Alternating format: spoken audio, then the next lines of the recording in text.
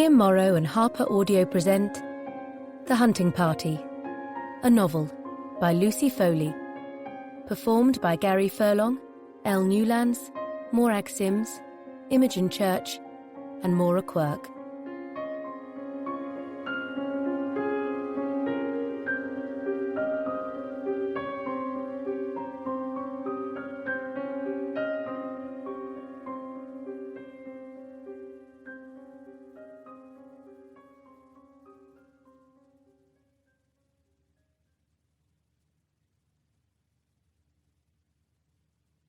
One. Heather. Now, January 2nd, 2019. I see a man coming through the falling snow. From a distance through the curtain of white. He looks hardly human, like a shadow figure. As he nears me, I see that it is Doug, the gamekeeper. He is hurrying toward the lodge, I realise, trying to run. But the falling snow hampers him. He stumbles with each step. Something bad. I know this without being able to see his face. As he comes closer, I see that his features are frozen with shock. I know this look. I've seen it before. This is the expression of someone who has witnessed something horrific, beyond the bounds of normal human experience. I open the door of the lodge, let him in. He brings with him a rush of freezing air, a spill of snow. What's happened? I ask him. There is a moment, a long pause, in which he tries to catch his breath. But his eyes tell the story before he can, a mute communication of horror. Finally, he speaks. I've found the missing guest. Well, that's great, I say. Where? He shakes his head, and I feel the question expire on my lips. I found a body. 2. Emma. 3 days earlier, December 30th, 2018. New Year. All of us together for the first time in ages. Me and Mark, Miranda and Julian, Nick and Beau, Samira and Giles, their 6-month-old baby Priya, and Katie. 4 days in a winter Highland wilderness. Loch Corrin, it's called. Very exclusive. They only let 4 parties stay there each year. The rest of the time it's kept as a private residence. This time of year, as you might guess, is the most popular.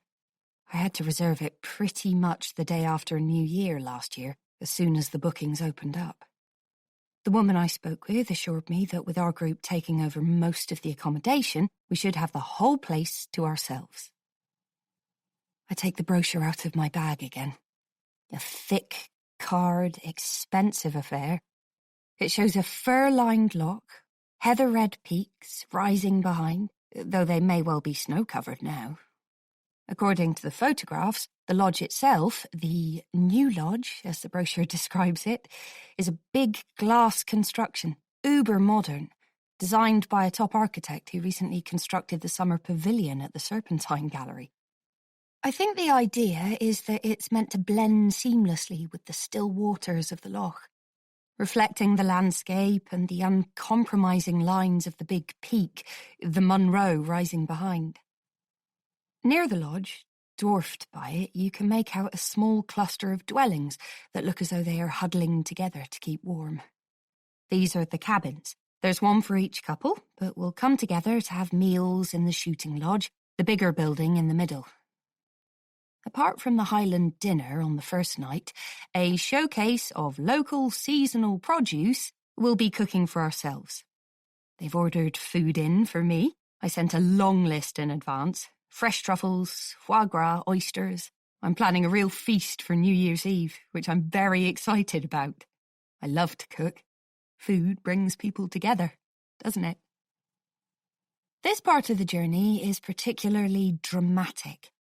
We have the sea on one side of us, and every so often the land shears away so that it feels as if one wrong move might send us careering over the edge.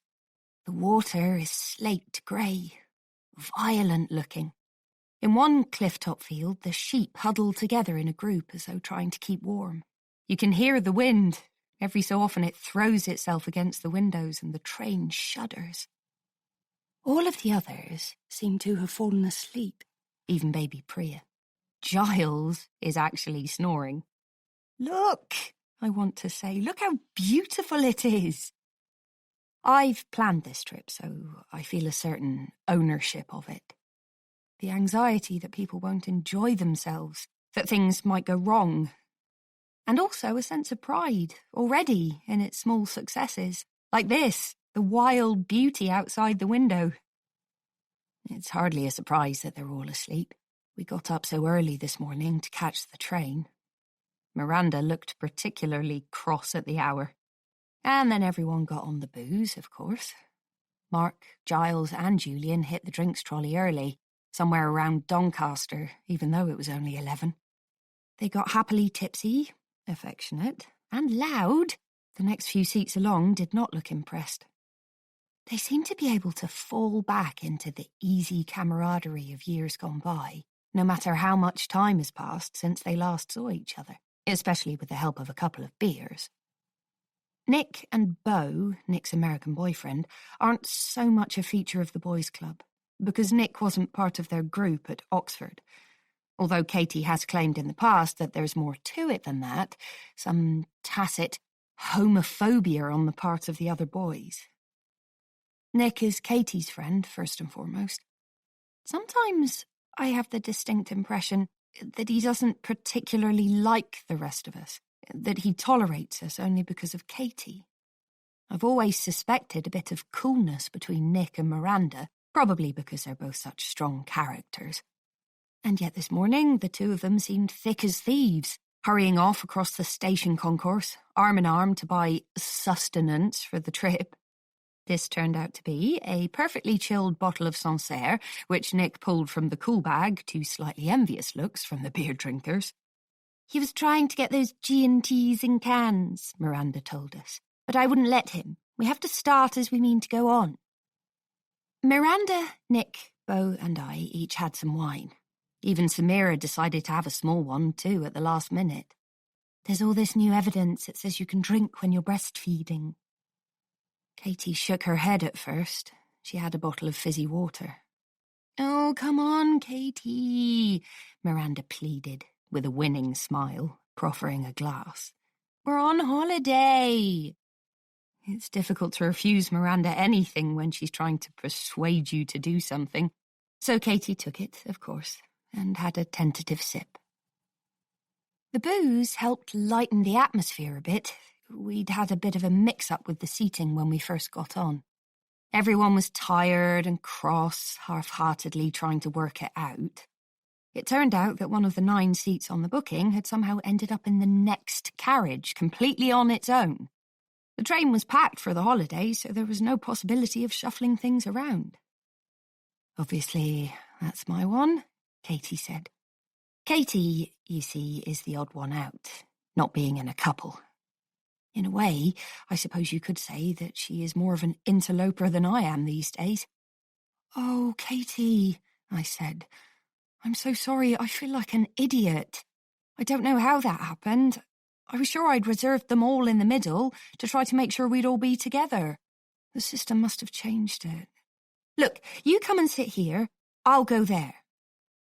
No, Katie said, hefting her suitcase awkwardly over the heads of the passengers already in their seats. That doesn't make any sense. I don't mind. Her tones suggested otherwise. For goodness sake, I found myself thinking, it's only a train journey. Does it really matter? The other 8 seats were facing each other around 2 tables in the middle of the carriage. Just beyond, there was an elderly woman sitting next to a pierced teenager, 2 solitary travellers. It didn't look likely that we'd be able to do anything about the mess-up, but then Miranda bent across to speak to the elderly woman, her curtain of hair shining like gold, and worked her magic. I could see how charmed the woman was by her. The looks, the cut glass, almost antique accent.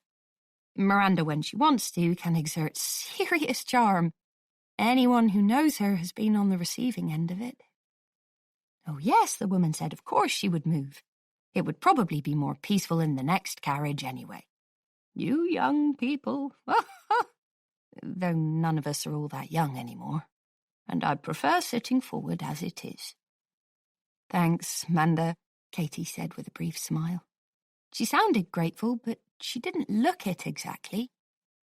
Katie and Miranda are best friends from way back. I know they haven't seen as much of each other lately, those two.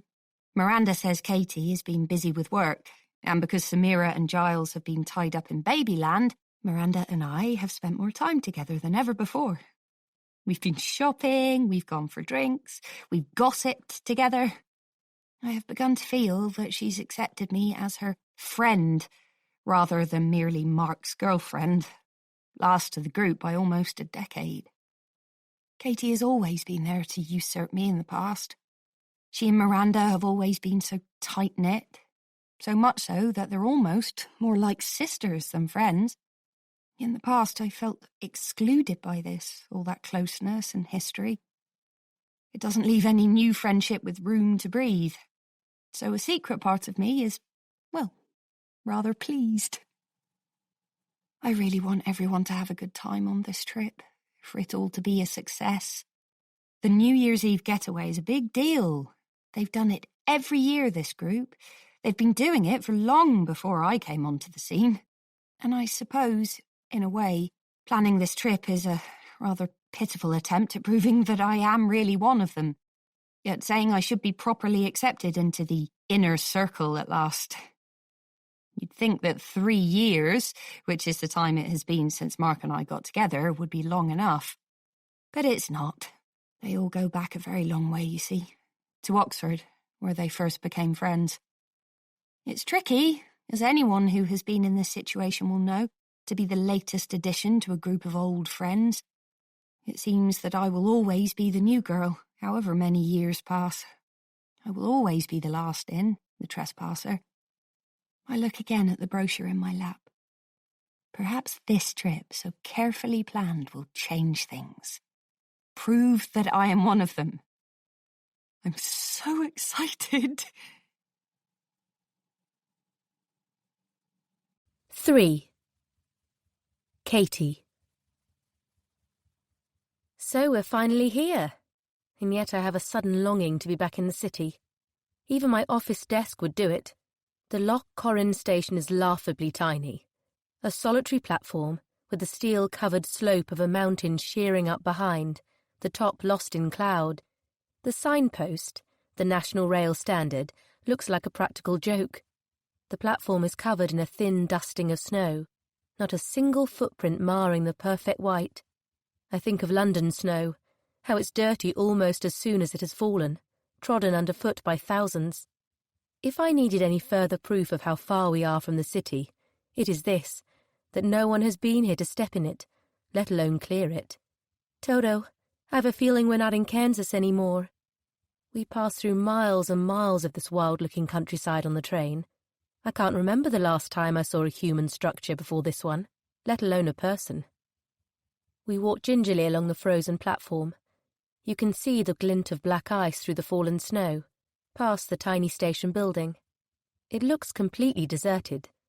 I wonder how often the waiting room, with its painted sign and optimistic shelf of books, gets used. Now we're passing a small cubicle with a pane of dirty glass, a ticket booth, or tiny office. I peer in, fascinated by the idea of an office here in the middle of all this wilderness, and feel a small shock as I realise it isn't empty. There's actually someone sitting there, in the gloom. I can only make out the shape of him, broad-shouldered, hunched, and then the brief gleam of eyes, watching us as we pass. What is it? Giles, in front of me, turns around. I must have made a noise of surprise. There's someone in there, I whisper. A train guard or something. It just gave me a shock. Giles peers through the window. You're right. He pretends to tip an imaginary cap from his bald head. Top of the morning to you, he says with a grin. Giles is the clown of our group. Lovable, silly, sometimes to a fault. "That's Irish, idiot," says Samira affectionately. Those two do everything affectionately. I never feel more aware of my single status than when I'm in their company. The man in the booth does not respond at first, and then, slowly, he raises one hand, a greeting of sorts. There's a Land Rover waiting to pick us up, splattered with mud, one of the old kind. I see the door open, and a tall man unfolds himself. "That must be the gamekeeper," Emma says. "The email said he'd pick us up." He doesn't look like a gamekeeper, I think. What had I imagined, though? I think, mainly, I'd expected him to be old. He's probably only about our age. There's the bulk, I suppose, the shoulders, the height, that speak of a life lived outdoors, and the rather wild dark hair. As he welcomes us, in a low mumble, his voice has a cracked quality to it, as though it doesn't get put to much use. I see him look us over. I don't think he likes what he sees. Is that a sneer, as he takes in Nick's spotless barber coat, Samira's hunter wellies, Miranda's fox fur collar? If so, who knows what he makes of my city dweller's clothes and wheeled Samsonite? I hardly thought about what I was packing, because I was so distracted. I see Julian, Beau and Mark try to help him with the bags, but he brushes them aside. Beside him they look as neat as schoolboys on the first day of the new term. I bet they don't love the contrast. "I suppose it will have to be 2 lots, Giles says. "Can't get all of us in there safely." The gamekeeper raises his eyebrows. "Whatever you like." "You girls go first," Mark says, with an attempt at chivalry. "Us lads will stay behind." I wait, cringing, for him to make a joke about Nick and Beau being honorary girls. Luckily it doesn't seem to have occurred to him, or he's managed to hold his tongue. We're all on our best behaviour today, in tolerant holiday with friends mode. It's been ages since we've all been together like this. Not since last New Year's Eve, probably. I always forget what it's like. We fit back so quickly, so easily into our old roles, the ones we have always occupied in this group. I'm the quiet one. To Miranda and Samira, my old housemates, the group extroverts. I revert. We all do. I'm sure Giles, say, isn't nearly such a clown in the hospital where he's a highly respected department head. We clamber into the Land Rover. It smells of wet dog and earth in here. I imagine that's what the gamekeeper would smell like too, if he got close enough. Miranda is up front, next to him. Every so often I catch a whiff of her perfume. Heavy, smoky, mingling oddly with the earthiness. Only she could get away with it. I turn my head to breathe in the fresh air coming through the cracked window. On one side of us now, a rather steep bank falls away to the loch. On the other, though it's not quite dark, the forest is already impenetrably black. The road is nothing more than a track, pitted and very thin, so a false move would send us plunging down toward the water, or crashing into the thickets. We seesaw our way along, and then suddenly the brakes come on, hard, all of us thrown forward in our seats and then slam back against them.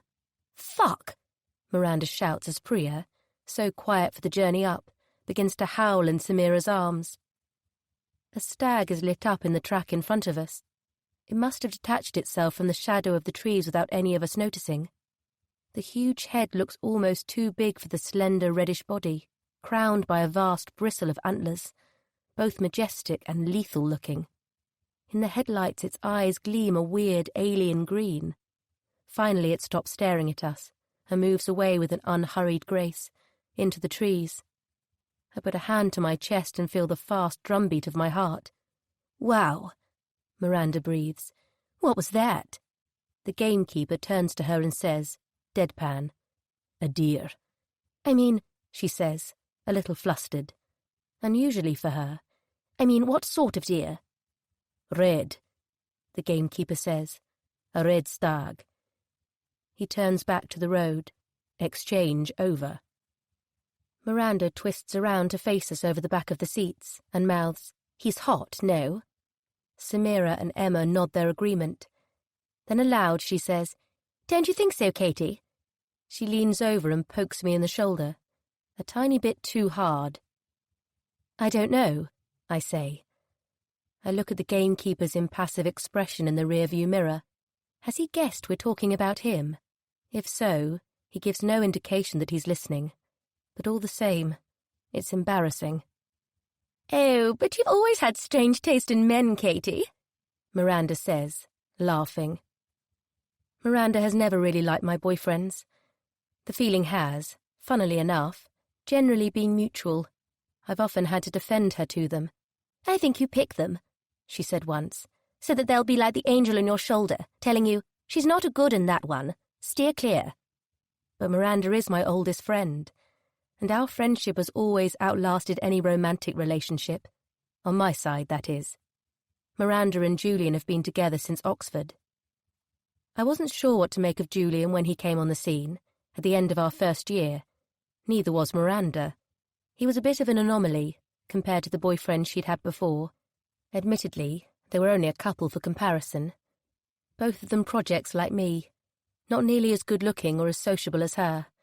Guys who seemed to exist in a permanent state of disbelief that they had been chosen. But then, Miranda has always liked to project.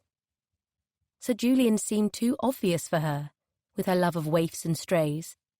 He was too brashly good-looking, too self-confident, and those were her words, not mine. He's so arrogant, she'd say. I can't wait to hand him his balls next time he tries it on. I wondered if she really couldn't see how closely he mirrored her own arrogance, her own self-confidence. Julian kept trying, and each time she rebuffed him. He'd come over to chat to us, her, in a pub, or he'd just happen to bump into her after a lecture, or he'd casually be dropping into the bar of our college's junior common room, ostensibly to see some friends, but would spend most of the night sitting at our table, wooing Miranda with an embarrassing frankness. Later I came to understand that when Julian wants something badly enough, he won't let anything stand in the way of his getting it. And he wanted Miranda. Badly. Eventually, she gave in to the reality of the situation. She wanted him back. Who wouldn't? He was beautiful then. Still is. Perhaps even more so now that life has roughed a little of the perfection off him, the glibness. I wonder if it would be biologically impossible not to want a man like Julian, at least in the physical sense. I remember Miranda introducing us, at the summer ball, when they finally got together. I knew exactly who he was, of course. I had borne witness to the whole saga, his pursuit of Miranda, her throwing him off, him trying and trying, her finally giving in to the inevitable. I knew so much about him. Which college he was at, what subject he was studying, the fact that he was a rugby blue. I knew so much that I had almost forgotten he wouldn't have a clue who I was. So when he kissed me on the cheek and said solemnly, "Nice to meet you, Katie," quite politely, despite being drunk, it felt like a big joke. The first time he stayed at our house, Miranda, Samira and I all lived together in the second year. I bumped into him coming out of the bathroom, a towel wrapped around his waist.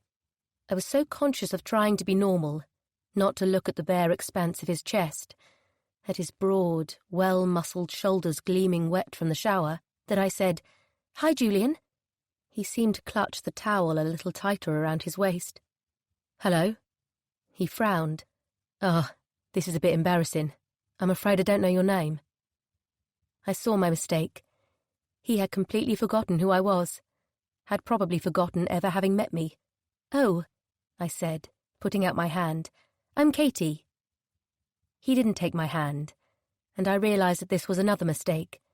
Too formal, too weird. Then it occurred to me it might also have been that he was keeping the towel up with that hand, clutching a toothbrush with the other. "Sorry."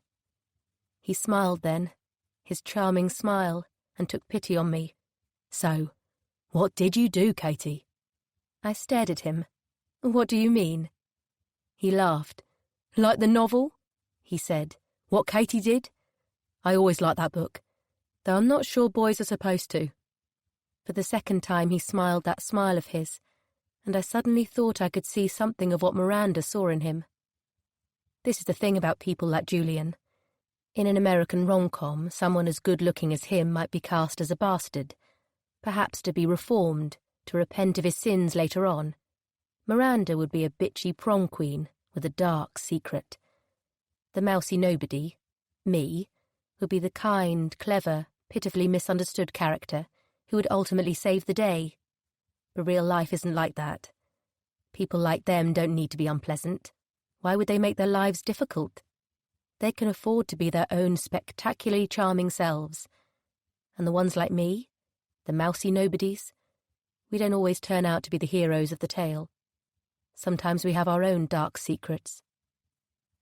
What little light there was has left the day now. You can hardly make out anything other than the black mass of trees on either side. The dark has the effect of making them look thicker, closer, almost as though they're pressing in toward us. Other than the thrum of the Land Rover's engine, there is no noise at all. Perhaps the trees muffle sound, too. Up front, Miranda is asking the gamekeeper about access. This place is truly remote. It's an hour's drive to the road, the gamekeeper tells us, in good weather. An hour? Samira asks. She casts a nervous glance at Priya, who is staring out at the twilit landscape, the flicker of moonlight between the trees reflected in her big dark eyes. I glance out through the back window. All I can see is a tunnel of trees, diminishing in the distance to a black point.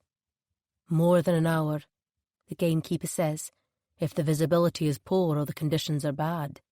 Is he enjoying this? It takes me an hour to get down to my mum's in Surrey. That's some 60 miles from London. It seems incredible that this place is even in the United Kingdom. I've always thought of this small island we call home as somewhat overcrowded. The way my stepdad likes to talk about immigrants, you'd think it was in very real danger of sinking beneath the weight of all the bodies squeezed onto it. Sometimes, the gamekeeper says, at this time of year, you can't use the road at all. If there's a dump of snow, say, it would have been in the email you got from Heather. Emma nods. It was. What do you mean? Samira's voice has an unmistakable shrillness now. We won't be able to leave. It's possible, he says. If we get enough snow, the track becomes impassable. It's too dangerous, even for snow tyres. We get at least a couple of weeks a year in total, when Corin is cut off from the rest of the world. That could be quite cosy, Emma says quickly, perhaps to fend off any more worried interjections from Samira. Exciting, and I've ordered enough groceries in. And wine, Miranda supplies. And wine, Emma agrees, to last us for a couple of weeks if we need it to. I probably went a bit overboard. I've planned a bit of a feast for New Year's Eve. No one's really listening to her. I think we're all preoccupied by this new understanding of the place in which we're going to spend the next few days. Because there is something unnerving about the isolation, knowing how far we are from everything. What about the station? Miranda asks, with a sort of gotcha triumph. Surely you could just get a train. The gamekeeper gives her a look. He is quite attractive, I realise. Or at least he would be. Only there's something haunted about his eyes.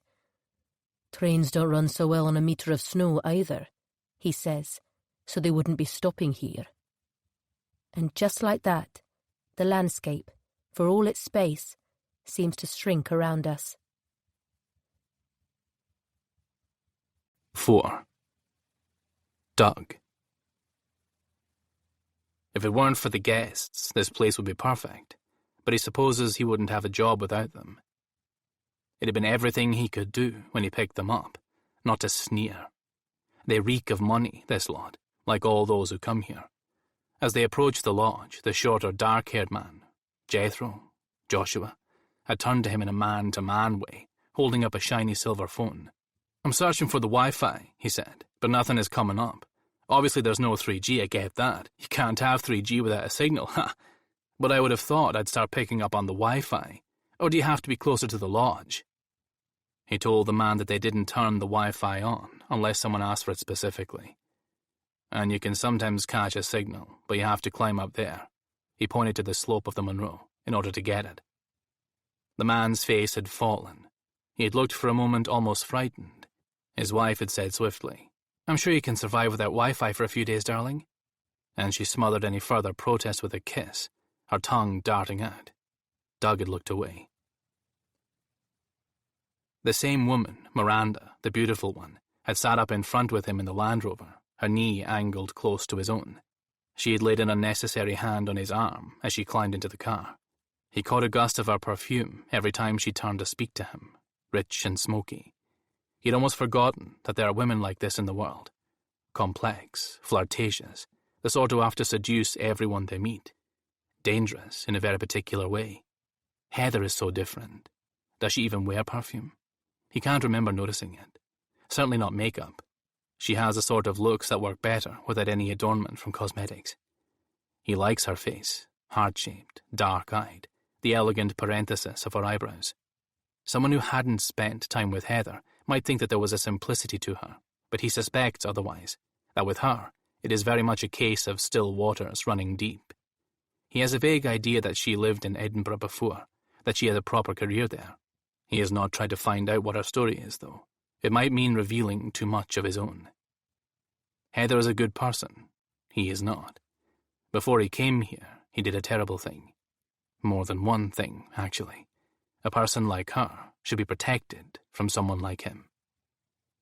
The guests are now in Heather's charge, for the moment, and that's a relief. It took no small effort to conceal his dislike of them. The dark-haired man, Julian, that was the name, is typical of the people that stay here. Moneyed, spoiled, wanting wilderness but secretly expecting the luxury of the hotels they're used to staying in. It always takes them a while to process what they've actually signed up for. The remoteness, the simplicity, the priceless beauty of the surroundings. Often they undergo a kind of conversion. They are seduced by this place. Who wouldn't be? But he knows they don't understand it, not properly. They think that they're roughing it in their beautiful cabins with their four-poster beds and fireplaces and underfloor heating and the fucking sauna they can trot over to if they really want to exert themselves. And the ones he takes deer-stalking act as if they've suddenly become DiCaprio in The Revenant, battling with nature, red in tooth and claw. They don't realize how easy he has made it for them, doing all the difficult work himself, the observation of the herd's activities, the careful tracking and plotting, so that all they have to do is squeeze the bloody trigger. Even the shooting itself they rarely get right. If they shoot badly, they could cause a wound that, if left, might cause the animal to suffer for days in unimaginable pain. A misfired headshot, for example. They often aim for the head, even though he tells them never go for it. Too easy to miss. Could cleave away the animal's jaw and leave it alive in the deepest agony, unable to eat, slowly bleeding to death. So he is there to finish off with an expert shot, clean through the sternum, allowing them to go home boasting of themselves as hunters, as heroes. The taking of a life. The baptism in blood. Something to post on Facebook or Instagram. Images of themselves smeared in gore and grinning like lunatics. He has taken lives. Many of them, in fact. And not just animal. He knows better than anyone that it is not something to boast about.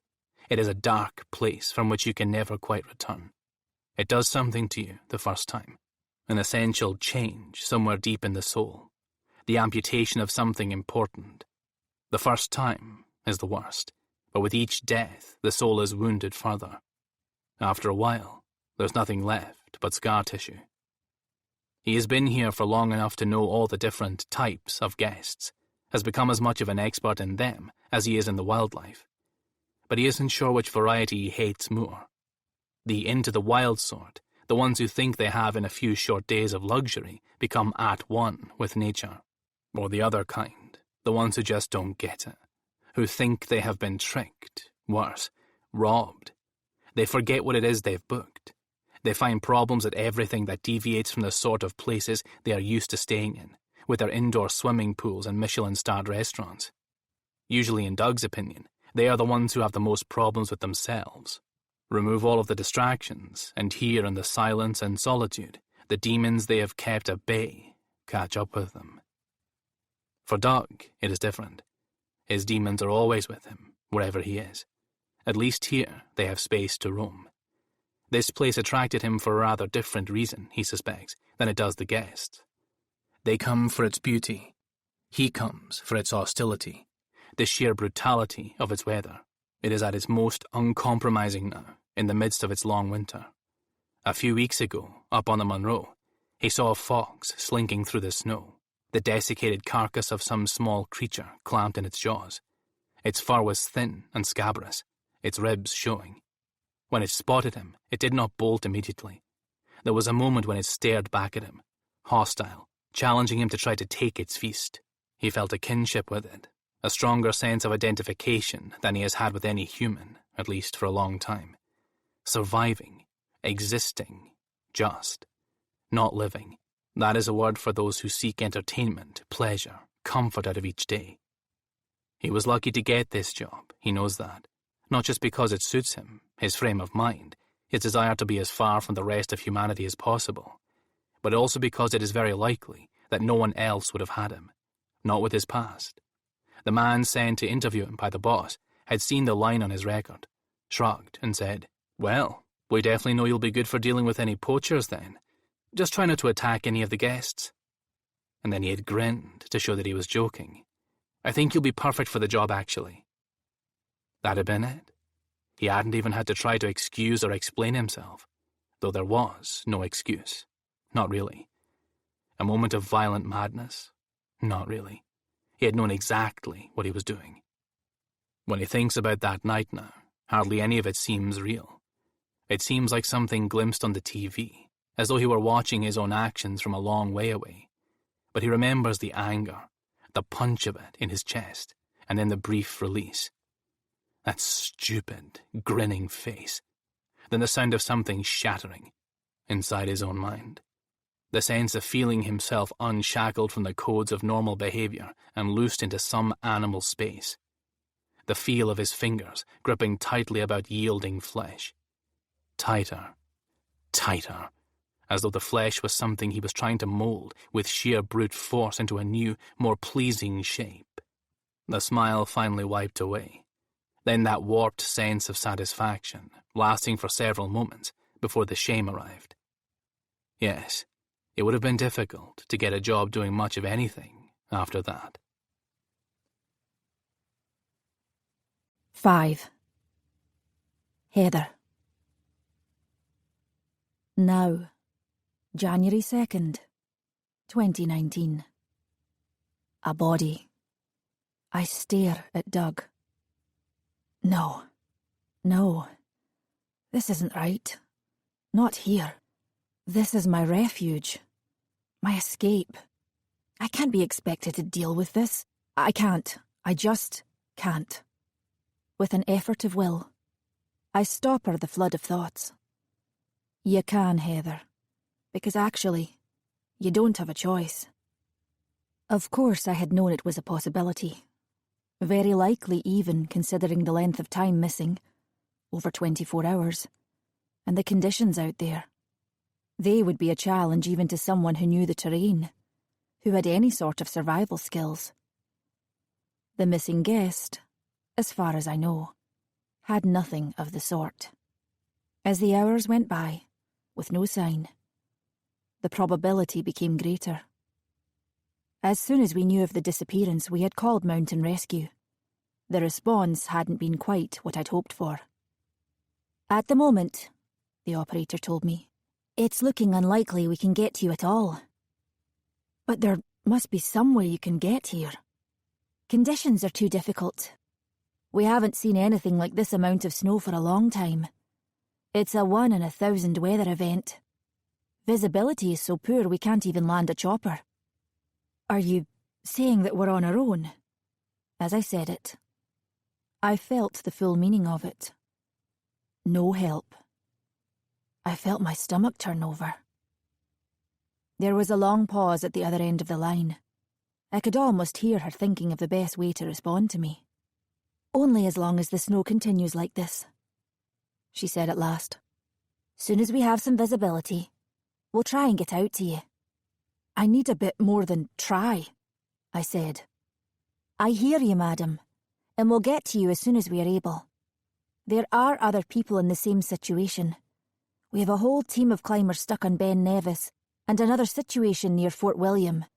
If you could just describe exactly your problem, madam, so I have all the details down. The guest was last seen at the lodge here, I said. At about 4 a.m. yesterday morning. And how big is the area? The estate? I groped for the figure, learned in my first few weeks here. A little over 50,000 acres. I heard her intake of breath in my ear. Then there was another long pause on the end of the line, so long that I almost wondered if it had gone dead, whether the snow had cut off this last connection to the outside world. Right, she said finally. 50,000 acres. Well, we'll get someone out there as soon as we can. But her tone had changed. There was more uncertainty. I could hear a question as clearly as if she had spoken it aloud. Even if we get to you, how can we be certain of finding someone in all that wilderness? For the past 24 hours, we have searched as far as we can. It hasn't been easy, with the snow coming down like this, relentlessly. I've only been here a year, so I've never actually experienced a snow-in. We must be one of the few places in the UK, bar a few barely inhabited islands, where inclement weather can completely prohibit the access of the emergency services. We always warn the guests that they might not be able to leave the estate if conditions are bad. It's even in the waiver they have to sign. And yet, it is still hard to process. The fact that no one can get in. Or out. But that's exactly the situation we find ourselves in now. Everything is clogged with snow, meaning driving's impossible, even with winter tyres or chains. So our search has all been done on foot. It has just been dug in me. I am beyond exhausted, both mentally and physically. We don't even have Ian, who comes most days to perform odd jobs about the place. He'll have been spending New Year's Eve with his family, stuck outside with the rest of them, no use to us. The mountain rescue woman was at least some help with her advice.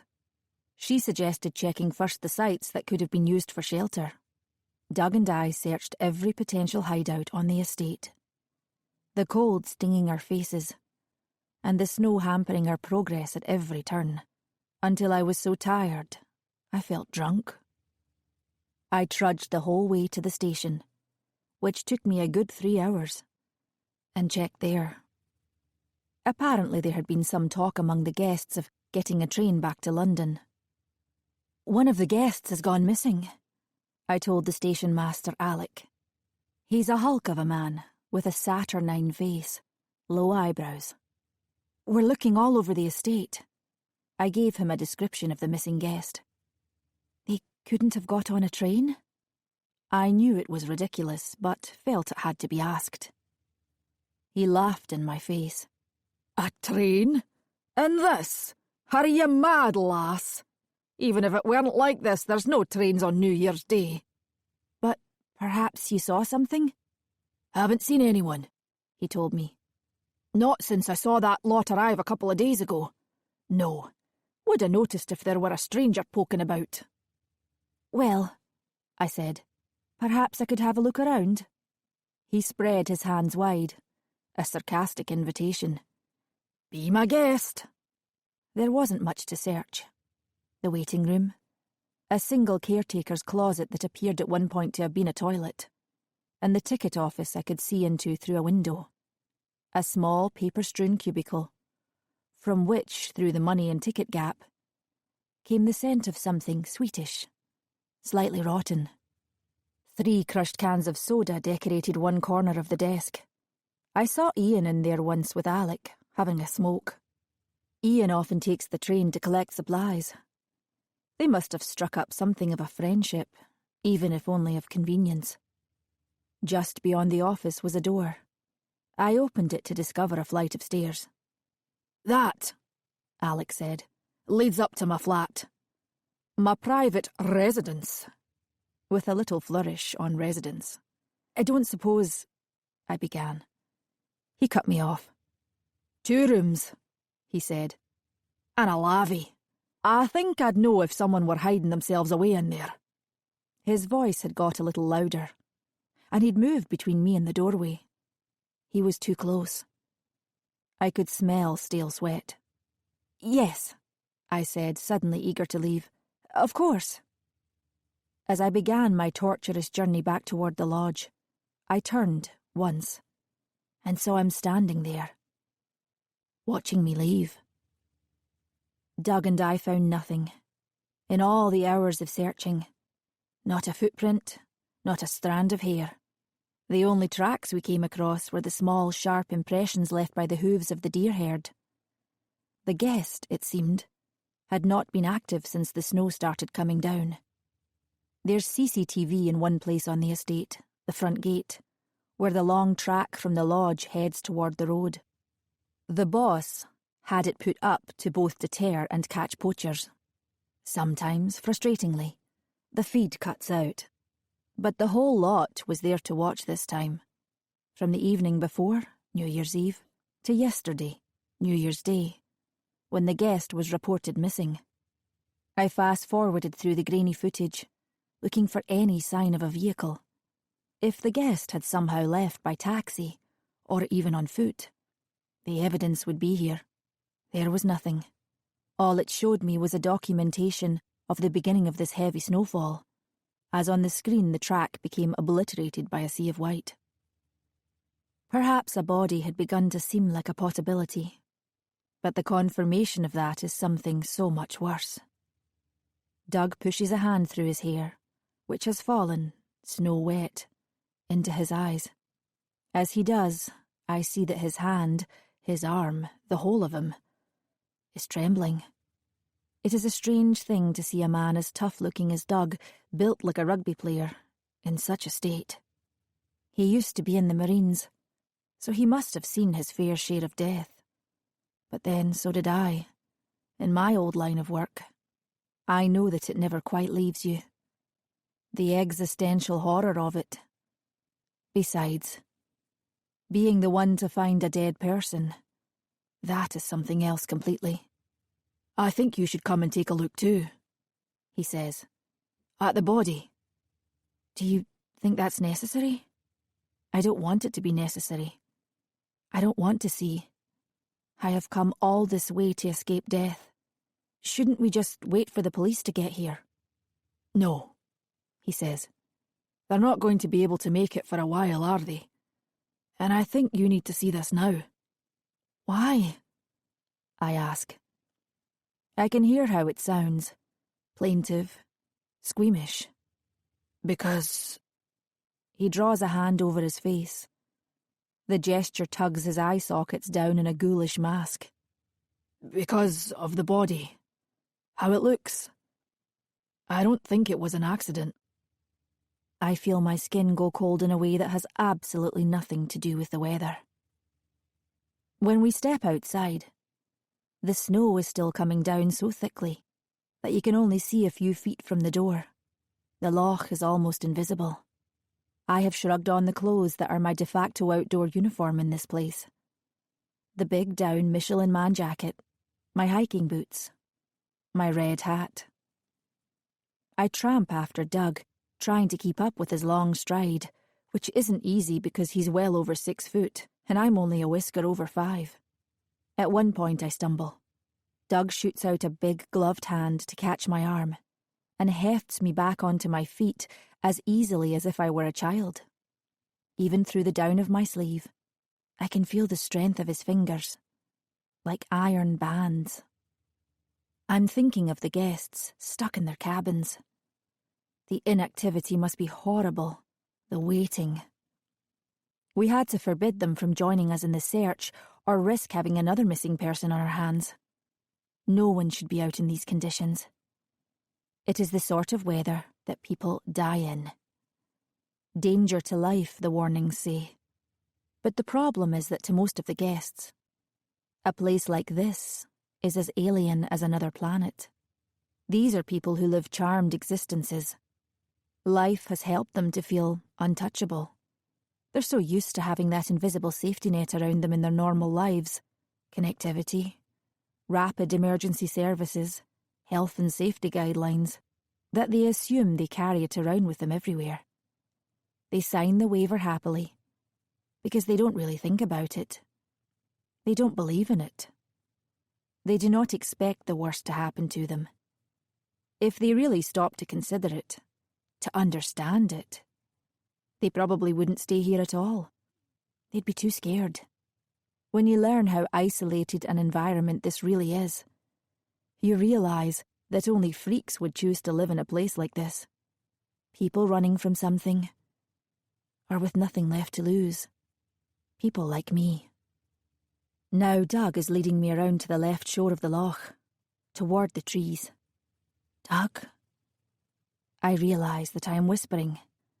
It's the silence here, made more profound by the snow.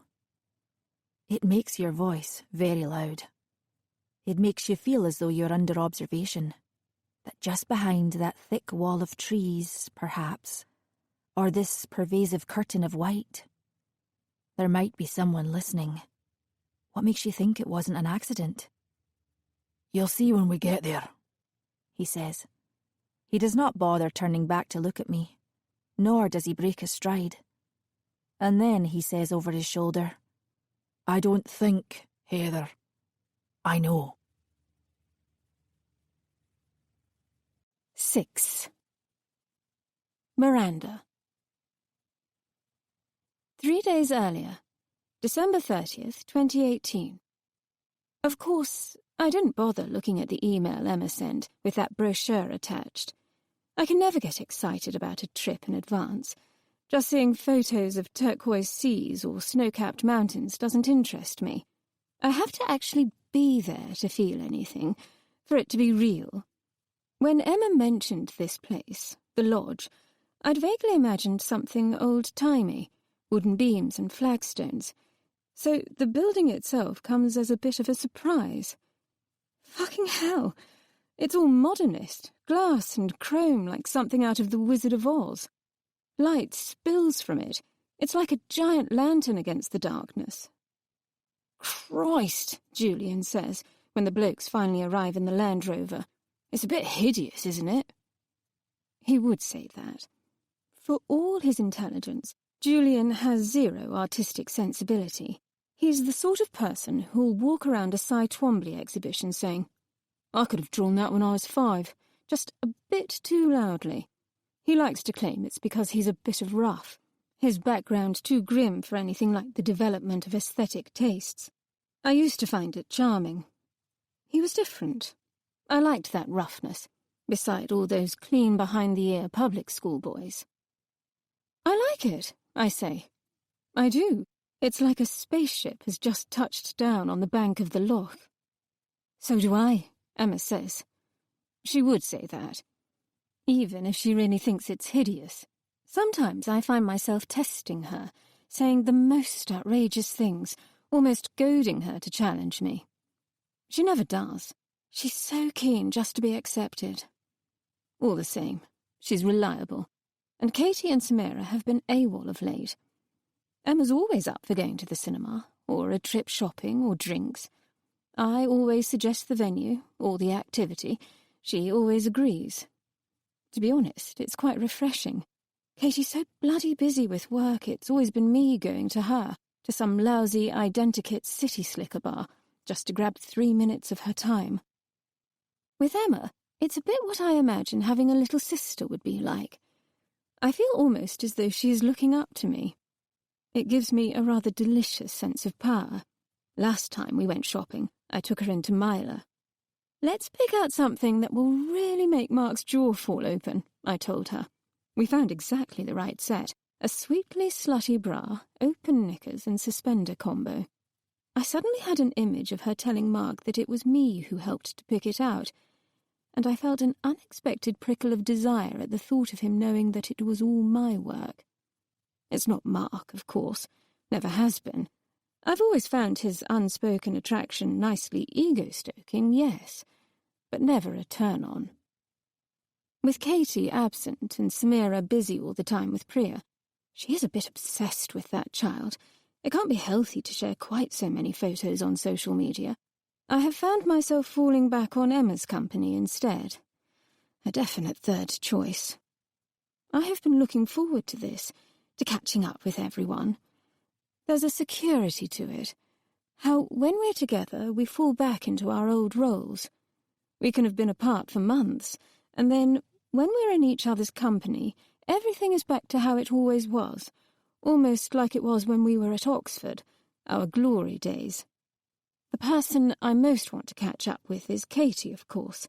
Seeing her this morning at the train station with her new hair, in clothes I didn't recognise, I realised quite how long it's been since I last saw her, and how much I have missed her. Inside the lodge, it's beautiful, but I'm glad we're only going to be having meals in here, not sleeping. The glass emphasises the contrast between the bright space in here and the dark outside. I'm suddenly aware of how visible we would be from outside, lit up like insects in a jar, or actors on a stage, blinded by the floodlights to the watching audience. Anyone could be out there, hidden in the blackness, looking in without our knowing. For a moment, the old dark feeling threatens to surface, that sense of being watched, the feeling I have carried with me for a decade now, since it all began. I remind myself that the whole point is that there is no one out there, that we are pretty much completely alone, save for the gamekeeper and the manager, Heather, who's come in to welcome us. Heather is early 30s, short, prettyish, though a decent haircut and some makeup would make a vast improvement. I wonder what on earth someone like her is doing living alone in a place like this, because she does actually live here. She tells us that her cottage is just over there, a little nearer to the trees. To be here permanently must be pretty bloody lonely. I would go completely mental with only my thoughts for company. Sometimes, on days at home, I turn on the TV and the radio just to drown out the silence. "And you," she says to us, "have all the cabins nearest to the lodge. The other guests are staying in the bunkhouse at the other end of the loch." "The other guests?" Emma asks. There is a taut silence. "What other guests?" Heather nods. "Yes, an Icelandic couple. They arrived yesterday." Emma frowns. "But I don't understand. I was certain we had the place to ourselves." "That was what you told me when we spoke. You should have the whole place to yourselves, you said." Heather coughs. "I'm afraid there has been a slight misunderstanding. I did understand that to be the case when we spoke. We don't always rent out the bunkhouse, but I'm afraid I was unaware that my colleague had booked them in and hadn't yet got around to filling it out in the register." The mood has definitely been killed. Just the phrase, "the other guests," has an unpleasant ring to it, a sense of infiltration, of trespass. If we were in a hotel, that would be one thing. You'd expect to be surrounded by strangers. But the idea of these other people here in the middle of nowhere with us suddenly makes all this wilderness seem a little overcrowded. "They'll be at the Highland dinner tonight," Heather says apologetically. "But the bunkhouse has its own kitchen, so otherwise they won't be using the lodge at all." "Thank God," Giles says. Emma looks as cross as I have ever seen her. Her hands are clenched into tight fists at her sides, the knucklebones white through the skin. There's a sudden bang behind us. Everyone turns to see Julian holding a just-opened bottle of champagne, vapour rising from the neck like smoke. "Thought this would liven up the gloom a bit," he says. The liquid foams out of the top of the bottle and splashes onto the carpet by his feet. Beau holds out a glass to rescue some. "Hey, who knows? Maybe the other guests will be fun. Maybe they'll want to come and celebrate New Year's Eve with us tomorrow." I can't think of anything worse than some randoms coming and spoiling our party. I'm sure Julian can't either. But this is his Mr. Nice Guy act. He always wants so badly to be liked, to seem fun, for other people to think well of him. I suppose that is one of the things I fell in love with. Heather has helped Emma bring glasses from the kitchen. The others take them, smiling again, drawn by the sense of occasion that has just been created by the champagne. I feel a rush of warmth. It's so good to see them again. It has been too long. It's so special these days, all being together like this. Samira and Katie are either side of me. I hug them to me. The 3 musketeers, I whisper. The innermost ring of the inner circle. I don't even mind when I hear Samira swear softly. My hug has jolted her into spilling a little champagne on her shirt. I see that Julian's offering Heather a glass, even though you can tell she doesn't want one. For goodness sake! We had a tiny bit of a disagreement over the champagne yesterday in the vintners. 12 bottles of Dom Perignon, over a grand's worth of champagne. Why couldn't you just have got Moet, I asked him, like a normal person? Because you would have complained. Last time you told me it gave you a headache because of all the sugar added in the standard brands. Only the finest stuff from Miranda Adams. Talk about pot calling bloody kettle black. It always has to be a bit extra with him. That's the thing. A bit more extravagance, a bit more cash, a hunger to have more than his fair share. And his job hasn't helped with that. If in doubt, throw money at it. That is Julian's go-to solution. Fine, mine too, if I'm being completely honest. I often like to joke that we bring out the worst in each other, but it's probably truer than I let on. I let him buy the bloody champagne. I know how much he wants to forget the stress of this year. As I expected, the woman, Heather, isn't drinking it. She's taken one tiny sip to be polite and put it back down on the tray. I imagine she thinks it's unprofessional to have more than that, and she's right. So, thanks to Julian's generosity, we're going to be left with a wasted glass tainted by this stranger's spit. Heather runs us through arrangements for the weekend. We're going deer stalking tomorrow. Doug will be taking you. He'll come and collect you early in the morning. Doug? I'm rather fascinated by him. I could tell he didn't like us much. I could also tell that I made him uncomfortable. That knowledge is a kind of power. Giles is asking Heather something about walking routes now. She takes out an ordnance survey map and spreads it across the coffee table. You have lots of options, she's saying. It really depends on what you're looking for and what sort of equipment you've brought. Some people have arrived with all the gear, ice picks, crampons, and carabiners. I'm not sure that's really us, Beau says, grinning. Too bloody right. Well, if you want something very sedate, there's the path around the loch, of course. She traces it on the map with a finger. It's a few miles, completely flat.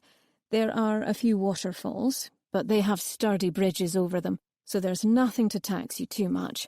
You could practically do it in the dark. At the other end of the scale, you've got the Munro, which you may be interested in if you're planning on bagging one. What do you mean? Julian asks. Oh, she says, like a trophy, I suppose. That's what it's called when you claim one. You claim it. Oh, yes, he says, with a quick grin. Of course. Maybe I did know that. No, he didn't, but Julian doesn't like to be shown up. Even if he has no artistic sensibilities to speak of, appearances are important to my husband. The face you present to the world, what other people think of you. I know that better than anyone. Or, she says, you could do something in the middle. There's the hike up to the old lodge, for example. The old lodge? Beau asks. Yes, the original lodge burned down just under a century ago. Almost everything went, so not a great deal to see, but it makes a good point to aim for, and there are fantastic views over the estate. Can't imagine anyone survived that, Giles says. No, she says. 24 people died. No one survived apart from a couple of the stable hands who slept in the stable block with the animals. One of the old stable blocks is still there, but it's probably not structurally sound. You shouldn't go too near it. And no one knows what started it? Beau asks. We're all ghoulishly interested. You could hear a pin drop in here. But he looks genuinely alarmed, his glance flitting to the roaring log fire in the grate. He's such a city boy. I bet the nearest Beau normally gets to a real fire is a flaming sambuca shot. No, Heather says. We don't know. Perhaps a fire left unattended in one of the grates. But there is a theory. Heather pauses, as if not sure she should continue, then goes on. There's a theory that one of the staff, a gamekeeper, was so damaged by his experiences in the war that he set fire to the building on purpose, a kind of murder-suicide. They say the fire could be seen as far away as Fort William. It took more than a day for help to come, by which time it was too late. "That's fucked up," Mark says, and grins. I notice that Heather does not look impressed by Mark's grin. She's probably wondering how on earth someone could be amused by the idea of 24 people burning to death. You have to know Mark pretty well to understand that he has a fairly dark, but on the whole harmless, sense of humour. You learn to forgive him for it, just like we've all learned that Giles, while he likes to seem like Mr. Easygoing, can be a bit tight when it comes to buying the next round. And not to speak to Beau until he's had at least 2 cups of coffee in the morning, or how Samira, all sweetness and light on the surface, can hold a grudge like no one else. That's the thing about old friends. You just know these things about them. You have learned to love them. This is the glue that binds us together. It's like family, I suppose. All that history. We know everything there is to know about one another. Heather pulls a clipboard from under her arm, all business suddenly. "Which one of you is Emma Taylor? I've got your credit card down as the one that paid the deposit." "That's me." Emma raises a hand. "Great. You should find all the ingredients you've asked for in the fridge. I have the list here. Beef fillet, unshucked oysters, Ian got them from Malag this morning. Smoked salmon, smoked mackerel, caviar, endive, roquefort, walnuts, 100% chocolate, 85% chocolate, quail's eggs." She pauses to take a breath. "Double cream, potatoes, unwind tomatoes." Christ! My own secret contribution to the proceedings suddenly looks rather meagre. I try to catch Katie's eye to share an amused look, but I haven't seen her for so long that I suppose we're a bit out of sync. She's just staring out of the big windows, apparently lost in thought. 7. Emma. I checked the list. I don't think they've got the right tomatoes. They're not baby ones. But I can probably make do. It could be worse. I suppose I'm a bit particular about my cooking. I got into it at university and it's been a passion of mine ever since. "Thank you," Heather says as I hand the list back. "Where'd you get all this stuff?" Beau asks. "Can't be many shops around here." "No, Ian went and got most of it from Inverness and brought it back on the train. It was easier." "But why bother having a train station?" Giles asks. "I know we got off there, but there can't be many people using it otherwise." "No," she says, "nor have there ever. It's a funny story, that one. The laird in the 19th century insisted that the rail company build the station when they came to him with a proposal to put a track through his land." "It must have been almost like his own private platform," Nick says. The woman smiles. "Yes and no, because there were some unintended consequences. This is whiskey country, and there was a great deal of illegal distilling going on back in the day, and robbery from the big distilleries. The old Glencorran plant, for example, is pretty nearby. Before the railway, the smugglers around here had to rely on wagons, which were very slow and very likely to be stopped on the long journey down south by the authorities. But the train was another matter. Suddenly they could get their product down to London in a day. Legend has it that some of the train guards were in their pay, ready to turn a blind eye when necessary. And some," she stops, poised for the coup de grace, "say that the old laird himself was in on it, and that he had planned it from the day he asked for his railway station." She sits forward. "If you're interested, there are whiskey bothies all over the estate. They're marked on the map. Discovering them is something of a hobby of mine." Over the top of her head, I see Julian roll his eyes. But Nick is intrigued. "What do you mean?" he asks. "They haven't all been found? How many are there?" Oh, we're not sure. Every time I think I must have discovered the last one, I come across another. 15 in total at the last count. They're very cleverly made, small cairns really, built out of the rocks, covered with gorse and heather. Unless you're right on top of them, they're practically invisible. They disappear into the hillside. I could show you a couple if you like. Yes, please, Katie says, at the same time as Julian says, No thanks. There is a slightly awkward pause. Well, Heather gives a small, polite smile, but there's a flash of steel in the look she gives Julian. it's not compulsory, of course. I have the impression that she may not be quite as sweet and retiring as she looks. Good on her. Julian gets away with a little too much as far as I'm concerned. People seem prepared to let him act as he likes, partly because he's so good-looking and partly because he can turn on the charm like throwing a switch. Often he does the latter after he's just said something particularly controversial or cruel, so that he can immediately take the sting out of it, make you think that he can't really mean it. This might sound like sour grapes.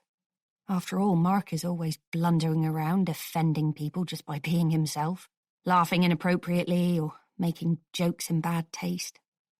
I know who most people would prefer to have dinner with. But at least Mark is, in his way, authentic, even if that sometimes means authentically dull. I am not blind to his faults. Julian is so much surface. It has made me wonder what's going on beneath. My thoughts are interrupted by Beau. This is incredible, he says, staring about. It is. It's better than any of the places anyone else has picked in the last few years. No question. I feel myself relax properly for the first time all day and allow myself just to enjoy being here, to be proud of my work and finding it. The room we're standing in is the living room. 2 huge squashy sofas and a selection of armchairs, beautiful old rugs on the floor, a vast fireplace with a stack of freshly chopped wood next to it. We use peat with the wood, Heather says, to give it a nice smokiness. The upper bookshelves are stuffed with antiquarian books, emerald and red spines embossed with gold, and the lower with all the old board game classics. Monopoly, Scrabble, Twister, Cluedo. On the inner wall, the outer wall being made entirely of glass, are mounted several stags' heads. The shadows thrown by their antlers are huge, as though cast by old dead trees. The glass eyes have the effect some paintings have. They seem to follow you wherever you go, staring balefully down. I see Katie look at them and shiver. You'd think that the modernist style of the building wouldn't work with the homey interior, but somehow it does. In fact, the exterior glass seems to melt away so that it's as though there is no barrier between us and the landscape outside. It's as though you could simply walk from the rug straight into the loch, huge and silver in the evening light, framed by that black staccato of trees. It's all perfect. Right, Heather says. I'm going to leave you now to get settled in. I'll let you decide which of the cottages suits each of you best. As she begins to walk away, she stops dead and turns on her heel. She smacks a palm against her head, a pantomime of forgetfulness. It must be the champagne, she says, though I hardly think so. She has only had a couple of sips.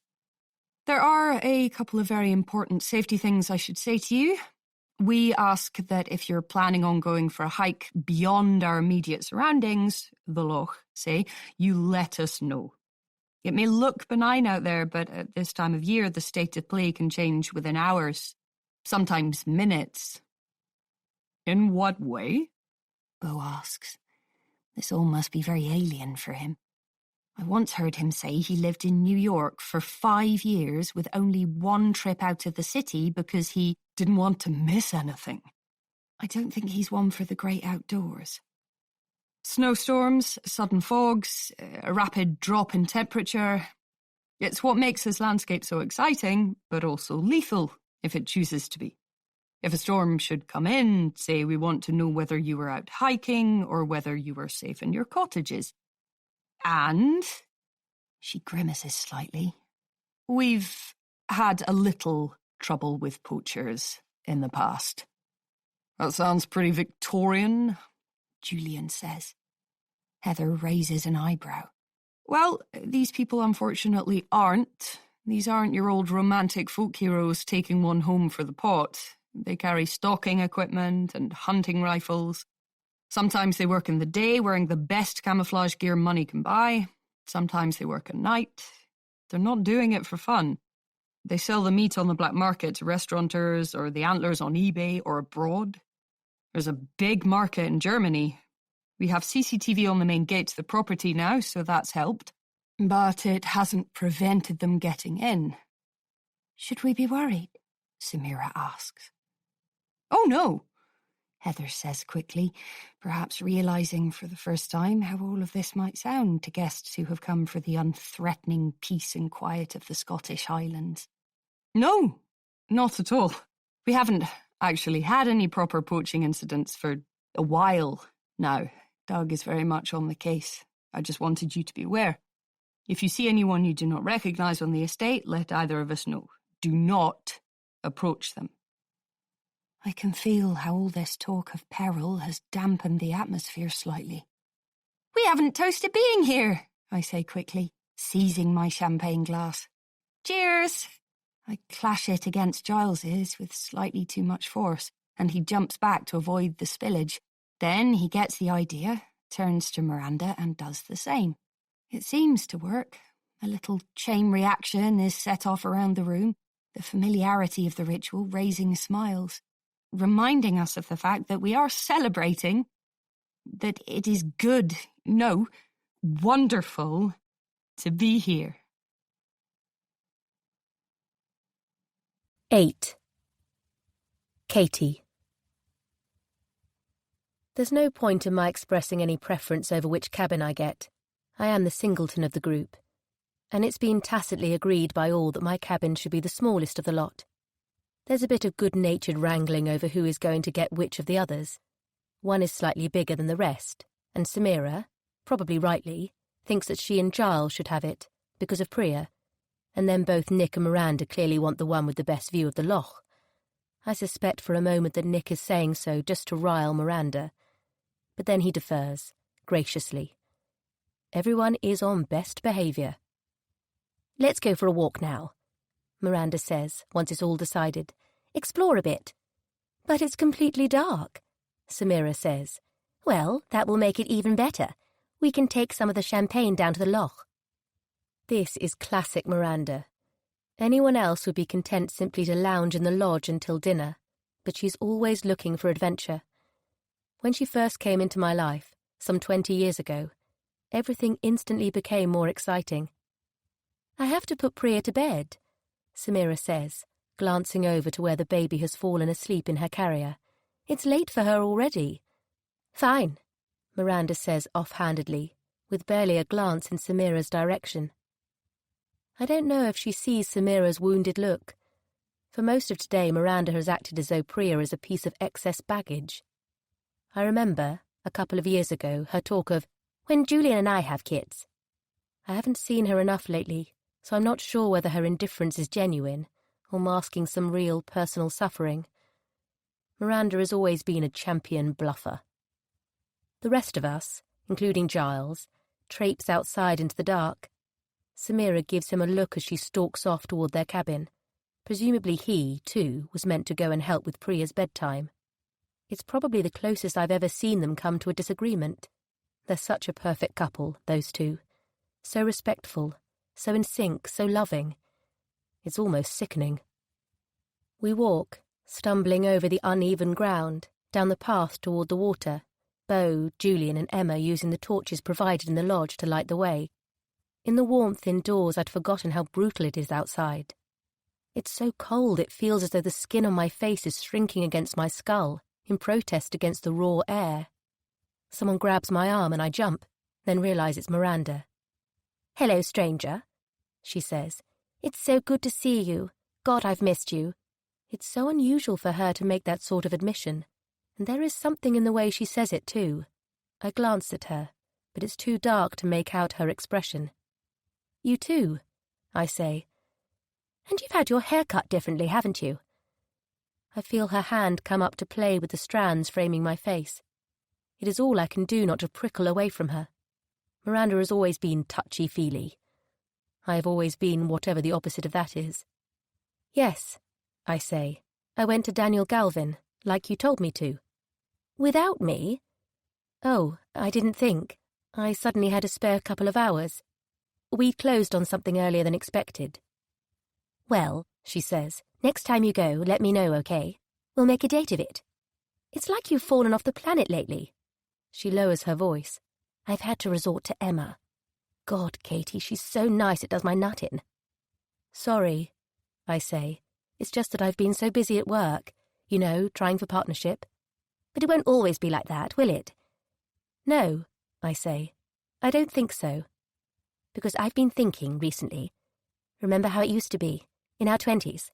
We'd see each other every week, you and I, without fail, even if it was just to go out and get drunk on Friday night. I nod. I'm not sure she can see, though. Yes, I say. My voice comes out a little hoarse. Oh, God, and the night bus. Both of us falling asleep and going to the end of the line. Kingston, wasn't it? And that time we went to that 24-hour Tesco and you suddenly decided you had to make an omelette when you got home and you dropped that carton of eggs and it went everywhere. I mean everywhere. And we just decided to run off in our big stupid heels. She laughs, and then she stops. I miss all of that. That messiness. There's so much wistfulness in her tone. I'm glad I can't see her expression now. So do I say. Look at you two. Julian turns back to us. Thick as thieves. What are you gossiping about? Come on, Giles says. Share with the rest of us. Well, Miranda says quickly, leaning into me.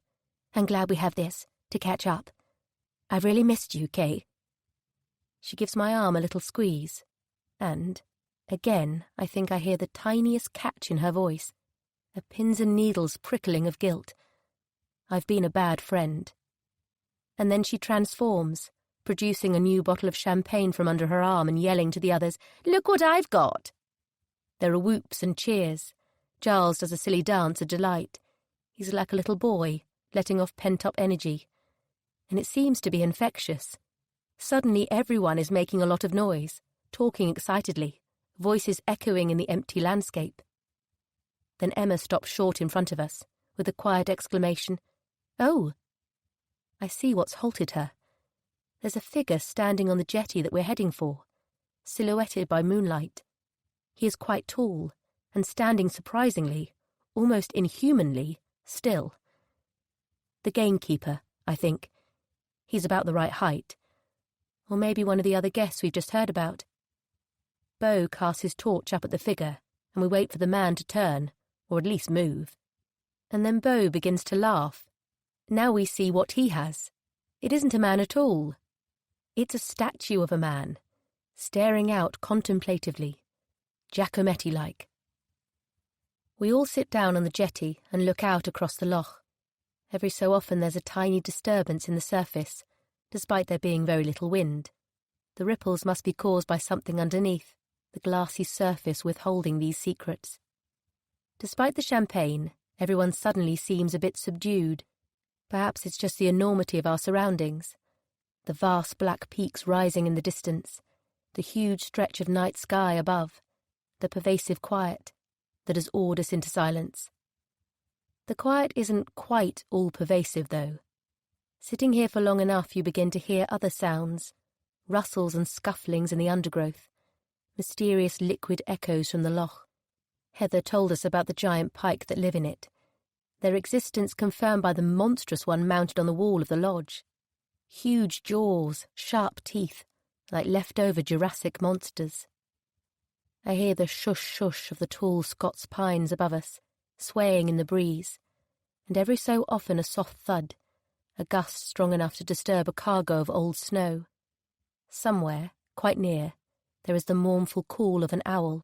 It's such a recognisable yet strange sound that it's hard to believe it's real. not some sort of special effect. Giles tries to echo the sound. To-it-to-oo!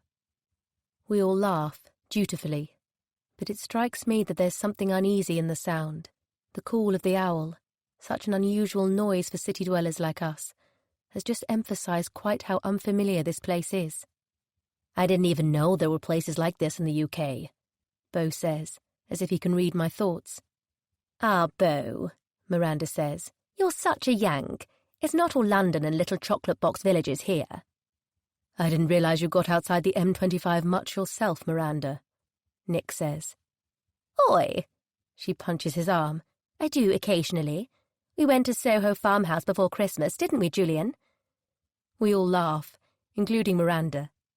People think she can't laugh at herself, but she can. Just as long as she doesn't come out of it looking too bad. Come on, open that bottle, Mander, Beau says. Yes. Open it, open it. Giles begins to shout, and everyone joins in. It's almost impossible not to. It becomes a chant, something oddly tribal in it.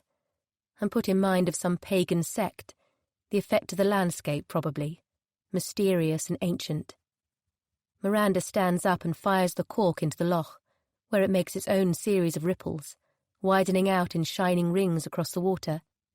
We drink straight from the bottle, passing it around like girl guides, the cold, densely fizzing liquid stinging our throats.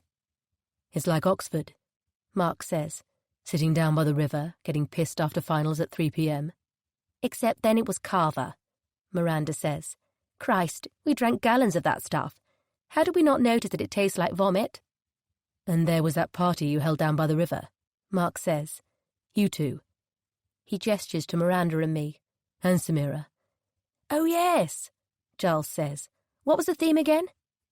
The beautiful and damned, I say.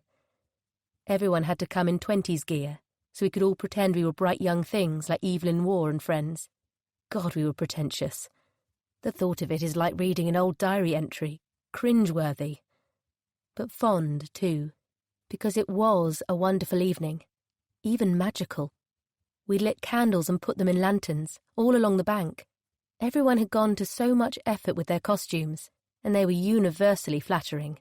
The girls in spangled flappers and the boys in black tie. Miranda looked the most stunning, of course, in a long metallic sheath. I remember a drunken moment of complete euphoria, looking about the party. How had little old me ended up at a place like this, with all these people as my friends, and most particularly with that girl, so glamorous, so radiant, as my best friend?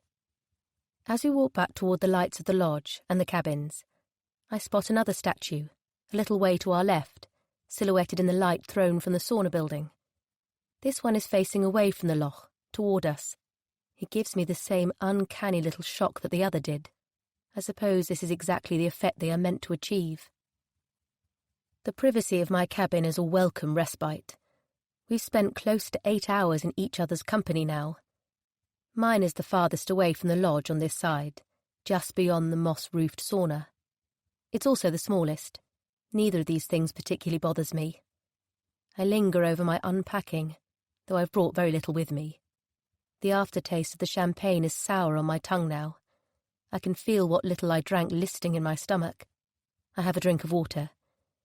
Then I take a long hot bath in the freestanding metal tub in the bathroom, using the organic bath oil provided, which creates a thick aromatherapeutic fug of rosemary and geranium.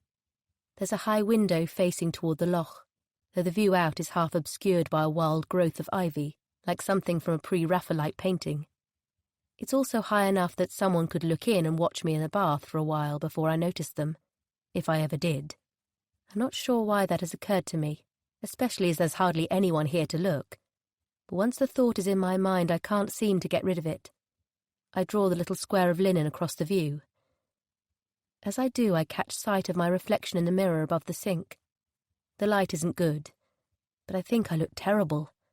Pale and ill, my eyes dark pits. I'll admit, I half wondered about not coming this year, just pretending I hadn't seen the email from Emma in my inbox until it was too late to do anything about it. A sudden rebellious thought. Perhaps I've done my part. I could just stay hidden here for the 3 days, and the others would make enough noise and drama without actually noticing that I had disappeared. Nick and Beau and Samira are loud enough when they get going, but Miranda can make enough noise and drama for an entire party on her own. Of course, it would help that I'm known as the quiet one, the observer, melting into the background. That was the dynamic when we lived together, Miranda, Samira and me. They were the performers, I their audience. If you told all this to the people I work with, I reckon they'd be surprised. I'm one of the more senior associates at the firm now. I'm hopefully not far off making partner. People listen to what I say. I give presentations. I'm pretty comfortable with the sound of my own voice, ringing out in a silent meeting room. I like the feeling, in fact, seeing the faces upturned toward me, listening carefully to what I have to say. I command respect. I run a whole team, and I have found that I like being in charge. I suppose we all carry around different versions of ourselves.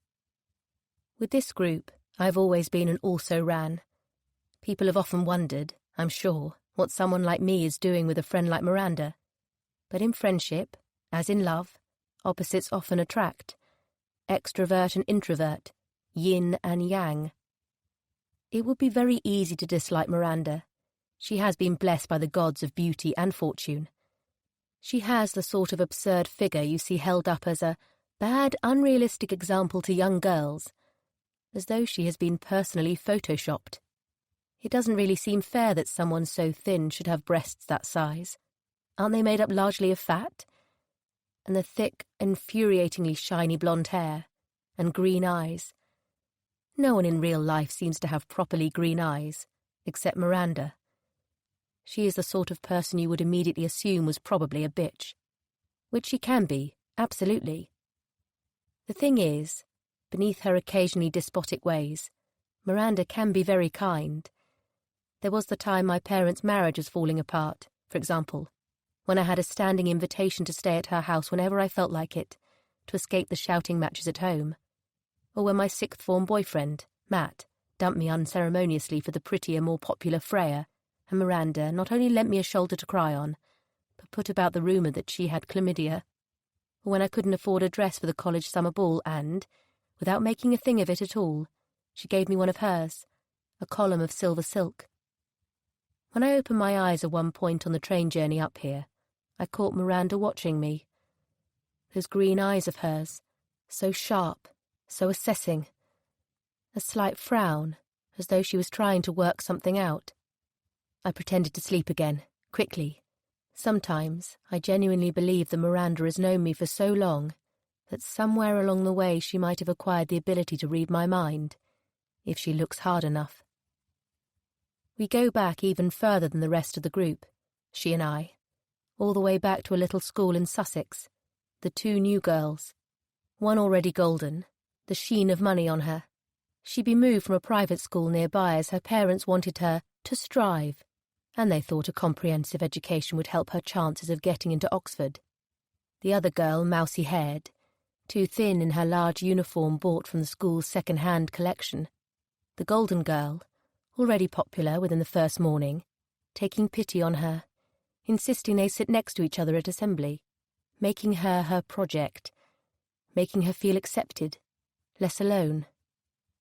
I never knew why it was that she chose me to be her best friend. Because she did choose me. I had very little to do with it. But then she has always liked to do the unexpected thing, has Miranda, has always liked to challenge other people's expectations of her. The other girls were lining up to be her friend. I still remember that. All that hair, so blonde and shiny it didn't look quite real. Eyelashes so long she was once told off by a teacher for wearing mascara. The injustice. Real breasts, at 12. She was good at sport, clever but not too clever. Though at an all-girls school, academic prowess is not quite the handicap it is at a mixed one. The other girls couldn't understand it. Why would she be friends with me when she could have them? Any of them? There had to be something weird about her, if her taste in people was so off. She could have ruled that school like a queen. But because of this, her friendship with me, she was probably never quite as popular as she might have been. But that didn't matter to the boys at the parties we began to go to in our teens. I never got the invites to houses of pupils from the boys' grammar up the road, or parties on the beach. Miranda could have left me behind then, but she took me with her. When I think of this, I feel all the more ashamed. This feeling is the same one I used to get when I stayed over at her beautiful Edwardian house and was tempted to take some little trophy home for myself.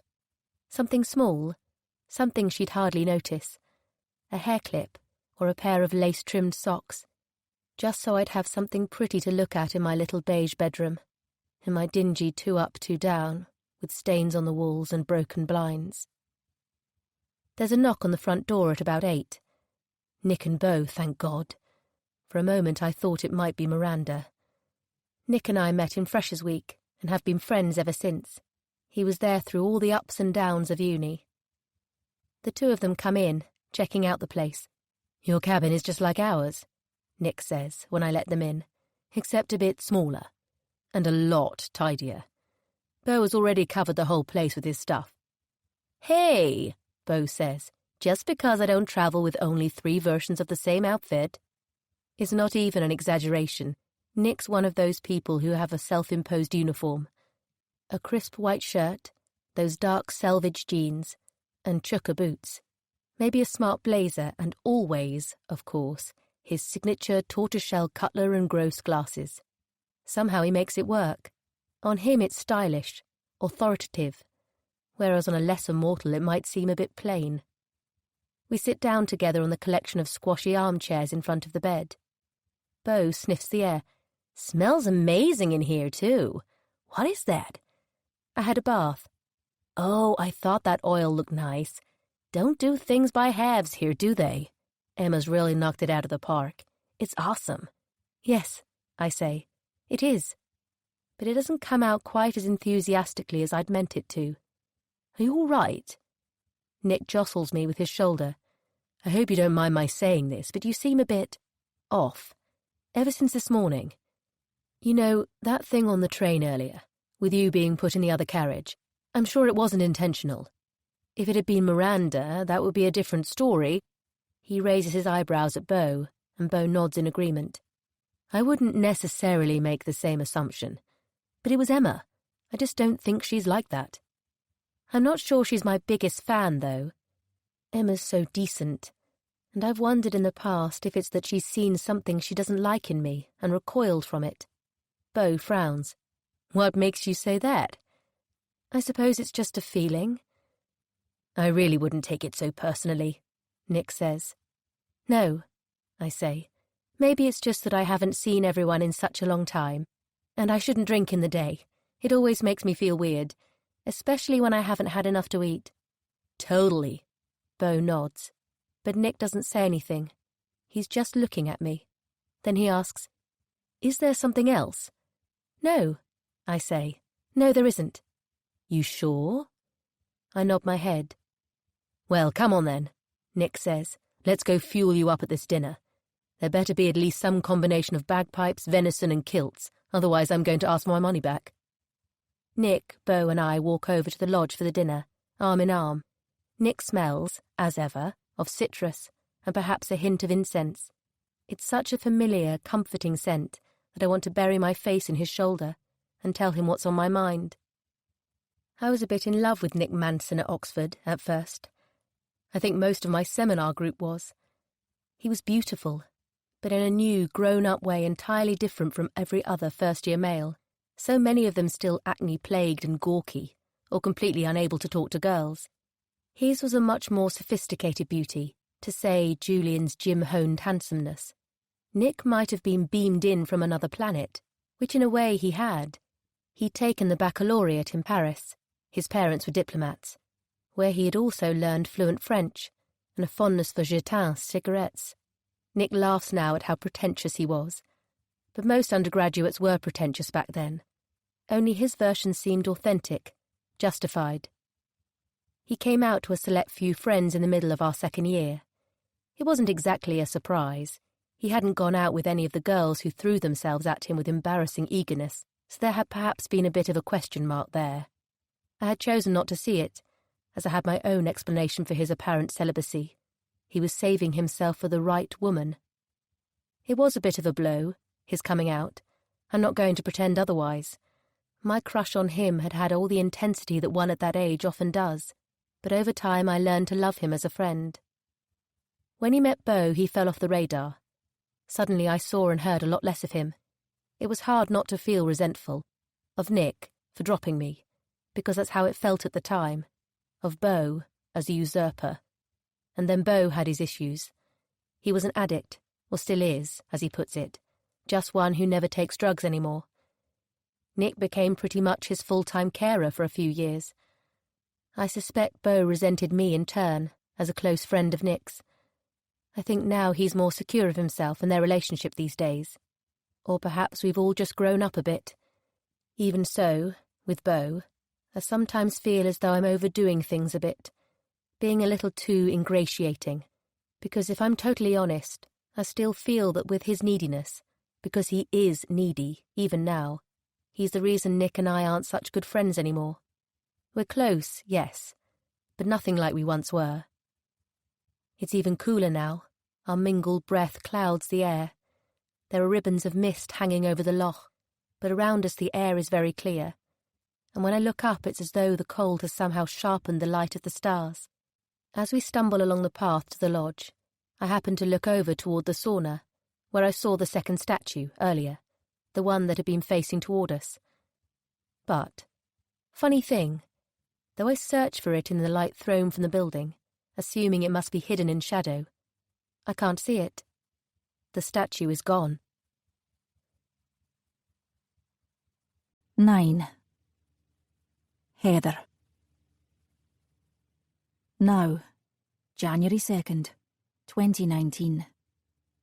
As I tramp through the snow, trying to step in Doug's big footprints, I'm thinking of the guests, sitting about in their cabins and wondering, not knowing yet. Unless... I push the thought away. I can't let my mind race to conclusions. But if Doug is right, there's something more sinister at play. And something had gone wrong between them all, that was clear. There had been a disagreement. That was how they all put it when they came to tell me about the disappearance.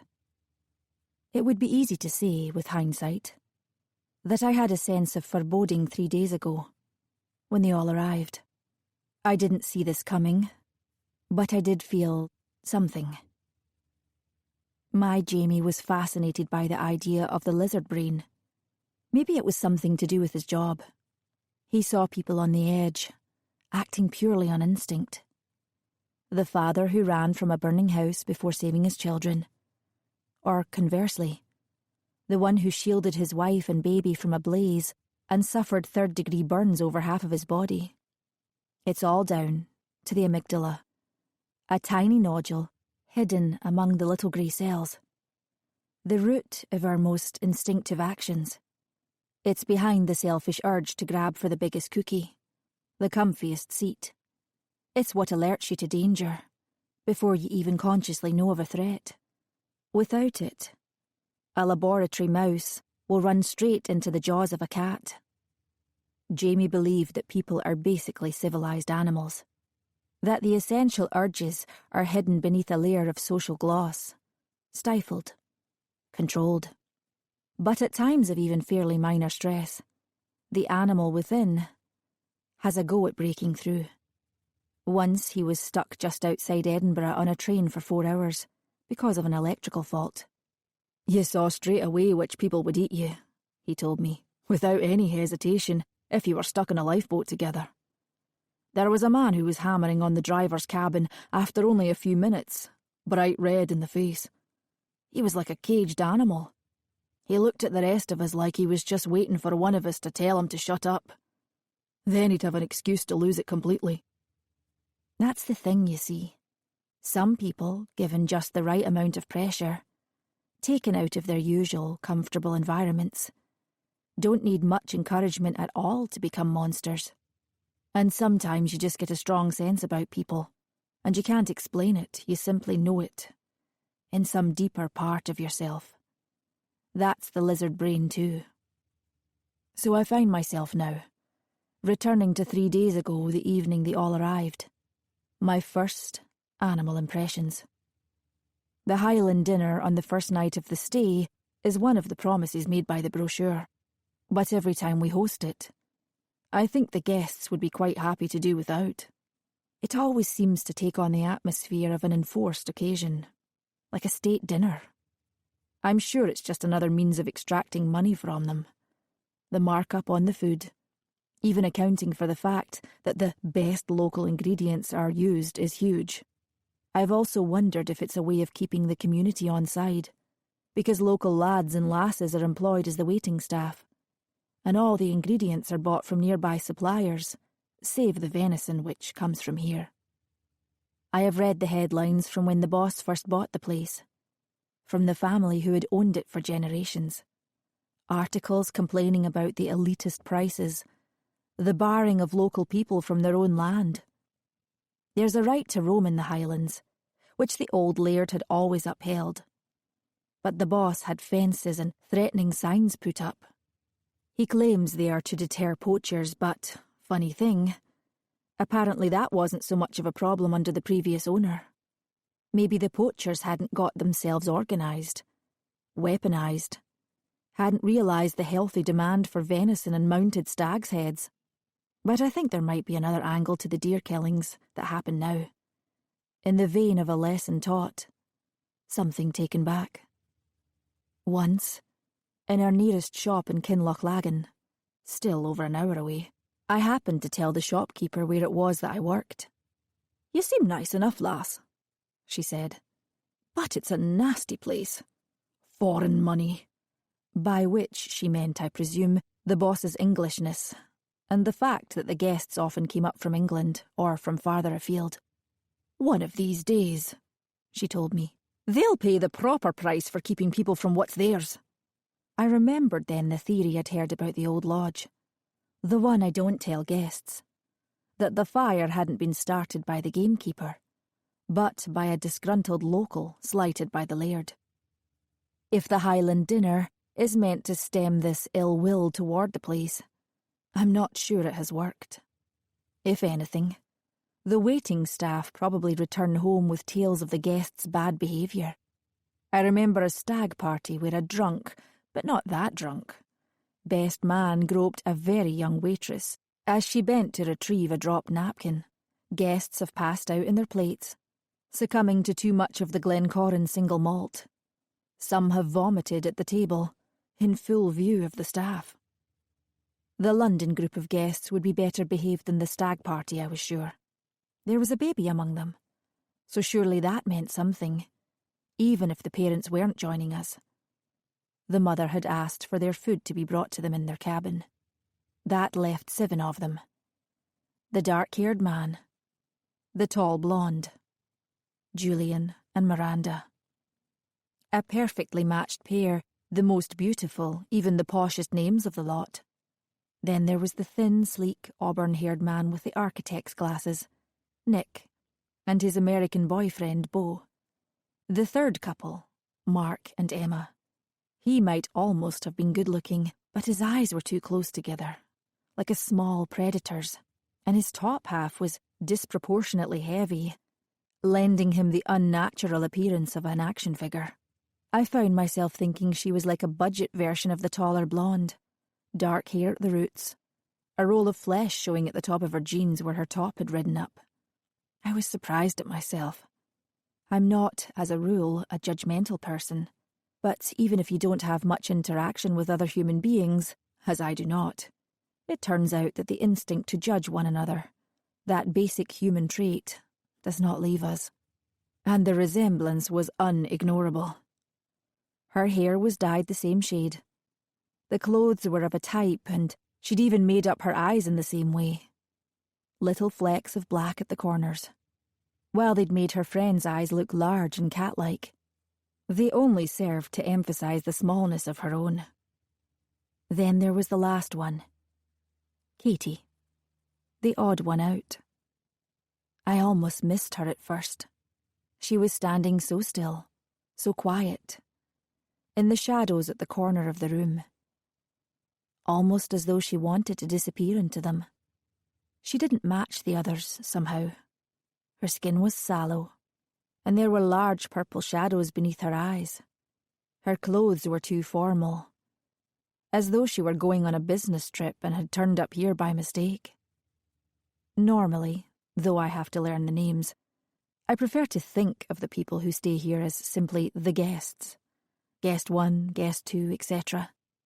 I'd prefer not to think of them as individual people with lives outside this place. Perhaps this sounds odd. I suppose I could argue it's a survival tactic. Don't get involved in their lives.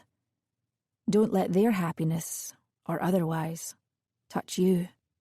Don't compare yourself to their wholeness, those couples who come for a romantic retreat, the happy families. The last 24 hours has meant a closer acquaintance with this group, a forced intimacy that I could well have done without. But I suppose, if I'm honest, even from the beginning I was curious about them. Perhaps because they were roughly the same age as me, early to mid-30s, at a guess. I could have been like them, if I had found a high-paying job in the city, like some friends did after university. This is what you could have had. It felt like the universe was saying to me, this is where you could have been. What you could have been doing. At the loneliest time of the year. Because New Year's Eve is, isn't it? I might have been envious. And yet, I didn't feel it. Because I couldn't put my finger on it, but there was an unease, a discontent that seemed to surround them. Even as they laughed and jostled and teased one another, I could sense something underneath it. Something off. They seemed almost at times like actors, I thought, making a great show of what a wonderful time they were having. They laughed a little too hard. They drank a great deal too much. And at the same time, despite all this evidence of merriment, they seemed to watch each other. Perhaps it's hindsight, making this impression seem like more than it was. I suppose there are probably tensions in most groups of friends.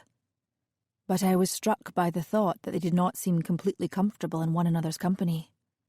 Which was odd, as they told me right at the beginning that they were very old friends. But that's the thing about old friends, isn't it? Sometimes they don't even realise that they no longer have anything in common. That maybe they don't even like each other anymore. The other guests, the Icelandic couple, walked in just as the starter was being served. Locally caught salmon with wild herbs, to a frisson of hostility from the others. Ian had booked them in. I'd been on one of my rare trips to the local shop, so he'd had to take the call. He could see that the bunkhouse was free on the system, he said, and he checked with the boss, who'd okayed it all. I was annoyed he hadn't written their names down in the book. If I had known, I wouldn't have promised the other group they'd have the run of the place. I wasn't sure what sort of behaviour to expect from these two. They weren't the usual, well-heeled sort. Both had wind-burned complexions, the roughened look of people who spend a lot of time in harsher elements. The man had very pale blue eyes, like a wolf's, and stringy blonde hair tied back with a leather thong. The woman had a double-ended stud passing through the septum of her nose, and a tangled dark ponytail. They arrived at the station with huge backpacks, half the size of themselves. They explained that they had caught a passage on a fishing trawler from Iceland to Mallaig, farther up the coast. I saw the beautiful blonde wrinkle her nose at this, where Ian collected them and brought them to the estate in his truck. They came with proper gear, Gore-Tex jackets and heavy boots, making the coats and hunter wellies the other lot wore look slightly ridiculous. They hadn't changed out of their outdoor gear for dinner, so that even Doug and Ian in their special Loch Corran kilts looked rather tarted up next to them, as did the serving staff. The two girls and the boy in their white shirts and plaid aprons. The beautiful blonde looked at the two new arrivals as though they were creatures that had just emerged from the bottom of the loch. Luckily, they were either side of me. She was seated opposite next to Doug, and fairly quickly seemed to decide that she would waste no more of her attention on them, and gave it wholeheartedly to Doug instead. I looked at her, with all that gloss, the fine silk shirt, The earrings set with sparkling diamond studs. She watched him as though whatever he was saying was the most fascinating thing she had heard all evening. Her lips curved in a half-smile, her chin in her palm. Doug wouldn't go for someone like her, would he? She wouldn't be his type, surely. Then I remembered that I had absolutely no idea what his type would be, because I didn't really know anything about him. I focused my attention back on the Icelandic guests either side of me. They spoke almost perfect English, with just a slight musicality that betrayed their foreignness. "You've worked here long?" the woman Kristen asked me. "Just under a year." "And you live here all by yourself?" This was from the man, Ingvar. "Well, not quite. Doug, over there, lives here too. Ian lives in town, Fort William, with his family." "He's the one who collected us?" "Yes." "Ah," he said. "He seems like a nice man." "Yes." Though I thought, really? Ian's so taciturn. He arrives, does his work, upon orders received from the boss, and leaves. He keeps very much to himself. Of course, he could say exactly the same of me. Ingvar said, almost thoughtfully, "What makes someone like you come to live in a place like this?" The way he asked it, so knowing, almost as though he had guessed at something. "I like it here," I told him. Even to my own ears it sounded defensive. "The natural beauty, the peace." "But it must get lonely for you here, no?" "Not particularly," I said. "Not frightening?" He smiled when he said this, and I felt a slight chill run through me. "No," I said curtly. "I suppose you get used to it," he said, either not noticing or ignoring my rudeness. "Where we come from, one understands what it is to be alone, you see. Though if you're not careful, it can send you a little crazy." He made a boring motion with a finger at his temple. "All that darkness in the winter. All the solitude." Not quite true, I thought. Sometimes solitude is the only way to regain your sanity. But it also got me thinking. If you lived in Iceland, with its long winter nights, wouldn't you go a little farther from the cold and dark than Scotland? For the price of the cabins at this place, you could get all the way to the relative warmth of southern Europe. And for that matter, I wondered how two people who got here by hitchhiking on a fishing trawler could have afforded our rates. But perhaps they did it simply for the adventure. We get all sorts here. "Should we be worried?" Ingvar asked next. "About the news." "What do you mean?" "You don't know? The Highland Ripper." Of course I knew. I'd been hoping the guests didn't. I'd seen the pictures in the paper the day before. The faces of the 6 victims. All youngish, pretty. You might bump into 100 girls like that walking down Princes Street in Edinburgh. And yet the images had the ominous look of all victim photos. As though there was something about each innocuous smiling snap that would have foretold their fate if you had known what to search for. They looked, somehow, as though they had been marked for death. "Yes," I said carefully. "I've seen the papers. But Scotland is a pretty big place, you know. I don't think you've got anything. I thought it was the Western Highlands where they found the victims." "Still," I said, "it's a pretty large area. You'd be as likely to bump into the Loch Ness Monster." I sounded a little more blasé than I felt. That morning, Ian had said, "You should tell the guests to stay indoors at night, Heather, on account of the news." It rather put me on edge that Ian, who hardly ever mentioned the guests, had expressed concern for their welfare. I didn't think this man, Ingvar, was really scared of anything. I sensed, instead, that he was having a bit of fun with the whole thing. A smile still seemed to be playing around the corners of his mouth. It was a relief when he asked about hunting, and I could escape the scrutiny of those pale blue eyes. I remember thinking that there was something unnerving about them. They didn't seem quite human. "Oh, "You're better off asking Doug about hunting," I said. "That's definitely his side of things." "Doug?" Doug glanced over. The blonde looked up too, clearly annoyed at the interruption. "Do you ever shoot the animals at night?" Ingvar asked. "Using lamps and dogs?" "No," Doug said very quickly, and surprisingly loudly. "Why not?" Ingvar asked, with that odd smile again. "I know it's very effective." Doug's reply was bald. "Because it's dangerous and cruel. I'd never use lamping." "Lamping?" the blonde guest asked. "Spotlights," he said, barely glancing in her direction. "Shining them at the deer so they freeze. It confuses them and it terrifies them. Often it means you shoot the wrong deer. Females with young calves, for example. Sometimes they use dogs which tear the animal apart. It's barbaric." There was a rather taut silence afterward.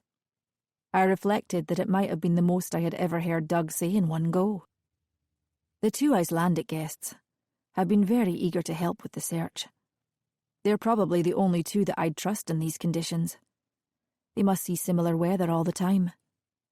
But they are still guests, and I am still responsible for their well-being. Besides, I know nothing about them. They are an unknown quantity. All of the guests are. So my lizard brain is saying loud and clear, trust no one. I wonder what the guests all make of me.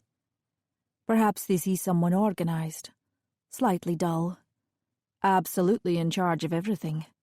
At least, that is what they will have seen, if I have pulled it off.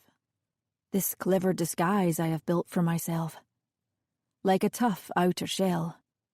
Inside this shell, the reality is very different. Here is a person held together by tape and glue and prescription-strength sleeping pills. The only thing I can be persuaded to make a foray into civilization for these days. Washed down sometimes, often, with a little too much wine. I'm not saying that I have a drinking problem. I don't. But I don't ever drink for pleasure. I do it out of necessity. I use it as another painkiller. To blunt the edge of things, to alleviate the chronic, aching torment of memory. 10. Miranda. 3 days earlier, December 30th, 2018. Dinner is served in the big dining room in the lodge, off the living room, which has been lit with what appear to be hundreds of candles, and staffed by a few spotty teenagers in plaid aprons. We're too short. Samira and Giles are having supper in their cabin. Samira said she's heard too many stories about parents just leaving their kids for an hour or so when everything goes horribly wrong. Yes, I told her patiently, but not in the middle of nowhere. Besides, Priya's hardly going to be wandering off on her own at 6 months, for God's sake. Still, Samira wasn't having any of it. I almost can't believe this woman is Samira, who at one party in our early 20s decided to jump the 2-foot gap between the house building and the building next to it, just for a laugh. She was always one of the wild ones, the party girl, the one you could rely on to raise the tempo of things on a night out. If Katie's the one who I go way back with, Samira's probably much more like me, the one I've always felt most akin to. Now I feel I hardly recognise her. Perhaps that's just because she's been so busy with Priya. I'm sure the real Samira is in there somewhere. I'm hoping this will be our chance to catch up, to remember that we're partners in crime. But honestly, when some people have kids, it's like they've had a personality transplant or a lobotomy. Maybe I should count myself lucky that I don't seem to be able to get pregnant. At least I'll remain myself, for Christ's sake. I've got the gamekeeper, Doug, on one side of me, and the other guy, Ian, on the other. Both of them are wearing identikit green kilts and sporrans. Neither looks particularly happy about it. As you might imagine, the gamekeeper wears his outfit best. He really is quite attractive.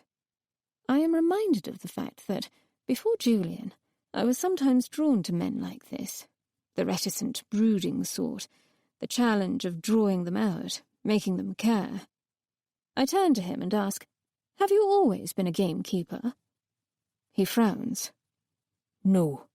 "Oh, and what did you do before?" "The Marines." I picture him with a short back and sides in uniform. It's an appealing image. He looks good scrubbed up, even if I'm sure his hair hasn't seen a brush any time in the last 5 years. I'm glad I made an effort. My silk shirt, undone perhaps 1 button lower than strictly necessary. My new jeans. "Did you have to kill anyone?" I ask, leaning forward, putting my chin in my hand. "Yes." As he says it, his expression is neutral, betraying no emotion whatsoever. I experience a small shiver of what might be disquiet, or desire. Julian is sitting directly opposite us, with a front-and-centre view of things. There is nothing like stirring a bit of jealousy to fire things up in a relationship, especially ours. It could be an over-familiar waiter in a restaurant, or the guy on the next sun lounger who Julian's convinced has been checking me out. He's probably right. "Would you want him to do this to you?" he'd pant in my ear later. "Or this?" If I'm honest, sex has become, lately, a mechanism for a specific end rather than pleasure. I've got this app that Samira told me about, which identifies your most fertile days. And then, of course, there are certain positions that work best. I've explained this to Julian so many times, but he doesn't seem to get it. I suppose he's stopped trying recently. So yes, we could do with things being spiced up a little. I turn back to Doug, keeping Julian in my peripheral vision. He's talking to the Icelandic woman, so I touch a hand against Doug's, just for fun. I've had a couple of glasses too many, maybe. I feel his fingers flinch against mine. "Sorry," I say, all innocence. "Would you mind passing me the jus?" I think it's working. Certainly, Julian's looking pretty pissed off about something. To all intents and purposes, he might be having a whale of a time. Always so important to present the right face to the world. But I know him too well. It's that particular tension in the side of the neck, the gritting of the teeth. I glance over to where poor Katie, across the table from me, is seated next to the Icelandic man with the strange eyes, who seems to have taken a bit of a shine to her. It's a bloody nightmare, them being here too. Are we going to have to share the sauna with them? Judging by the state of the clothes they're wearing, I'd have to disinfect myself afterward. The man now is leaning toward Katie as though he has never seen anything so fascinating or beautiful in his life. Clearly, judging by his partner, he has unconventional taste. Though there is definitely something different about Katie. She looks tired and pale, as per, but there's that new haircut for a start. At the place she normally goes to, they style her hair a la Mrs. Williams, our old-school hockey teacher. You would have thought that with her corporate lawyer's salary, she might try a bit harder sometimes. I've been telling her to go to Daniel Galvin for ages.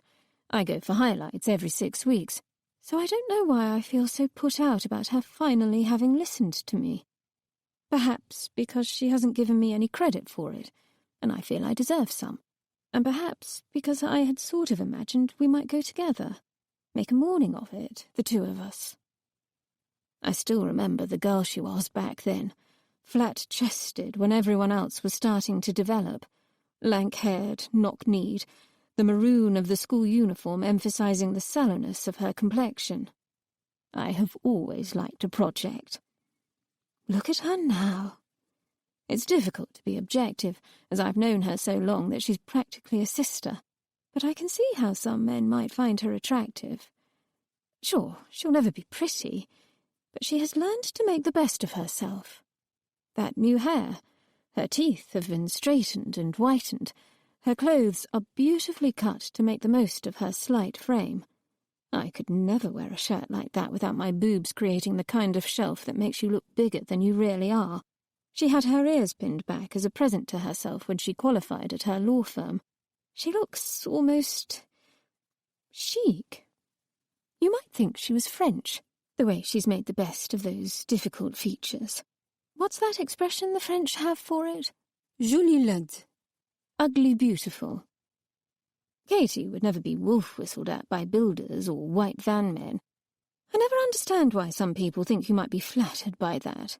Look, okay, I know I'm attractive. Very attractive. There, I've said it. Do you hate me now? Anyway, I don't need it confirmed by some pot-bellied construction workers who would catcall anyone with a short skirt or tight top. If anything, they cheapen it. They wouldn't shout at Katie, though. Well, they might shout at her to "small love," but they wouldn't fancy her. They wouldn't understand her. I'm almost envious of it. It's something that I'll never have, that look-twice subtlety. Anyway, maybe now we're finally together, I can find out what's been going on in her life. What it is that has prompted this mysterious change in her. 11. Emma.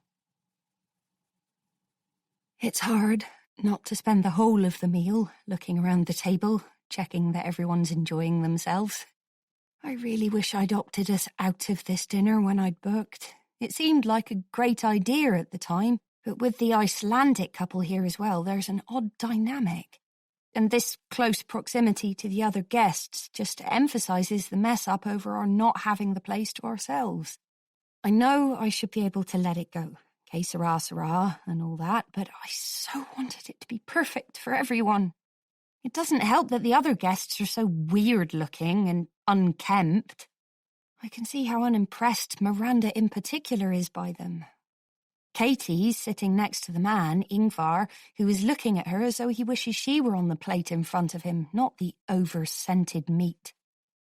I, meanwhile, am sitting next to Ian. He doesn't say very much, and when he does, his accent is so thick it's hard to understand everything. "Do you live here too?" I ask him. No, he says. Fort William away with my wife and kids. Ah, I say. Have you worked here long? He nods. Since the current owner first bought the place. What do you do? Whatever needs doing. Odd jobs here and there, working on the pump house at the moment down by the loch. I bring the supplies in too, food, the bits for the cabins. What's the owner like? I ask, intrigued. I imagine a whiskery old Scottish laird, so I'm a bit surprised when Ian says, "He's all right for an Englishman." I wait for him to say more, but he either doesn't have anything to add or is reluctant to do so. I seem to have run out of questions, so it's a relief when the Icelandic man asks about the deer stalking and the whole table's attention is turned to that. It's as if the idea of a hunt, a kill, has exerted a magnetic pull upon everyone's attention. "We don't hunt the deer just for the sake of it," the gamekeeper says. "We do it to keep the numbers down, otherwise they get out of control, so it's necessary. But I think it's necessary for another reason," the man, Ingvar, says.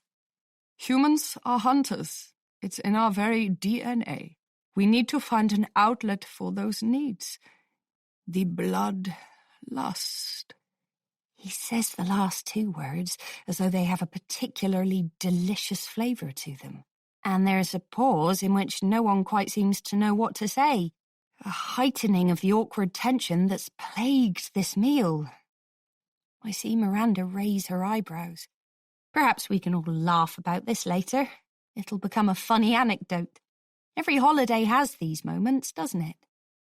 "Well, I don't know about all that," says Beau, spearing a piece of venison. "But it's delicious. Amazing to think it came from right here."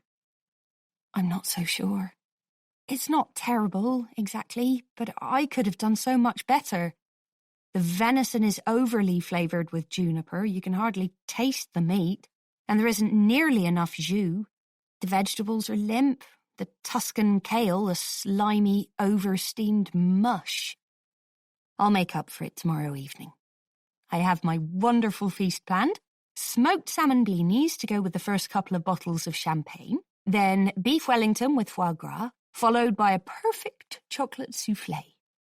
Soufflés, as everyone knows, are not easy. You have to be a bit obsessive about them. The separation of the eggs, the perfect beating of the whites, the timings at the end, making sure you serve them before the beautiful risen crest falls. Most people don't have the patience for it, but that's exactly the sort of cooking I like. It's a relief, to be honest, when the dessert, a rather limp raspberry pavlova, is finally cleared away. As everyone is readying to leave, Julian motions us all to sit back down. He's had a bit too much to drink. He sways slightly as he stands. "Darling," Miranda says in her most silken tones, "what are you doing?" I wonder if she's remembering last New Year, in the exclusive environs of Vera at Claridge's restaurant, when he stood up out of his seat without looking, only to send a waiter's entire tray of food crashing to the ground. "I want to say a few words," he says. "I want to thank Emma." He raises his glass at me. "For picking such a fantastic place." "Oh," I say, "I haven't really done anything." "And I want to say how special it is to have everyone here together. It's nice to know that some things never change, that some friends are always there for you. It hasn't been the easiest year." "Darling," Miranda says again with a laugh. "I think everyone gets the idea, but I absolutely agree. Here's to old friends." She raises her glass. Then she remembers and turns to me. "And new, of course. Cheers." Everyone echoes her, including Ingvar, though of course she did not mean him. But even his interjection doesn't spoil it. The toast has rescued the atmosphere somehow. It's brought a sense of occasion to the meal. And I feel, again, that special little glow of pride. 12. Dog. About an hour after the dinner, there's a knock on his door. The dogs, Griffin and Volley, go crazy at this unexpected excitement. No one ever comes to his cottage. He checks his watch. Midnight. What the?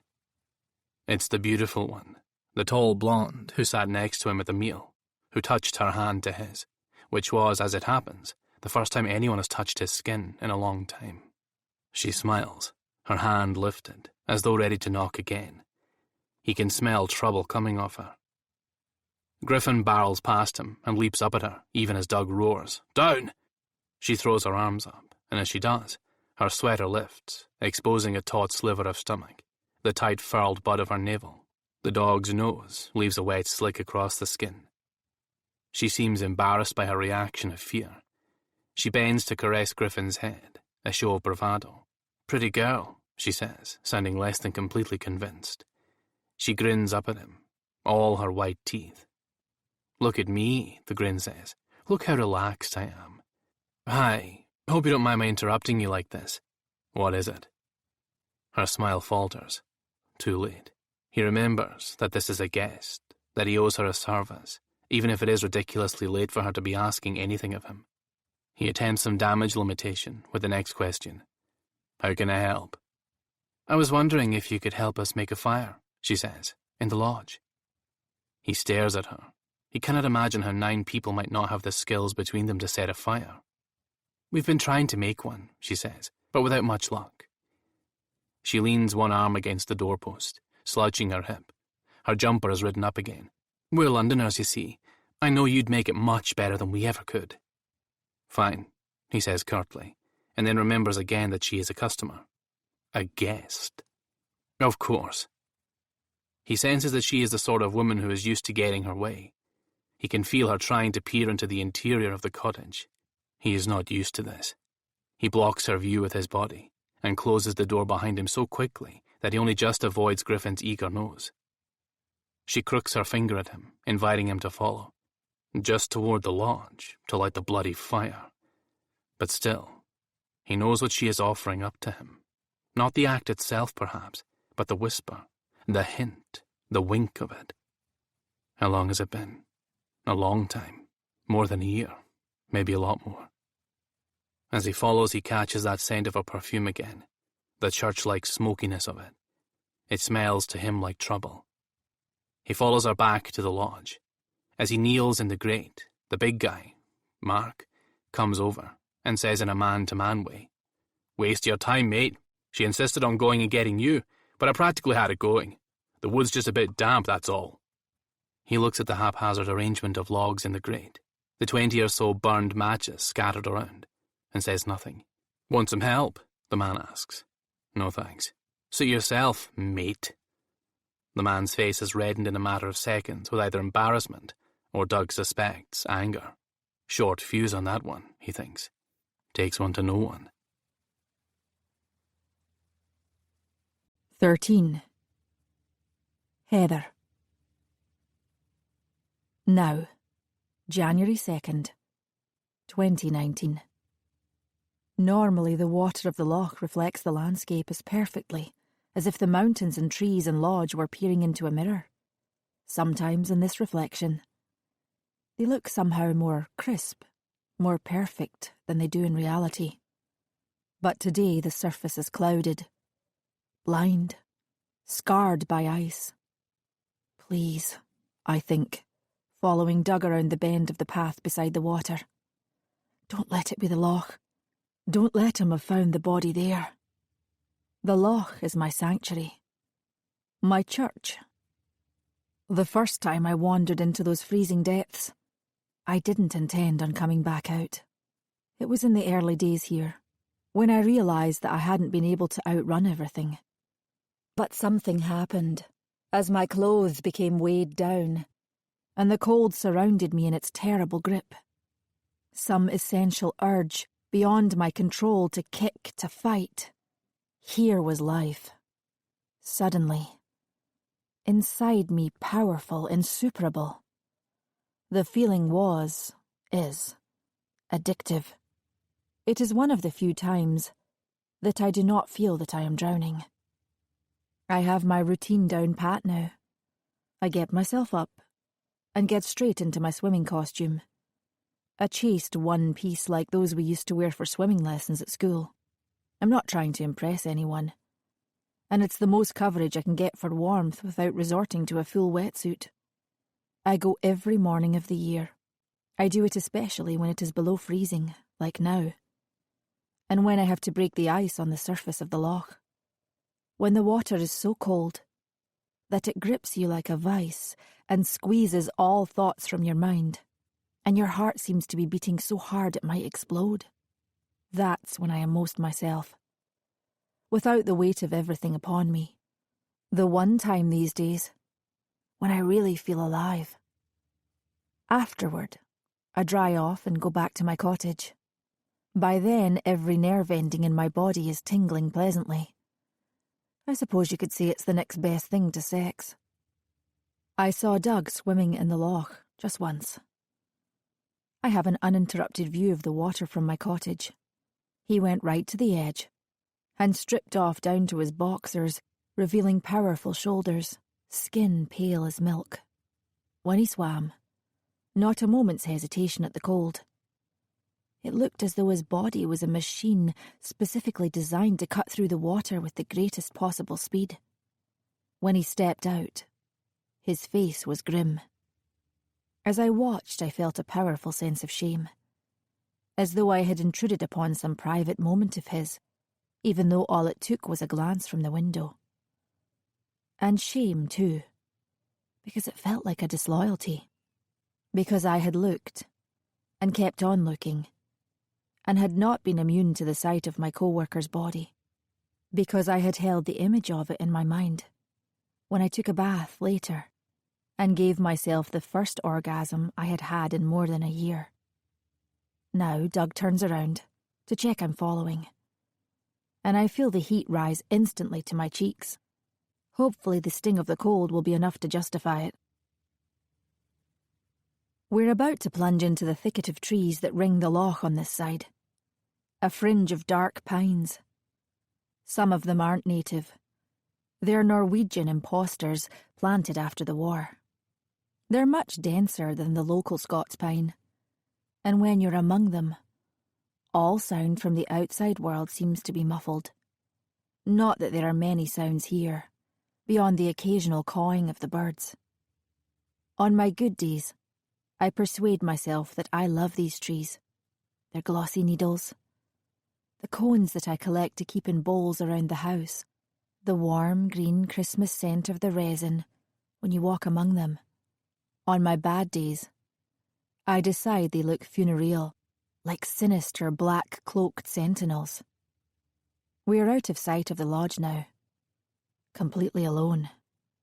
I am suddenly reminded that though I've worked alongside this man for a year, I know almost nothing about him. This is definitely the most time I have ever spent in his company, and quite possibly the most we have ever spoken to one another. I'm not sure he speaks to anyone.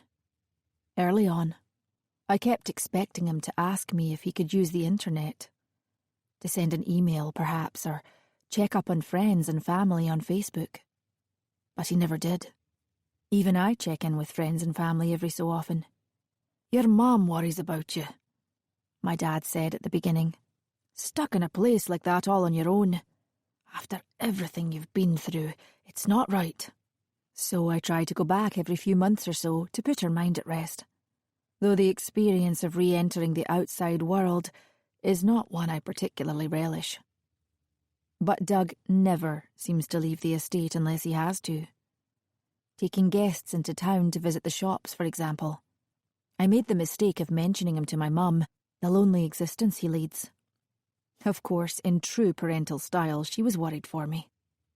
"He could be anyone," she told me. "What's his background? Where does he come from?"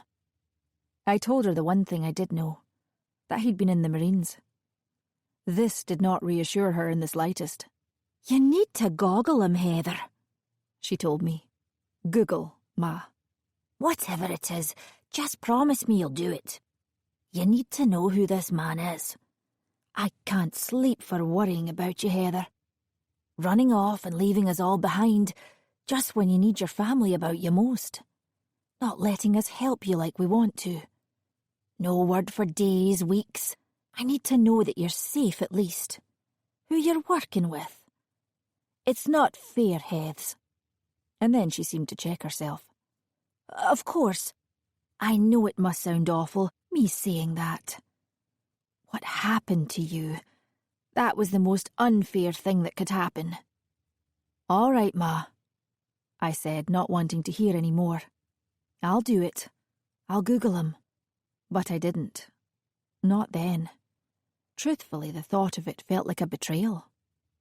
Of course, when my mum asked me what I had found, I could tell it was one of those things that she wouldn't give up on.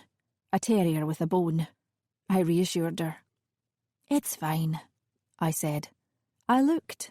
There's nothing there. You can stop worrying about me now." There was a pause. "I never stop worrying about you, pet." I put the phone down. The truth is, she's right.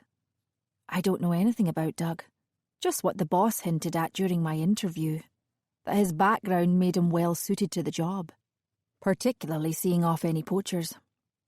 When he was asked to take his pick of the cottages, he chose the one farthest from anything, at the bottom of the flank of the Munro, with no sheltering trees, with no view of the loch.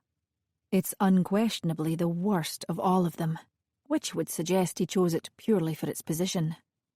I understand the need to be alone, but the need for even further isolation within this remote wilderness makes me wonder exactly what it is he is trying to distance himself from. "Where are we going, Doug?" "Just a little way now," he says, and I feel a leap of trepidation. A powerful urge to turn and start in the other direction again, back toward the lodge. Instead, I follow Doug as we tramp farther into the trees, the only sound the squeak of our boots in the snow. Up ahead of us, I see the first of the waterfalls, the small wooden bridge that spans it, The pump house building a little way farther up. Normally, it would take us only 10 minutes to get here. But in these conditions it has taken the best part of half an hour. I see the big impressions of Doug's boots in the snow on the bridge, where he apparently stood the first time, looking down. There are no other footprints, I notice, but then there wouldn't be. This snow has been falling for hours. Any other tracks, including those of the dead guest, will have long ago been obscured. There, he says, pointing. I step warily onto the bridge. At first I can't see anything. It's a long way down to the bottom, and I'm very aware of Doug standing just behind me.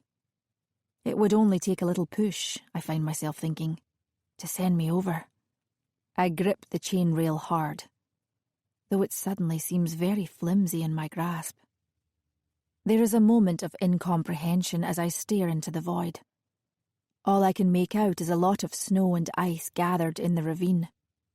Doug, I say. I can't see anything. There's nothing there. He frowns and points again. I follow his finger. Suddenly, peering down among the rocks, the great pillows of fallen snow, it appears below me like the slow emergence of a magic eye image. Oh God.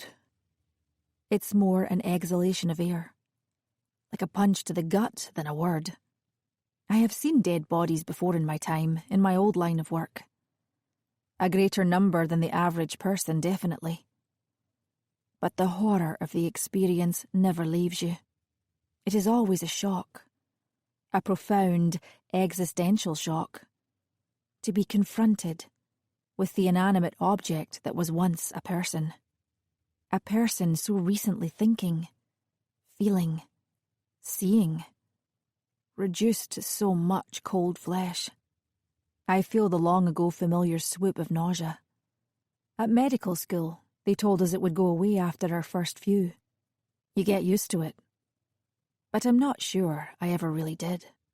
And I am unprepared, despite knowing what I have come to see. I have been ambushed here in this place by death. I thought that I could outrun it. It almost looks like part of the landscape now. I think that is partly what helped it to blend in. But now I can see it. I can't believe I missed it before. The corpse has a kind of dark power, drawing the eye. The lower half of it is covered modestly by fallen snow, though the shield of the bridge has protected the top half of the body. The skin is a greyish blue, leached of all blood and human colour. That hair, too, spilling behind the head, might just be more dead weed, such as those that poke obstinately through the snow in places. There seems to be a great deal of skin, in fact. This is not the corpse of a person who came out dressed for the elements. The cold would have killed in an hour, less, if nothing else had. Or someone else had. I see now, looking harder, the halo of blood about the head. Rust-coloured, covering the rocks beneath, like a peculiar species of lichen. There is a lot of it. A fall onto rock. That could have been the thing that did the killing in itself. But I can see that it is more complicated than that. There is an unmistakable necklace of darkness about the neck. The skin there, even from this distance away, looks particularly blue and bruised-looking. I know very little about forensics, barely more than someone with no background in medicine. My old vocation was in saving life, not examining the evidence left after its loss. But you would not need to be an expert in the field to see that something has compressed the skin there, injured it. The face. No, I don't want to think about the face. I turn back to Doug. His gaze is a blank, as though there is no one behind his eyes. I take a step back, involuntarily. Then I get a grip of myself. I see it, I say. I see what you mean. Yes. We must wait for the police to arrive, to make their judgments, of course. But I know now why Doug wanted me to come and take a look. This does not look like an accident. 14. Emma. 3 days earlier, December 30th, 2018. We're back in the living room of the lodge, all a bit tipsy. Tired from the day, too. But no one wants to go to bed because it's a novelty to be together like this. Samira and Giles have joined us now. Priya's finally fallen asleep, apparently, though Samira keeps holding the baby monitor up to her ear as though worried it has stopped working. There's a lot of laughter and hilarity, the booze loosening us. So what did we miss? Giles asks. Not a lot, Nick says. Though clearly I should have brought a kilt. De rigueur here, it seems. I think it's a good look, Miranda says, with a glance in the direction of the gamekeeper, who's kneeling in the grate to make our fire. Oh, she says mysteriously, and we met the other guests.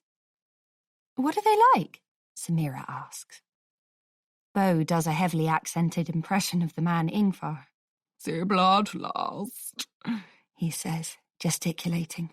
Don't you feel it stirring in you in a place like this? The urge to kill? Miranda snorts with laughter. Yes, that's it exactly. He's a good mimic. He would be, being an actor. But he's also slurring a bit, drunker than everyone else. He had some problems with drugs in the past, apparently, but alcohol doesn't seem to be off limits. At the dinner, he was knocking back the glasses of wine like water. God, Samira says, he sounds like a bit of a freak, but presumably, a harmless one. He liked you, Katie, Miranda says. Did he, Katie? Giles asks, grinning. Katie colours. She's curled up on one of the sofas next to Nick, feet tucked under her, as though she's attempting to take up as little room as possible.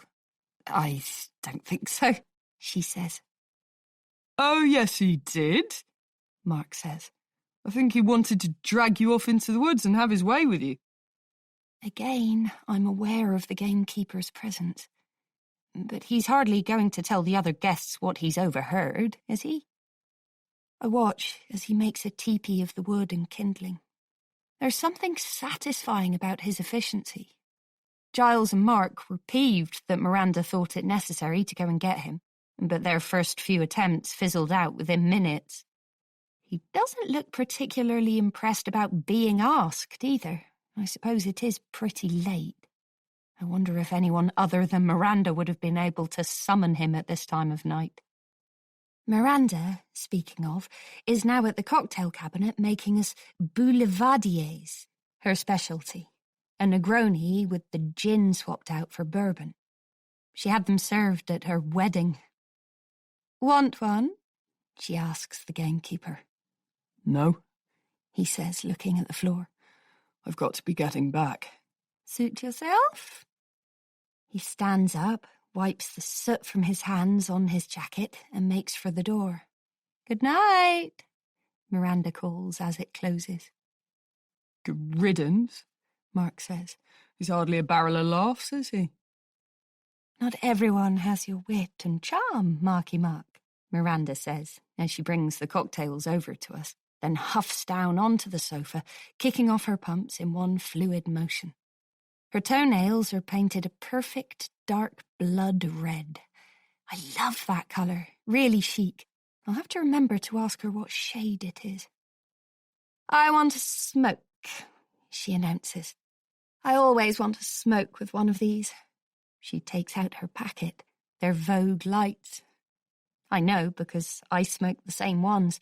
I haven't smoked anything else since I took up the habit at 19. I don't think you can smoke in here, Nick says. Of course I can. Fuck that. We've paid enough for the privilege, haven't we? Besides, she points at the giant fire in the grate, which is sending up clouds of peat-scented smoke. That thing stinks enough to mask the smell. But someone could look in and see you, I think. Heather, or the gamekeeper, Doug. When you look at the windows now, you can mainly just see the reflection of us, the room, the fire. And then just beyond, the very faint outline of the nighttime landscape, the darker black of the trees and the gleam of the loch. But we're pretty blind to anything else out there. It said it on the form, I remember, quite clearly. No smoking indoors, please. If someone sees her, we'll be charged the damage deposit. But I won't say anything, not now at least. The last thing I want to be is a killjoy. I just want everyone to have a good time. For fuck's sake, Miranda says. Where's my lighter? I thought I'd left it right there on the coffee table. It's a special one. It was my grandfather's. It has our crest on it. Miranda always finds little ways to remind people of the grand stock she comes from, but I don't think she does it in a mean way, really. It's just how she is. Mark fumbles in a pocket, finds his lighter. Miranda leans forward into the flame, so far that we can all see the raspberry lace of her bra. Perhaps your stalker took it? Nick says teasingly, leaning back and taking a sip of his whiskey. He refused a cocktail. Oh, God, Miranda says, widening her eyes. I swear, every time I lose something, I half find myself blaming it on him first. It's rather convenient. What stalker? I ask. Oh, Miranda says. I always forget how new you are, Emma. No, she doesn't. She's always reminding me how new I am to the group. But I suppose I don't mind. Amanda had this stalker, Samira says. It started in Oxford, but it carried on in London for several years, didn't it, Manda? You know, Miranda says airily, sometimes I could almost believe that there never really was one, that it was someone playing a joke on me instead. Funny sort of joke, Julian says. And I don't remember you being that blasé about it at the time. It was fucking creepy. You must remember how much it frightened you. Miranda frowns. I suspect she doesn't like the implication that it had worried her. Playing the victim is not her style. Anyway, she says, he used to take stuff from me. Weird things, little things, but often with some sentimental value. To be honest, it took me a while to work it out. I'm so disorganized that I'm always losing things and never finding them again. He'd return them too, Katie says, over the top of the magazine she's reading. She's been so quiet for the last hour or so, while everyone else has been making so much noise, that I'd almost forgotten she was there. Later on, he'd return them. Oh, yes, Miranda says. For a moment, I think I see a shadow of something in her expression, some fear or disquiet. But if the memory unnerves her, she conceals it quickly. At Oxford, he used to leave the things he'd taken in my locker at college with a little typed note. And then when we were in London, I'd get stuff posted to me, also with a note. Little things, an earring, a jumper, a shoe. It was like he was just keeping them for a while.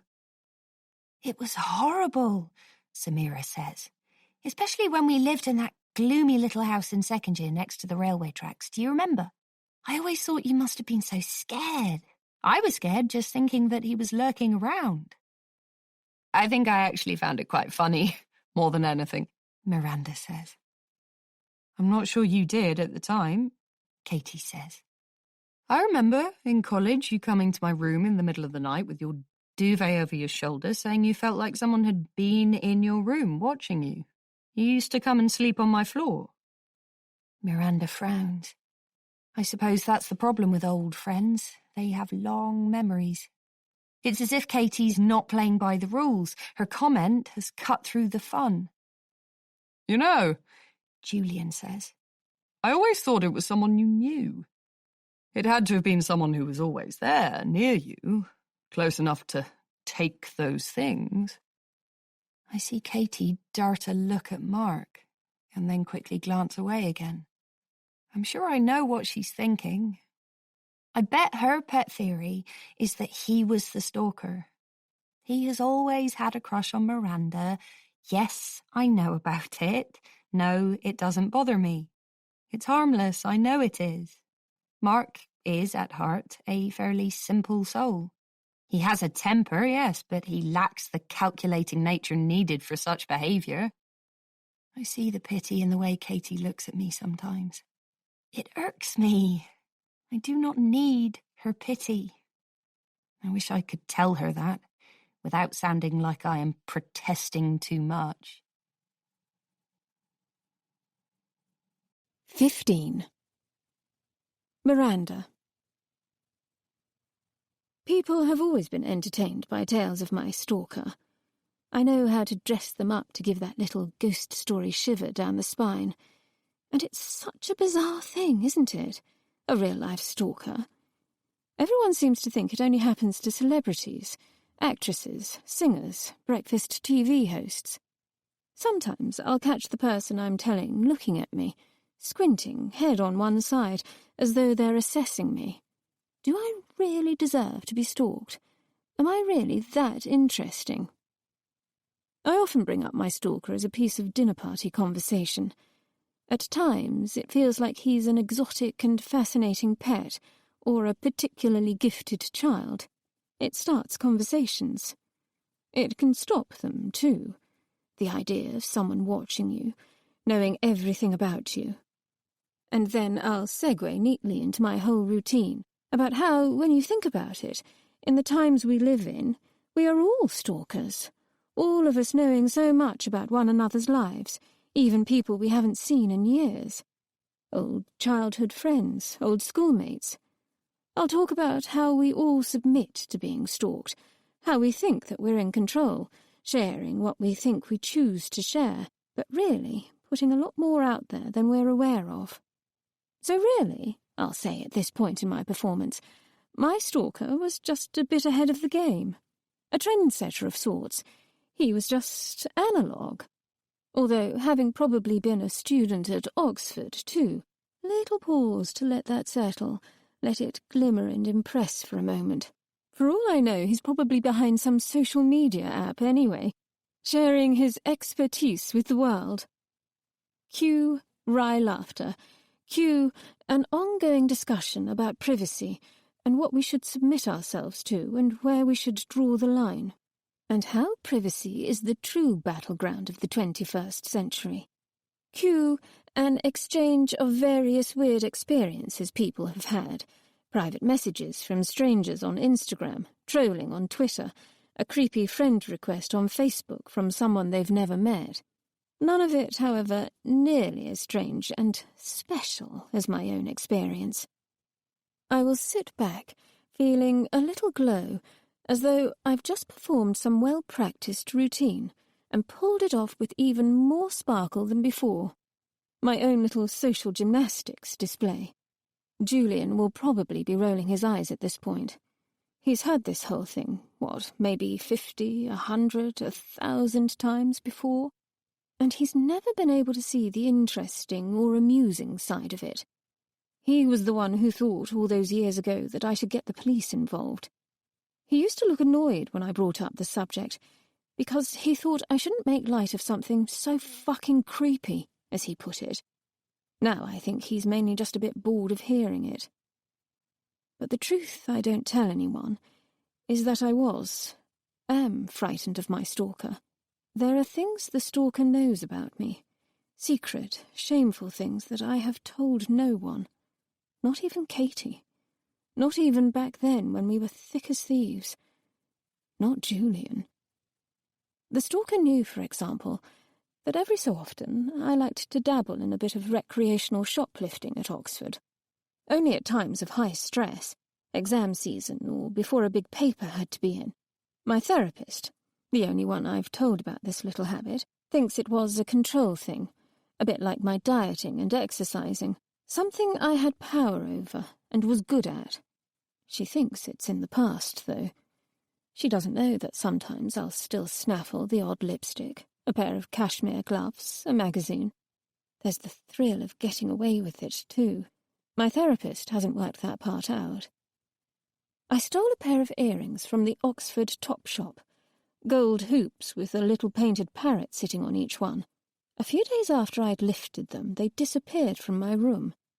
They were returned a few weeks later in my cubbyhole with a note, "Miranda Adams, I'd have expected better from you. Sincerely, a concerned friend, XXX. The kisses were the worst fucking part of it. He must have been right next to me in the shop when I did it. It had been crowded, I remembered, and there had been men in there as well as women, trailing after girlfriends or making their way down to top man. No particular face stood out, though. I had no memory of anyone looking at me, more than normal, or acting weirdly. While the earrings were missing, I remember seeing a bespectacled girl in the Bodleian in that exact pair and almost chased after her into short-term loans, until I realised that anyone could have bought them. They were from Topshop, for Christ's sake. There might have been 20, 50 girls in the city with them. This was how paranoid my stalker had made me, bringing me to the point of chasing down a complete stranger. Then there was the essay I bought from a student in the year above, with the intention of plagiarising it for my own.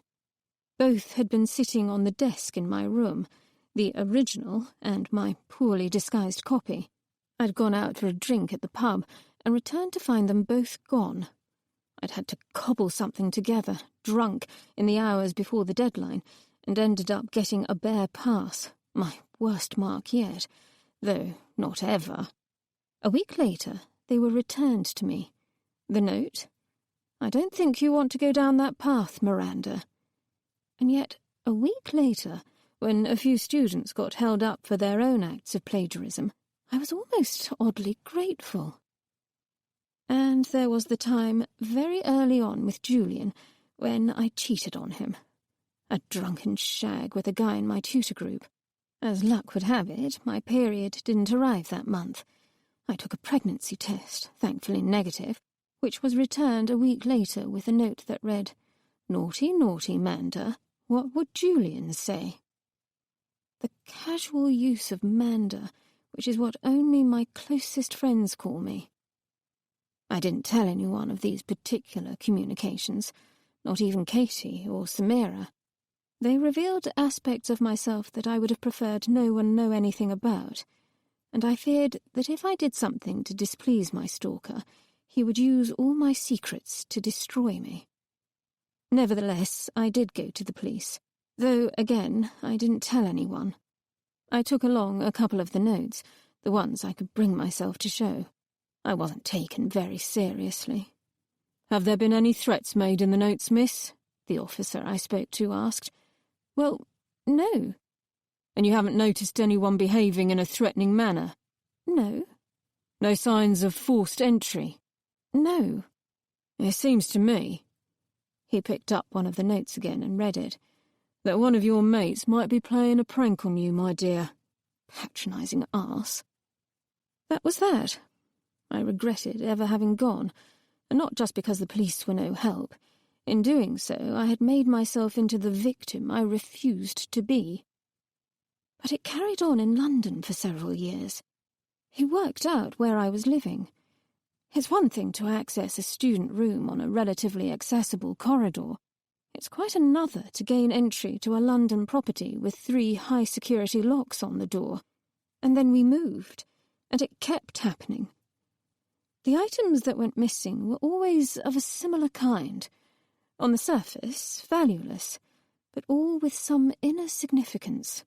The tiniest doll from the very inside of the beautiful painted matryoshka I was given by my beloved godmother before she died from cancer. The batik scarf I bought in a Greek village on my first holiday with Julian, the summer of our second year. The woven friendship bracelet that Katie gave me in our first year of knowing each other. I thought I'd always have my stalker. He had begun to feel like a part of my life. A part of me, even. But then, out of the blue, it stopped. A couple of years ago now. At least, I think it stopped. I've received no packages, no notes. But sometimes, when I misplace something, I have that old frisson of fear. There was that silver baby rattle I bought from Tiffany's recently, on a whim as I was walking down Bond Street. I'm sure it will show up somewhere. I'm not the most organised person, after all. I tell myself that it's just paranoia, but I haven't ever shaken that feeling of being watched. I haven't told anyone, not even Julian, or Katie, or Samira, say, of the feeling of creeping horror I get sometimes.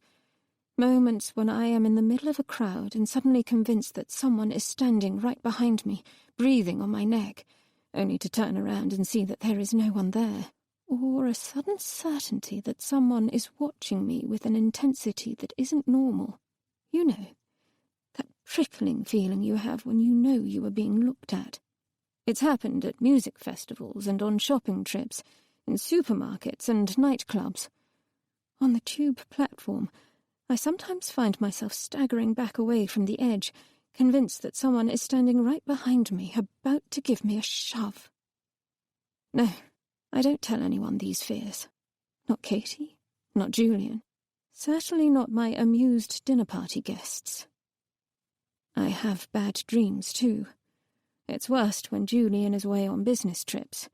I have to double-check all the locks on the doors, and even then I'll wake in pitch blackness convinced that someone is in the room with me.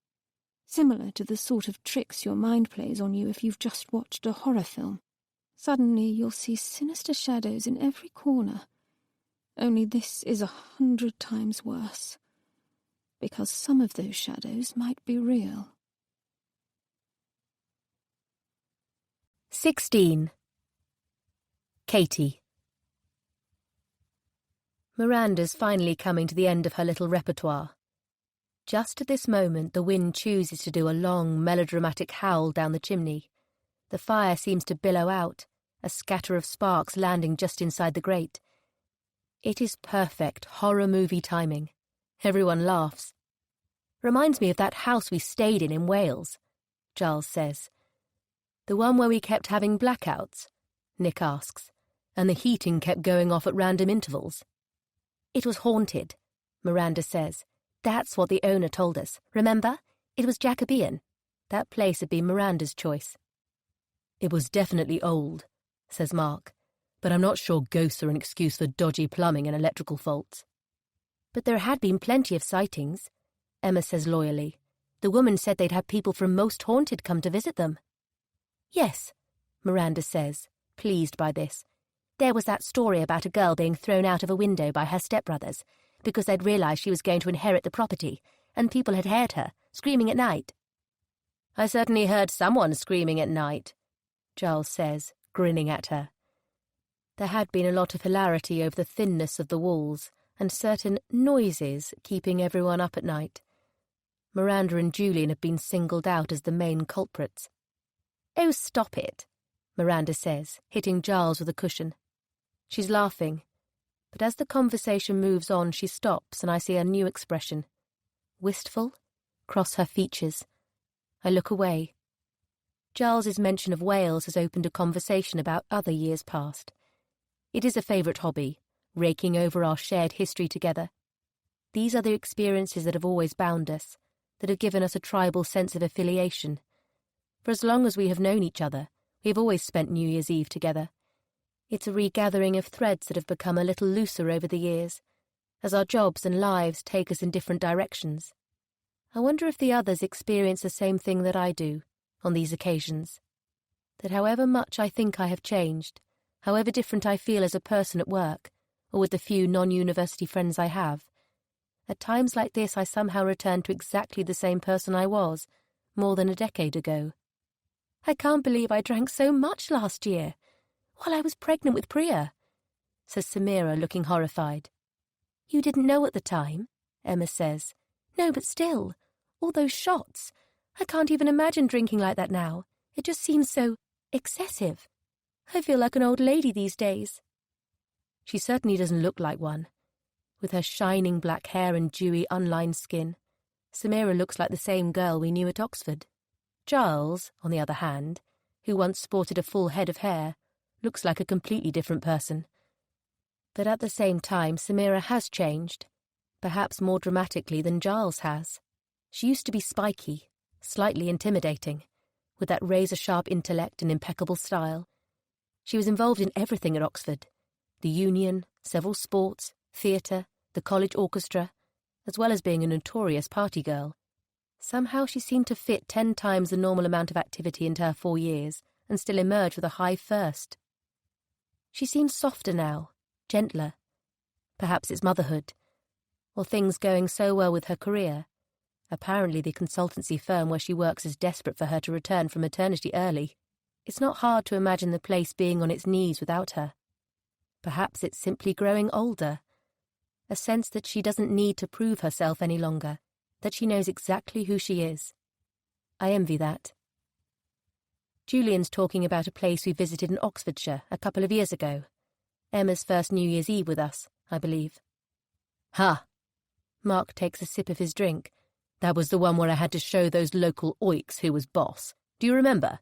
One of them actually tried to beat me up. Not quite how I remember it. This is what I recall. I remember the group was exactly the wrong size.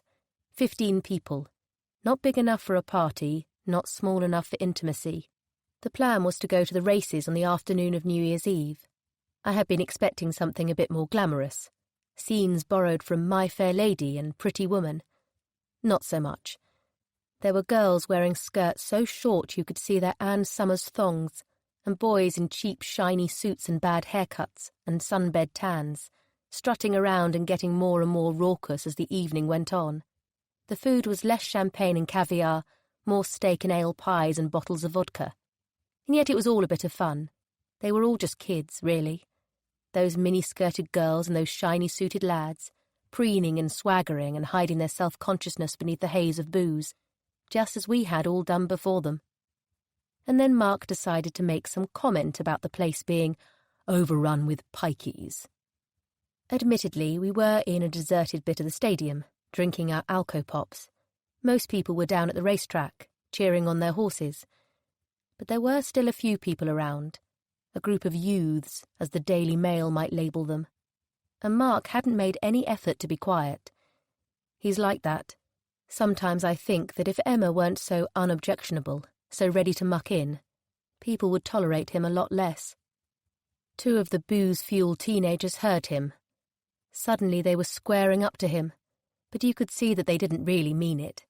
It was just something they felt they should do, to protect their slighted honour, like in a nature documentary when the smaller males of the pack can't afford to show any fear, or risk being eaten. Quite understandable, really. The foremost one was a short, thin guy, with the faintest whisper of a teenagerish stubble about his chin, a particularly garish pinstripe number. "Say that again, mate." His voice had an unmistakable adolescent readiness to it. He couldn't have been more than 19. I waited for Mark to apologise, diffuse the situation, make light of it somehow, because that would have been the only sensible, adult thing to do. We were the grown-ups, after all. Mark stood a couple of heads taller than his pinstripe-suited aggressor. But Mark punched him, took 2 steps forward and punched him full in the face, with one of those meaty hands, so hard that the boy's head snapped back, so hard that he fell like a toppled statue.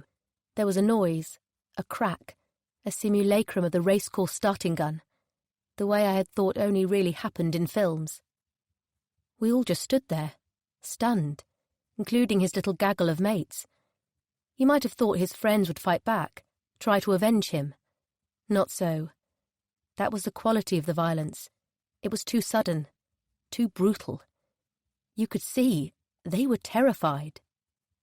They bent down to him and, as he came round, asked if he was all right. He moaned like an animal in pain.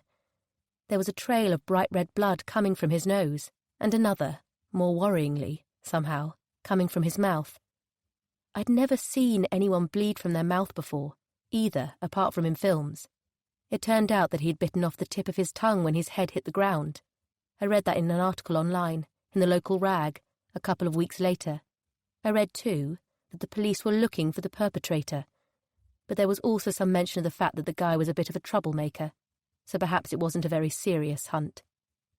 What was so odd, I thought, was that Emma didn't even seem particularly shocked. I remember thinking that she must have seen this side of Mark before. She had a clear, immediate idea of what to do, as though she'd been waiting for something like this to happen. All practicality. "We need to leave," she said. "Now, before anyone gets wind of this." "But what if he's not okay?" I asked. "They're just a load of drunk chavs," Emma said, "and they started it." She turned around to face us all. "Didn't they? Didn't they start it? He was just defending himself." She was so earnestly convincing, so convinced, that I think we all rather started to believe it. And no one mentioned it again, not for the whole duration of the 3-day break. On New Year's Eve, when Mark danced on the table wearing a silly wig and a big goofy grin, it was even easier to believe that it had never happened. It's almost impossible to imagine it now, looking at him pulling Emma onto his lap, ruffling her hair tenderly as he smiles down at her, the image of the caring boyfriend.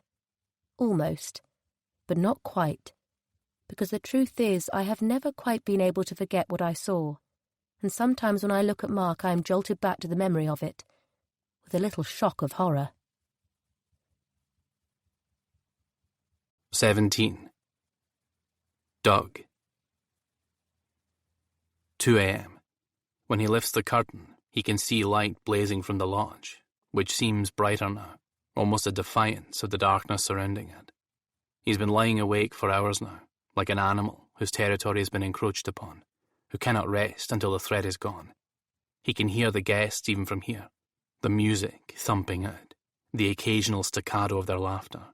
He can even hear the low vibration of their voices. Or is he imagining that part? Difficult to be certain. For someone who was once told at school that he had an unfortunate lack of imagination, his brain seems to conjure a fair amount from thin air these days. He chose this cottage specifically because it was the farthest from all the other buildings. The windows predominantly faced the bleak, greyish flank of the Monroe. The lock can only be glimpsed through the window of the toilet, which is almost entirely overgrown with ivy. He can almost imagine himself completely alone here, most of the time. It would be best if he were completely alone, for his own sake, for that of others. He vaguely recalls a man who was sociable, who enjoyed the company of others, who had, whisper it, friends, who could hold court over pints, who had a bit of a rep as a comic, a raconteur. That man had a life before, a home, a girlfriend, who had waited for him through 3 long tours in Afghanistan. She stuck by him even when he came back from the last tour, broken. But then the thing happened, or rather he did the thing, and after that she left him. "I don't know you anymore," she had said, as she piled her things haphazardly into bin liners. Like someone fleeing from a natural disaster. Her sister was waiting in the car, she said, as though he might try to do something unspeakable to stop her. The man I loved. And there had been tears in her eyes, as though she was grieving someone who had died. Wouldn't do something like that. More than that. She was frightened of him. He could see it as he moved toward her, to try to comfort her, because he hated to see her cry. She had backed away, thrust the bag she was holding in front of her like a shield. She moved away, changed her number. His family too retreated. The idea that the man he remembers was in fact himself seems too absurd to be real. Better to imagine him as some distant relative. He saw how they looked at him, the guests, as though he were a curiosity, a freak show. When he has, rarely, caught a glimpse of his appearance in a mirror, he has some idea of why. He looks like a wild man, someone in the very margins of society.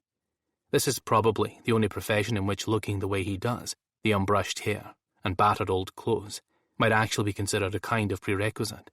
Sometimes he wonders whether he should drop this pretense of living like an almost normal person and live fully wild. He could do it, he thinks. He's definitely tough enough. Those first few months of training with the Marines quickly sloughed off any softness, and the years since have only toughened him further, like the tempering of steel. The only weak thing about him, the thing he seems unable to control, is his mind. He has a particular set of skills, knowledge of how to survive in the wild indefinitely. He could take a gun, a rod, shoot and catch his own food. Everything else he could steal if he needed. He has no qualms about taking a little back. He has given everything, hasn't he? And most people don't realize how much more they have than they need. They are lazy and greedy and blind to how easy their lives are. Perhaps it isn't their fault. Perhaps they merely haven't had the opportunity to see how fragile their grip on happiness is. But sometimes he thinks he hates them all. Except for Heather. He doesn't hate her. But she's different. She doesn't move around in a cloud of blithe obliviousness. He doesn't know her well, true, but he senses that she has seen the dark side of things. He climbs out of bed. No point in pretending he's ever going to sleep. As he opens the door to the living room, he rouses the dogs, who look at him from their bed in sleepy confusion at first, then dawning excitement. Leaping up at him, tails wagging furiously.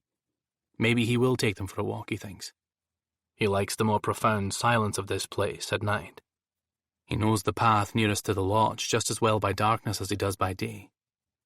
"Not yet, girls," he says, reaching for the bottle of single malt and sloshing some, and a bit more, into a glass. Perhaps this will take the edge off things. 18. Heather. Now, January 2nd, 2019. I call the police to tell them about the body. The operator, who can't be older than 19 or so, sounds ghoulishly animated. "It doesn't look accidental," I say. "And how did you work that out, Ma'am?" There's a faint but definite note of facetiousness to his tone. I'm half tempted to tell him who I used to be, what I used to do. "Because," I say as patiently as I can, "there is a ring of bruising around the neck. I'm no expert, but that would suggest to me a sign of something, some force. Such as strangulation, I think, and do not say. I do not want to give him another chance to think I'm getting ahead of myself." There's a longish pause on the other end of the line, which I imagine is the sound of him working out that this is something above his pay grade. Then he comes back on. His tone has lost all of its former levity. "If you'd wait a few moments, madam, I'm going to go and get someone else to speak to you." I wait, and then a woman comes on the line. "Hello, Heather. This is DCI Alison Query." She sounds somehow too assured for a little local station. Her accent isn't local either, a light Edinburgh burr. "I've been seconded to the station to assist in the investigation of another case." Ah, I think. That explains it. "I understand that what we have is a missing person situation that has now unfortunately turned out to be a death." "Yes." "Could you describe to me the state of the deceased?" I gave the same description I did to her junior, with a little more detail. I mentioned the odd angle of the body, the spray of gore across the rocks. "Right," she says. "Okay. I understand that access is currently proving impossible due to the conditions and the remoteness of the estate. But we're going to be working hard on a way to get to you. Probably via helicopter." "Please," I want to beg her, this Alison Query with her calm, measured tones. "Get out here as quickly as you can. I can't do this on my own." "When?" I ask instead. "Do you think that will be?" "I'm afraid we're still not sure. As long as it keeps snowing like this, it's rather out of our hands. But soon, I'm sure of that. And in the meantime, I'd like you to keep all of the guests indoors. Tell them what you need to, obviously, but please keep any of the details you gave to me out of the picture. We don't want to alarm anyone unduly. Who's there at the moment?" I struggle to count past the tide of tiredness. I haven't slept now for 24 hours. I have spent that time veering between exhaustion and surges of adrenaline. Now my thoughts feel treacle slow. "There are 11 guests," I say finally. 9 in one group from London, and a couple from Iceland, and the gamekeeper Doug and myself. "Just the two of you, to manage that big place? That must be a bit of a strain, mustn't it?" She says it sympathetically, but it feels as though there's something behind the inquiry. Something sharp and probing. Or maybe it's just my sleep-deprived mind playing tricks on me. "Well," I say, "we manage. And there's one other employee, Ian. But he left on New Year's Eve after finishing his work for the day. He doesn't live here, you see. It's just Doug and me. Okay, so as far as you know, the only people on the estate that night were you, your colleague the gamekeeper, and the 11 guests, so 13? Unlucky for some, I seem to hear. Well, that keeps it simple, I suppose. Simple how, I wonder. Simple, I realise, because if it really was a murder, the culprit is probably among us. 12 suspects, of which, presumably, undoubtedly, I must be one. The realisation shouldn't surprise me. But it does, because of DCI Query's easy manner, the sense she has given, the pretense, I realise now, of putting me in charge in her absence. So, she says, to summarise, keep everyone where they are. In the meantime, it would be a great help to me if you could have a good hard think about anything you might have noticed over the last 48 hours. Anything that struck you as odd. Maybe you saw something. Maybe you heard something. Maybe you even noticed someone about the place that you didn't recognise. Any detail could be significant. Okay, I say. I'll think. Anything that comes to mind now? No. Please, just take a moment. You might surprise yourself. I can't think of anything. But as I say it, I do remember something. Perhaps it's because of where I am standing while I speak to her. At the office window, looking out across the loch to the dark peak of the Munro and the old lodge, crouched there like some malignant creature. I get a sudden mental image, almost the same scene I see before me but in blackness, viewed from my window at some ungodly hour in the morning, if you could call it that, of New Year's Day. I shut my eyes, try to clarify the image. Something had woken me. I couldn't work out what at first. Then I heard the guest's baby wail. That might have been it. I staggered to the loo, to splash some water on my face. As I looked out of the little bathroom window, there was a towering shape of the Munro like a cutout against the night sky, blotting out the starlight. And then something odd. A light moving around like a solitary firefly. A wayward star. It was moving in the direction, I thought, of the old lodge, traversing its way slowly across the side of the dark slope. But I can't tell her this. I'm not even sure it was real. It's all so nebulous, so uncertain. I can't even be sure exactly when I saw it, just that it was at some point in the early morning.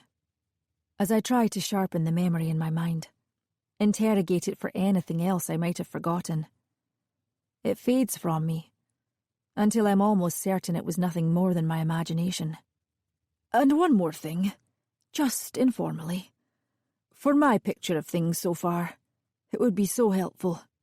Do you remember what you were doing the night the guest went missing? I was in bed. Not quite true, Heather. It isn't a lie exactly. But it's not the whole truth either. But, as you've just remembered, you were stumbling around at God knows what time of night. New Year's Eve. The loneliest night of the year.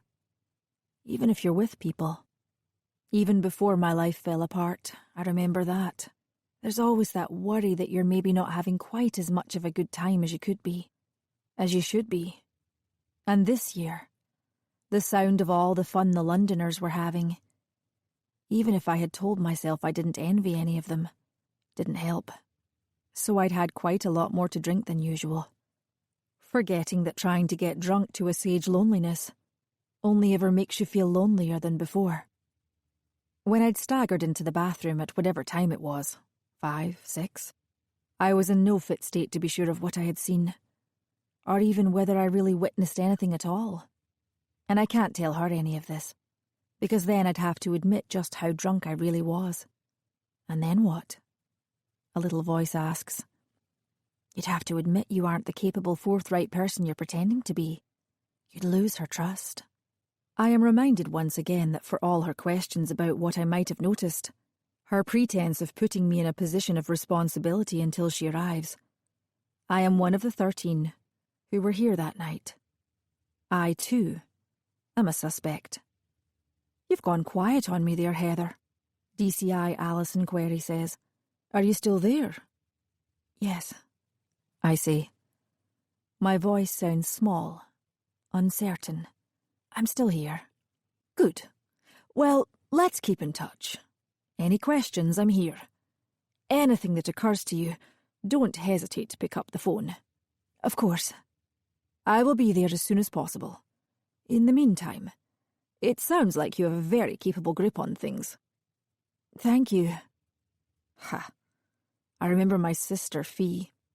Sometimes it's okay not to put a brave face on things' heads. It can do more harm than good in the end, keeping everything bottled up. And I'll be in touch very shortly with an estimate of timings. DCI Query says, when we think we'll be able to get the chopper out. We just need this snow to ease off enough for safe flying conditions. What do we do until then, I wonder? Just wait here in the falling snow with the spectre of death just outside the door? And then I ask it, even though I know I probably won't get an answer. The case you've been seconded to, I say. Which one is it? A short pause. When she next speaks, her tone is less friendly, more official. I'll let you know that information if and when it becomes necessary to do so. But she doesn't need to tell me. I'm fairly certain I know. The body.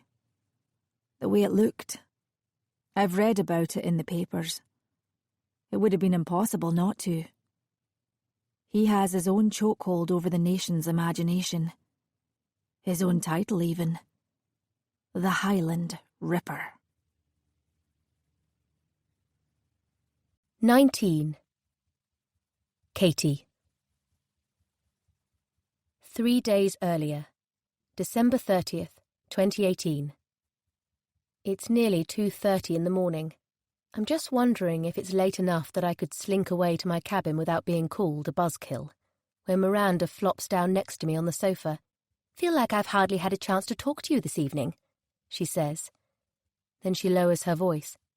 I've just managed to escape Samira. Honestly, I love her dearly, but all she can talk about these days is that baby. It's actually it's a bit bloody insensitive, to be honest. What do you mean? She frowns. I can't even remember if I told you last time I saw you. It's been ages, but...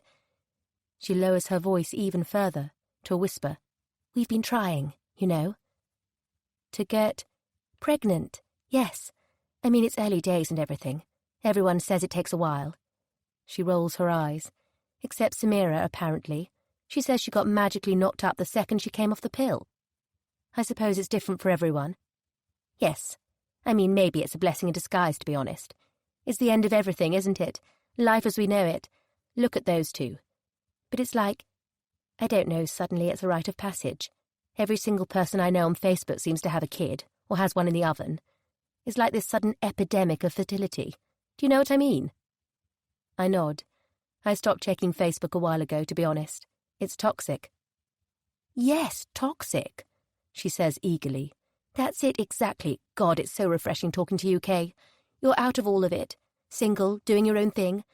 So far away from even thinking of kids.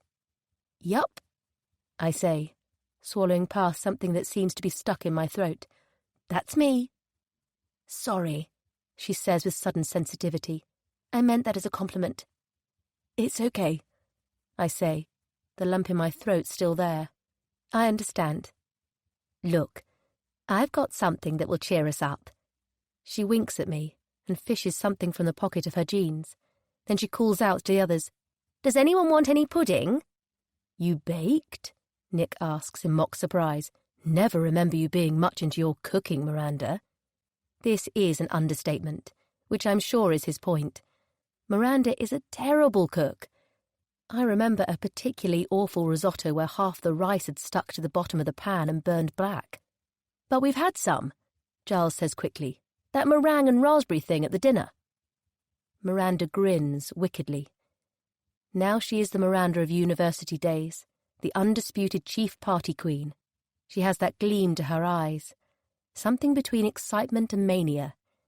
It sends a jolt of adrenaline through me, just as it did so many years ago. When Miranda is like this, she is fun, but also dangerous.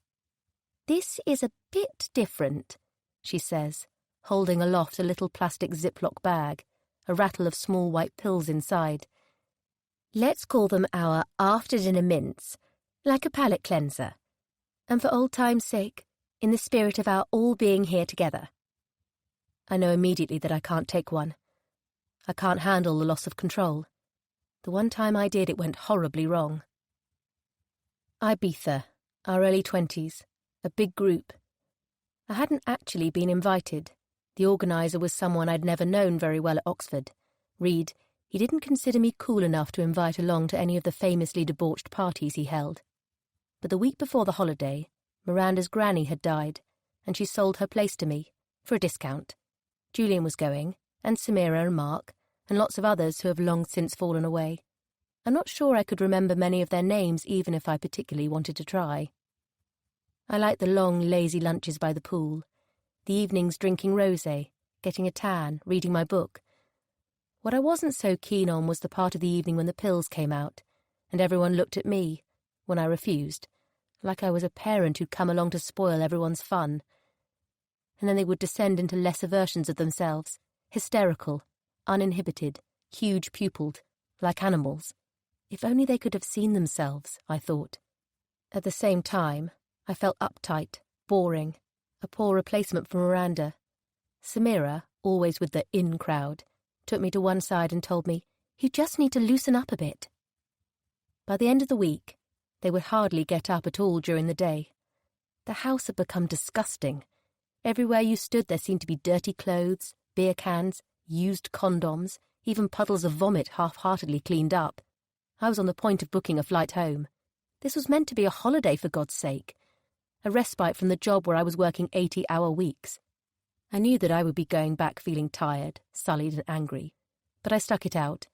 I found a bit of terrace just out of sight of the main house. I dragged a sunbed there and spent the last few days reading.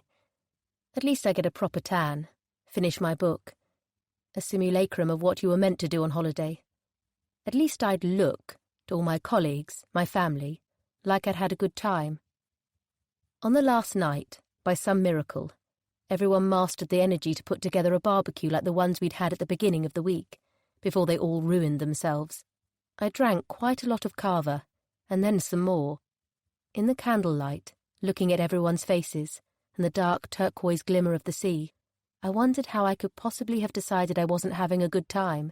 This was what it meant to be young, wasn't it? So when the pills inevitably came out, I took one.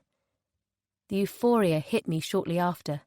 I felt invincible, freed from the prison of being me. Miranda's less fun, less cool friend.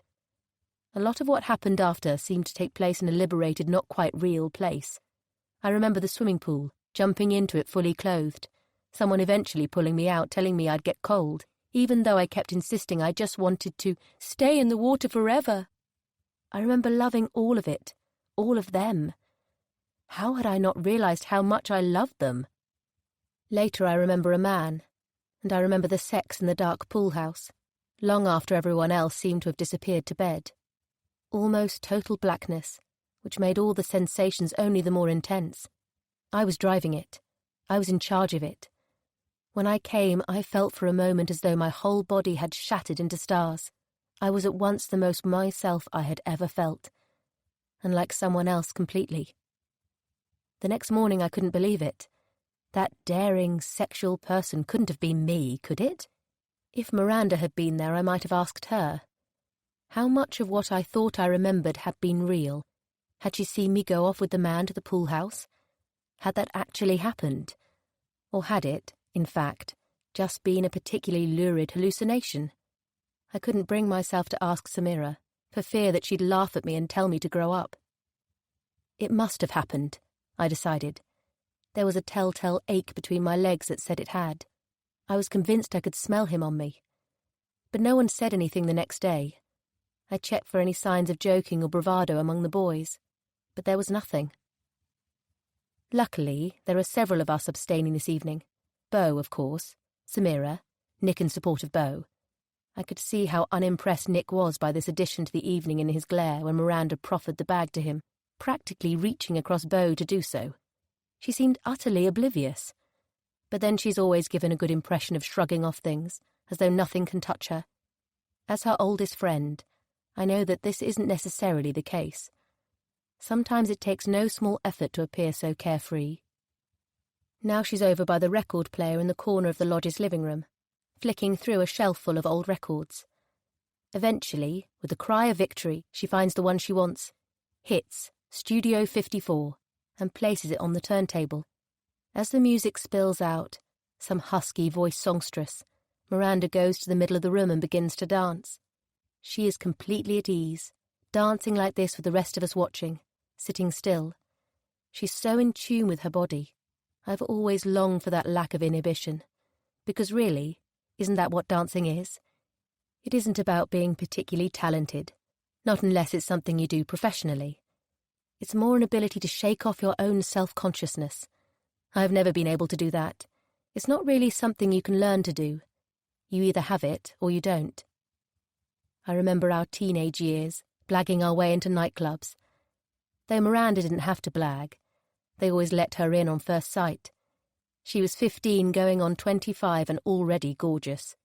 In hindsight, when I think about the looks men would give her, the comments they made to her, it turns the stomach. I'd creep in behind her, hoping no one would notice me. I remember dancing beside her, warmed by the vodka stolen from my mum's limitless supplies, copying Miranda's moves as faithfully as her own shadow, because I have always been that, her shadow. The darkness to her flaming torch, feeling almost as though I had shaken off my awkwardness. Miranda is the sort of friend who makes you bold, who can make you feel 6 feet tall, almost as radiant as she is, as though you are borrowing a little of her light. Or she can make you feel like shit, depending on her whim. Sometimes on those nights out she would compliment me on how I looked, always in something borrowed from her already extensive wardrobe, baggy in the bust and hip region, a bit like a girl playing woman in her mother's clothes. Other times she would say something like, "Oh God, Katie, do you know how serious you look when you're dancing?" Then an impression, squint-eyed, grim-mouthed, stiff-hipped. "You look like you have the worst case of constipation. I'm pretty sure that isn't how Sean Paul intended people to dance to this." I would feel all my newfound confidence desert me. I would feel worse than ever. I would take a big long swig of whatever vodka and something drink I was holding, until I felt the slide, the shift. And I'd understand then why my mother seemed to use alcohol like medicine. As ever, it is almost impossible not to watch Miranda dance. She is so graceful, so fluid. You could assume that she had some kind of special training. The only one of us who is not watching her, actually, is Julian. He's looking out of the window at the blackness, frowning, apparently lost in thought.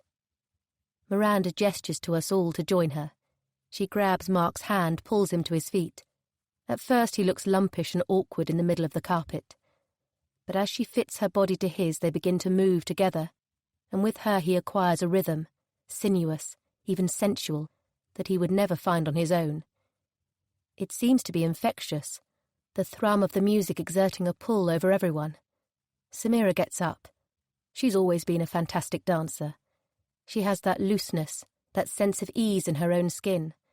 Giles grabs Emma's hand, pulls her to her feet, and dances her around the room. Giles has no rhythm at all, but he clearly doesn't care. He's like an overgrown, drunken schoolboy. They cannon into one of the deer heads on the wall, knocking it askew. Emma tries to right it, with an anxious grin, but as she does, Giles seizes her around the waist and turns her upside down. "Giles!" Samira shouts, but she's laughing, and she turns away from them with her eyes closed, lost to the music. Emma's laughing too, though she's perhaps the only self-conscious one of all of them, tugging her top down as Giles sets her back on her feet. Now Nick's standing too, putting his hand out for Beau, and they're arguably even better dancers than Miranda. They move so well together. As ever, though, it is Miranda the eye is drawn back to, the sun around which all the others are orbiting planets. Mark is in his element, leaning into the grooves of her body as they dance. Never has his crush on her been more blatant. If you can call it a crush. Sometimes I have wondered if it might be something more. When Miranda and Julian started going out, I remember thinking it was a bit odd that his mate seemed to be acting as a kind of courier between them, ferrying messages back and forth. Mark would arrive at our college, asking to speak with her. He had something to tell her from Julian. Julian, like a king, sending out an envoy, wanted to invite her to his rugby game that weekend, or to accompany him to some party. It was pathetic, I thought. It couldn't really be a friendship at all, more like a form of hero worship or slavery. Who did Julian think he was? And why did Mark put up with it? True, like Miranda, Julian has the sort of looks and the kind of charisma that are prone to attracting acolytes. But Mark wasn't unattractive or awkward and shy. He didn't need to stoop so low. And it was bizarre. We all had mobiles by then. Julian could simply have sent a text. But then I started to notice how Mark looked at her. I began to suspect that those visits weren't at Julian's instigation after all. Mark had volunteered. He began turning up not just outside, on the quad below our block, but actually in our very corridor. Someone had let him in, he'd say, when I asked how he got past the door code. Once I ran into him sitting just outside Miranda's room. "She's out," I said. "She has a meeting with her tutor until 4. It would be an hour and a half until she came back." "It's fine," he said. "I don't have anything else to do." And I realised that he wanted to be there, waiting around for her. There was that one other time that sticks in my mind. Julian and Miranda were properly together by then, the hot new couple. We went for a barbecue at Julian's house on a boiling day after exams. We'd moved into private housing by then, the huge ramshackle townhouse where he lived with 8 other rugby lads, including Mark. I was the invisible +1. Admittedly, a couple of Julian's friends had tried, half-heartedly, to flirt, but I'd been cold and standoffish with them. I didn't want to be known as Miranda's worst-looking but easy friend. Julian was at the grill, holding court, his shirt off to show the expanse of his muscled back, tapering into that surprisingly neat waist. Despite the fact that it was only the beginning of the summer, he had somehow managed to acquire an even golden tan. I couldn't help comparing myself. The angry flare of heat rash across my chest and upper arms, the rest of me pale as milk. Miranda was looking at him too, in a not dissimilar way to how she'd looked at her glossy new pony, Bert, at 16. Then she turned to me and caught me looking. So I glanced away toward Mark. He was wearing try-hard Ray-Bans that didn't particularly suit his broad face. If you glanced quickly at him, he might have appeared to be daydreaming, staring into space. But as I continued to look, I saw that his sunglasses weren't as opaque as I had thought, and I could see that his eyes were fixed in one prolonged sidelong look at Miranda. He did not look away once. Every time I glanced that way, he was looking at her. And when she pulled off her vest to expose her bikini top, I saw his look intensify, indefinably.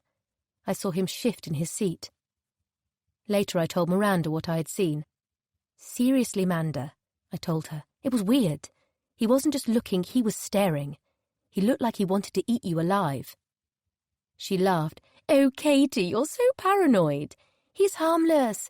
You were like this about Julian, too." It was almost enough to make me doubt what I had seen, even to ask myself, was I just jealous? I was fairly certain it wasn't that. But I was humiliated, cross with her for not taking me seriously. "And you too!" I'm jolted back to the present. Miranda's looking at Julian and me, the two outside the bubble, the only ones not dancing with abandon around the room. "Julian," she says, "dance with Katie for God's sake. She won't do it on her own." There is the faintest edge of steel to her tone. There is nothing I feel less like doing, but Julian gets up, takes my hands in his. I'm suddenly reminded of watching them dancing at their wedding, 5, 6 years ago. Miranda made him take dancing lessons beforehand, so they could foxtrot their way around in front of us. It was all quite typically Miranda, the wedding. She wanted to do something tiny, she claimed, different. She wanted to elope. In the end, it was at her parents' manor house in Sussex. 200 guests. Those spindly gold chairs you only ever see at weddings, the round tables, the starry night LED ceiling above the dance floor, and then the cherry on the tiered sugar-flowered cake, the couple's dance. Julian, who up until then looked very much the part of the dashing, handsome groom, had shrunk into himself. He had missed steps, tripped on Miranda's train, almost as long as Kate Middleton's, and generally looked as though he wished himself anywhere but there. He wears the same expression now. 20. Miranda. I watch Katie as she dances, or makes some half-hearted attempt to do so. She looks as if she's actively trying not to have a good time. She's been off since we got here, now I think about it. Fine, she's always been a bit quiet, but never such a sullen monosyllabic presence. I have the sudden uncanny feeling that I'm looking at a stranger. I've always known exactly what's going on in Katie's life. She has always known exactly what I've chosen to share of mine. But lately, I don't have a clue about her. She's made all these excuses over the last couple of months not to see me. I've told myself they're genuine. She is always so busy with her fucking work. Busy being a proper grown-up, unlike me, or having to go down to Sussex to see her mum, who's been ill. Read, all that drinking has finally caught up with her. I've even offered to go with her to see Sally. I have known the woman for going on 20 years, for God's sake. Even if she never liked me, she used to call me Miss Hoity-Toity to my face, her breath wine-sour. It seemed like the right thing to do. But Katie shrugged off the suggestion so quickly it was as if the idea appalled her. The thing is, I've needed her recently. I know I've always given the impression of being self-sufficient, of not wanting anyone to poke their nose in. But lately it's all become a bit much. Katie's the only one I can talk to about the problems we've been having. I can't tell her everything about Julian's issues because it is so important that no one else finds out about that, but still. I've told her about the fertility problems now. Or rather, I told her something. The truth is that we haven't only just started trying. It's been over a year now. A year and a half, in fact. 2 years is enough for the NHS to offer you IVF, isn't it? I could also have told her about the lack of sex, which isn't exactly conducive to getting pregnant. The sense of distance that seems to have been growing between Julian and me over the last year, maybe even longer. If I'm completely honest with myself, I know the reason I haven't shared is that I enjoy the idea of being the one with the perfect life, the friend who has it all. Always ready to step in and offer advice when needed from her lofty position. It would take more than a few arguments, a few months of infrequent sex for me to want to give that up. Maybe this distance between Katie and me is inevitable, a part of growing up, becoming adults with our own lives, responsibilities, family, coming in the way of friendship. It is only going to get worse, surely, not better. I suppose I can't blame her. I know that friends grow apart, grow out of enjoying each other's company. I look at Facebook sometimes, those decade-old photos from our time at Oxford, and there are photos of me with people, faces that recur in many of the snaps, who I hardly recognise, let alone remember names for. It's slightly unnerving.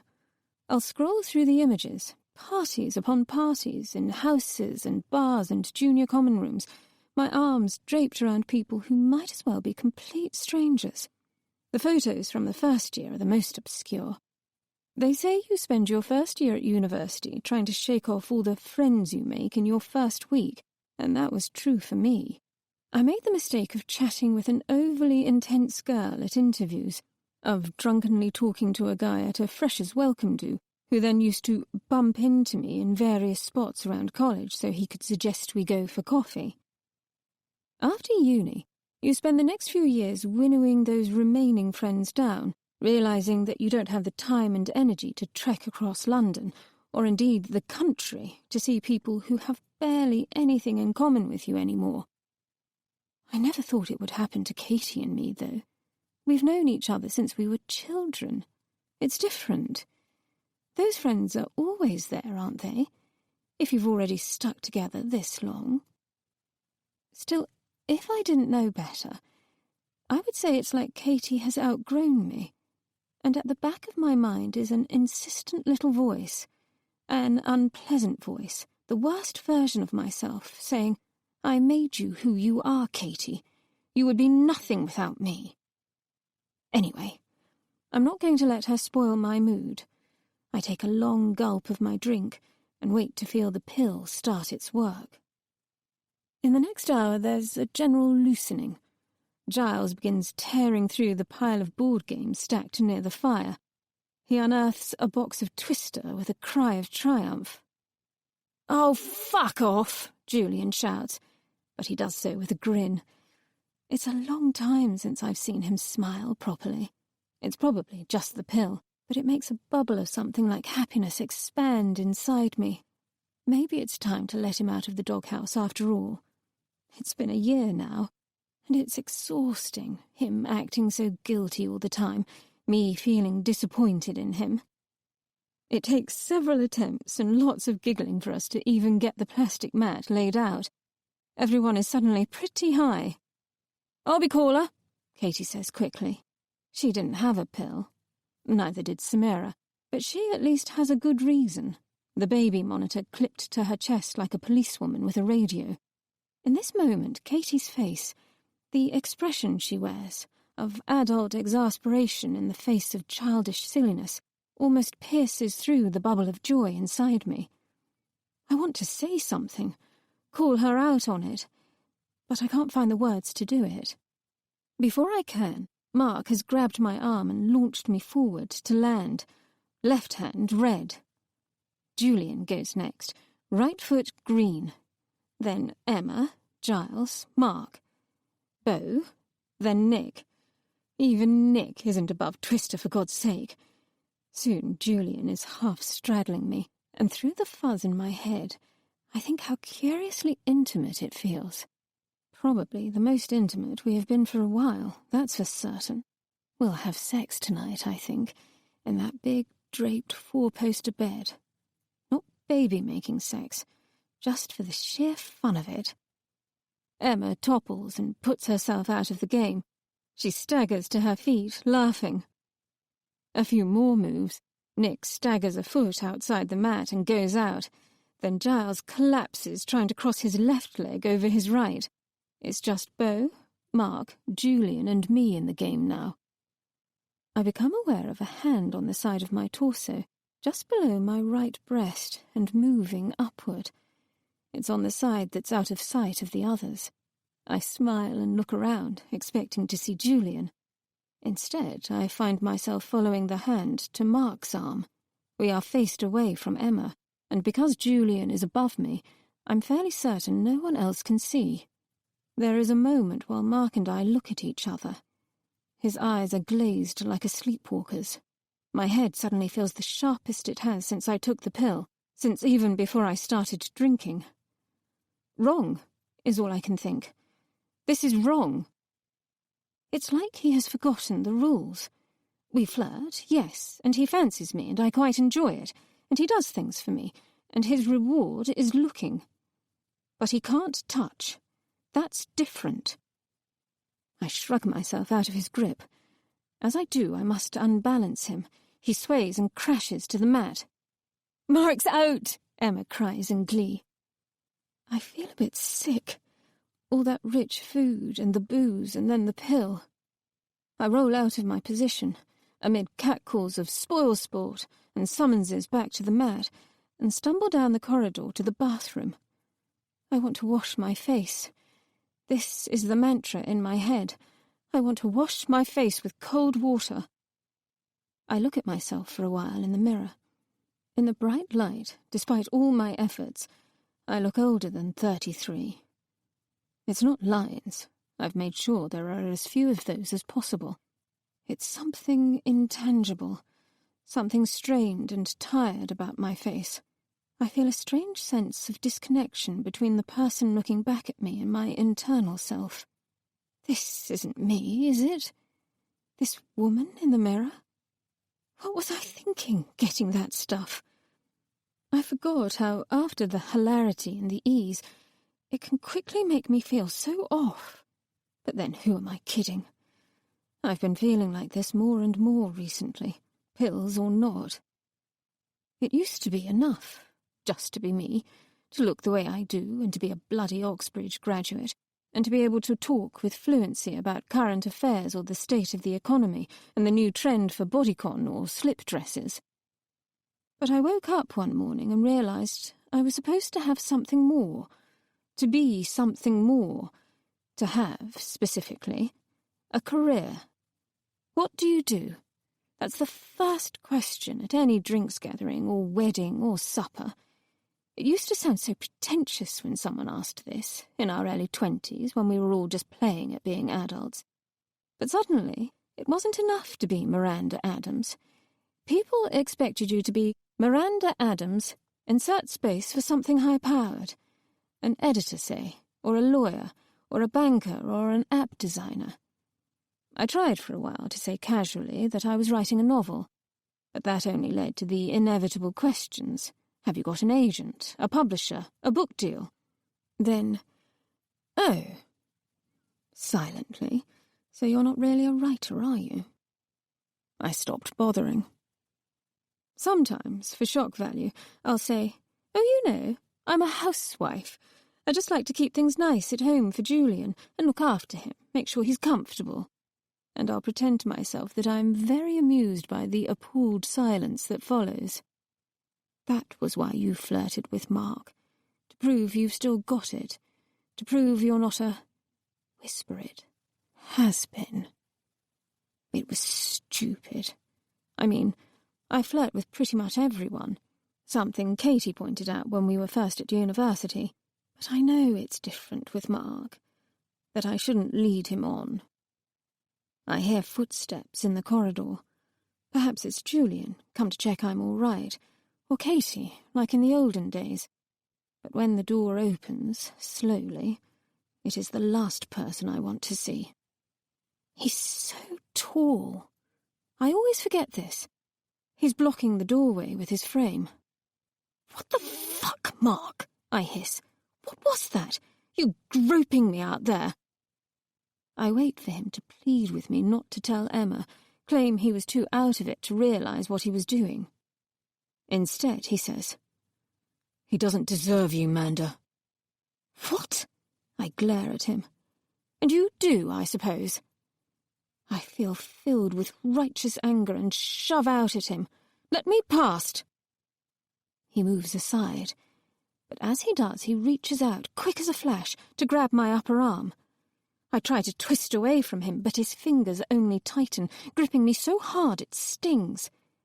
I feel a shot of adrenaline and pure fear. He wouldn't try anything, would he? Not here, with the others only in the next room. Get the fuck off me, Mark, I say, my voice low and dangerous. He's never been like this before. Not with me, anyway. I try to tug my arm away, but his grip is vice-like. I think of all those useless body combat sessions I've done in the gym. I am so weak compared to him. He bends down to my ear. All this time I've been there for him. Since Oxford. Looking out for him. Covering for him if necessary. And does he look out for me? Does he help me out when I ask him to have something of my own for once? No. I'm sick of it. I'm not lying for him any longer. He sounds completely sober, his words clear-cut. It's as if the pill hasn't affected him at all. In comparison, I feel fuggy and confused, except for the pain in my arm, anchoring me. What do you mean? I ask him. I feel as if I'm several minutes behind. I know about him. I know his little secret. Shall I tell you what he's been up to? I'm shaking, with a mixture of fear and anger. It's important here to pretend I don't know anything, don't want to know anything. Whatever it is, I say, I don't want to hear it. I don't want anything to do with it. He looks momentarily taken aback. His grip slackens, and I wrench my arm away. He fumbles. You mean, you really don't want to know? Does he really imagine that my own husband wouldn't have let me in on his shameful little secret? Still, definitely best to play dumb, just in case there comes a time when I need to distance myself from it all, to insist on my own innocence. No, I say. I don't want to know. Fine, he says, looking genuinely astonished, all the bluster gone out of him. He steps back. If that's really what you want. I stumble on unsteady legs back into the dining room, sure that someone will notice the expression on my face and ask me what the matter is. I'm not sure whether I want their attention right now or not. No one sees me at first. There's another game of Twister going on, and they're all cackling with laughter as Giles tries to straddle Beau. The atmosphere is exactly the same as it was before, everyone joyful, riding the high of booze and pills. But suddenly I'm on the outside, looking in, and it all seems ridiculous, false even, like they're all trying too hard to show what a good time they're having. Emma turns and sees me standing in the doorway. "Are you okay, Manda?" she asks. "We thought you'd got stuck in there," Giles says, with a stupid, goofy grin. "So Mark went to check you were all right." "Oh, God," Emma says. "Manda, do you remember that time someone had a house party and you got stuck in the loo?" "No," I say, but even as I do, I realise that I do remember it, vaguely. The feeling of humiliation when someone had to crowbar me out. God, mortifying. I could swear it happened at least a decade ago, but if Emma remembers it, it must have been much more recently. When was that? Emma says. It must have been in London at some point. The days when everyone actually had house parties. When we were fun, you remember? So recent, and yet it feels like centuries ago. I nod, but something about the mention of it has given me an odd, uneasy feeling, but I cannot work out why. "Are you all right?" Emma asks again. Her tone so maternal, so caring, so fucking patronising. "Yes," I say. "Why wouldn't I be?" Perhaps it comes out as sharply as I meant it. She looks stung. I sit it out for an hour or so. I've done better than Katie. She must have gone back to her cabin while I was in the bathroom. And yet she's the one I want to talk to about what just happened, more so than my own husband somehow. I could go and find her. She might still be awake. But if I leave, I might show Mark that he has me rattled, and I don't want that.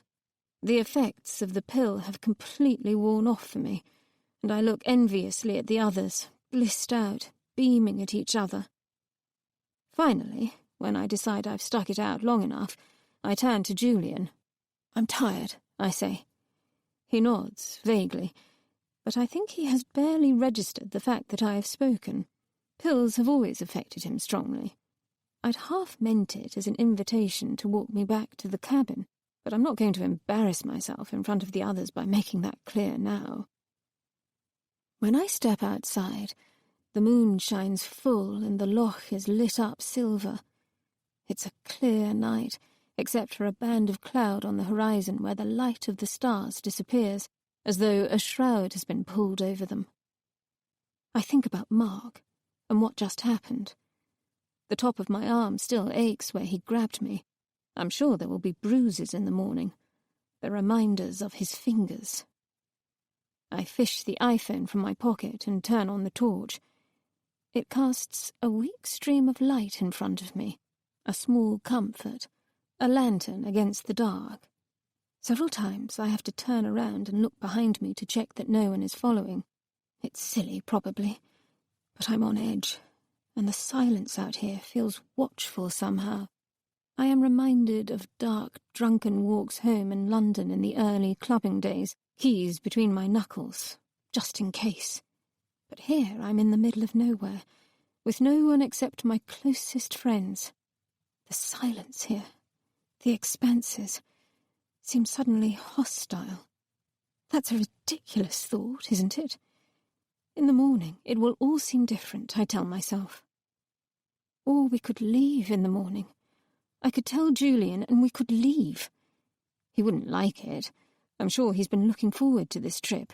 We both have, actually. Perhaps me even more so. I think he would agree if I explained everything. We could go back to the house and have champagne and maybe order something in and watch the Westminster fireworks over the rooftops. I realise that when I think of this, I'm not imagining our current home, the grown-up stuccoed house. I'm actually thinking of our first flat in London, before I failed to do anything interesting with my life, became an also-ran, before Julian got so busy with making money. It might be fun, but it would also be giving up. It should be Mark who is ashamed, who has to leave, not me. The thought fills me with rage. Then I think of that moment, looking at myself in the mirror, seeing more than I wanted to, beyond the effects of the pill. Even before that, even before Mark groped me during Twister, I'd been feeling like I wasn't enjoying myself quite as much as I should have done. There was Samira, talking my ear off about sleep schedules and breast pumps, showing me the stains on her baggy old T-shirt. This from the girl whose nickname at Oxford was Princess Samira, because she was always so perfectly coiffed, glamorously tailored, even at 19. I loved what a stir we'd cause going into a pub or bar together, or even just the junior common room. The two of us roughly the same height, one dark, one blonde, dressed in the best clothes, birds of a feather. Then there's Katie, so distant since we got here, probably thinking of something much more important, something at work, acting like she is better than all of us, the successful lawyer. I'd had this sudden, rushing sense of being left behind. That was why I got everyone dancing. It was why I'd brought the pills out when I did. I'd been saving them for tomorrow, in fact, for New Year's Eve. But suddenly, I needed to be the one in control again, dictating the order of things. As I round the corner, I see in the distance 3 rectangles of bright light blazing out into the dark. It's the gamekeeper's cottage, of course. When I walked there earlier, I didn't realise quite how far away it is from the other buildings, almost at the foot of the mountain. As I continue to look, a dark figure appears in the central window, haloed in light. It must be the gamekeeper, Doug, still up. But from this distance he is featureless and spectral. I take a step back, which is ridiculous. Even if he can see the tiny pinprick of light from my phone, he can't see me. But it feels as though he is looking straight at me. And it's nothing like earlier, when I went and knocked on his door. Right now, with what just happened, I feel vulnerable, displaced, the landscape so vast and alien and silent around me. I long for the noise and lights and bustle of the city. I half run the rest of the way along the path. Inside the cabin, I feel safe for a moment, but only briefly, because when I go to bolt the door, I realise that there is no lock. I get ready for bed, and when I next look out of the window, I can see that lights have gone on now in the other cabins. Everyone must have chosen to go to bed shortly after me. So where is Julian? Presumably on his way back along the path, but he's taking his time about it. Half an hour passes, then an hour. My arm aches where Mark grabbed it. I pull on a jumper, some big, silly, fluffy slippers that Julian hates because they make me look like a suburban 60s housewife, and yet I have never got rid of because they're too bloody comfortable. My teeth are chattering, I realise, even though I'm not really cold. I wake at 4 a.m. I don't know where I am. The first thing I see are the numbers blinking on the little alarm beside the bed. At first, I think I'm at home, but then I realise it's too quiet for that. In the city, there'd be that background music of sirens and car engines, however late at night. I'm not sure what has woken me. I don't actually remember falling asleep. I'm still in the jumper and slippers, I realise, lying on top of the coverlet. The light is on, in the hallway. Did I leave it on? I can't remember. Then I see a figure standing in the dark by the doorway. I scrabble backward away from him. Then he steps forward, and I see that it's Julian. His cheeks are red from the cold. His eyes are oddly blank. I sit up. "Julian?" My voice comes out small and reedy. It does not sound like my own. I see him start at the sound of my voice. "Where have you been?"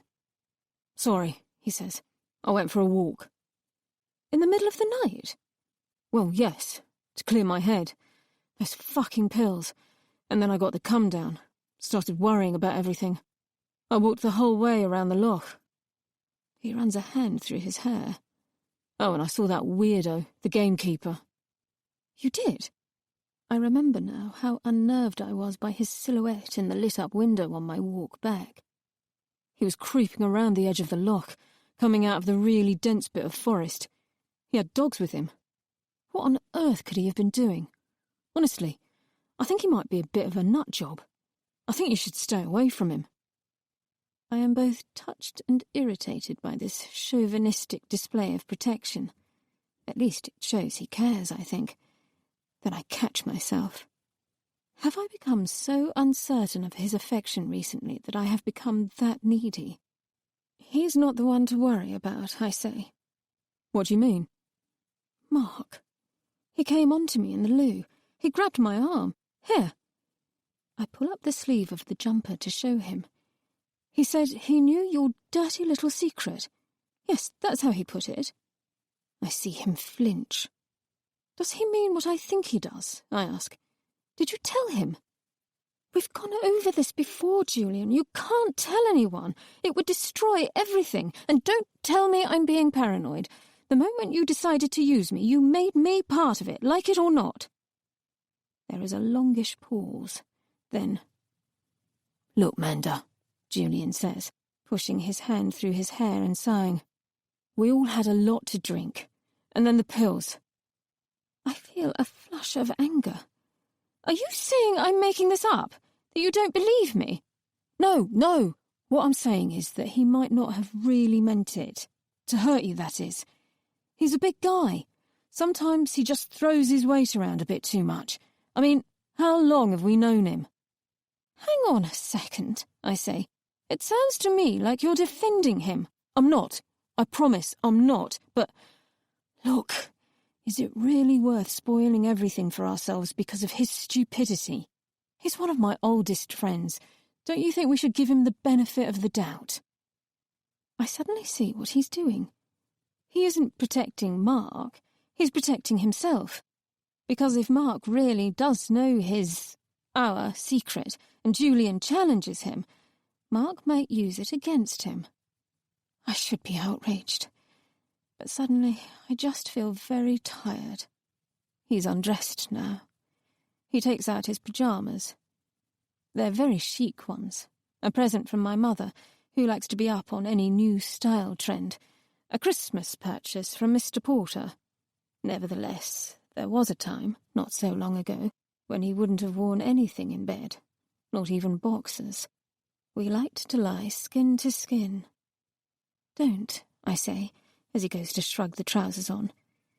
He stands for a minute, looking particularly naked and confused. "It's cold," he says. "Yes," I say.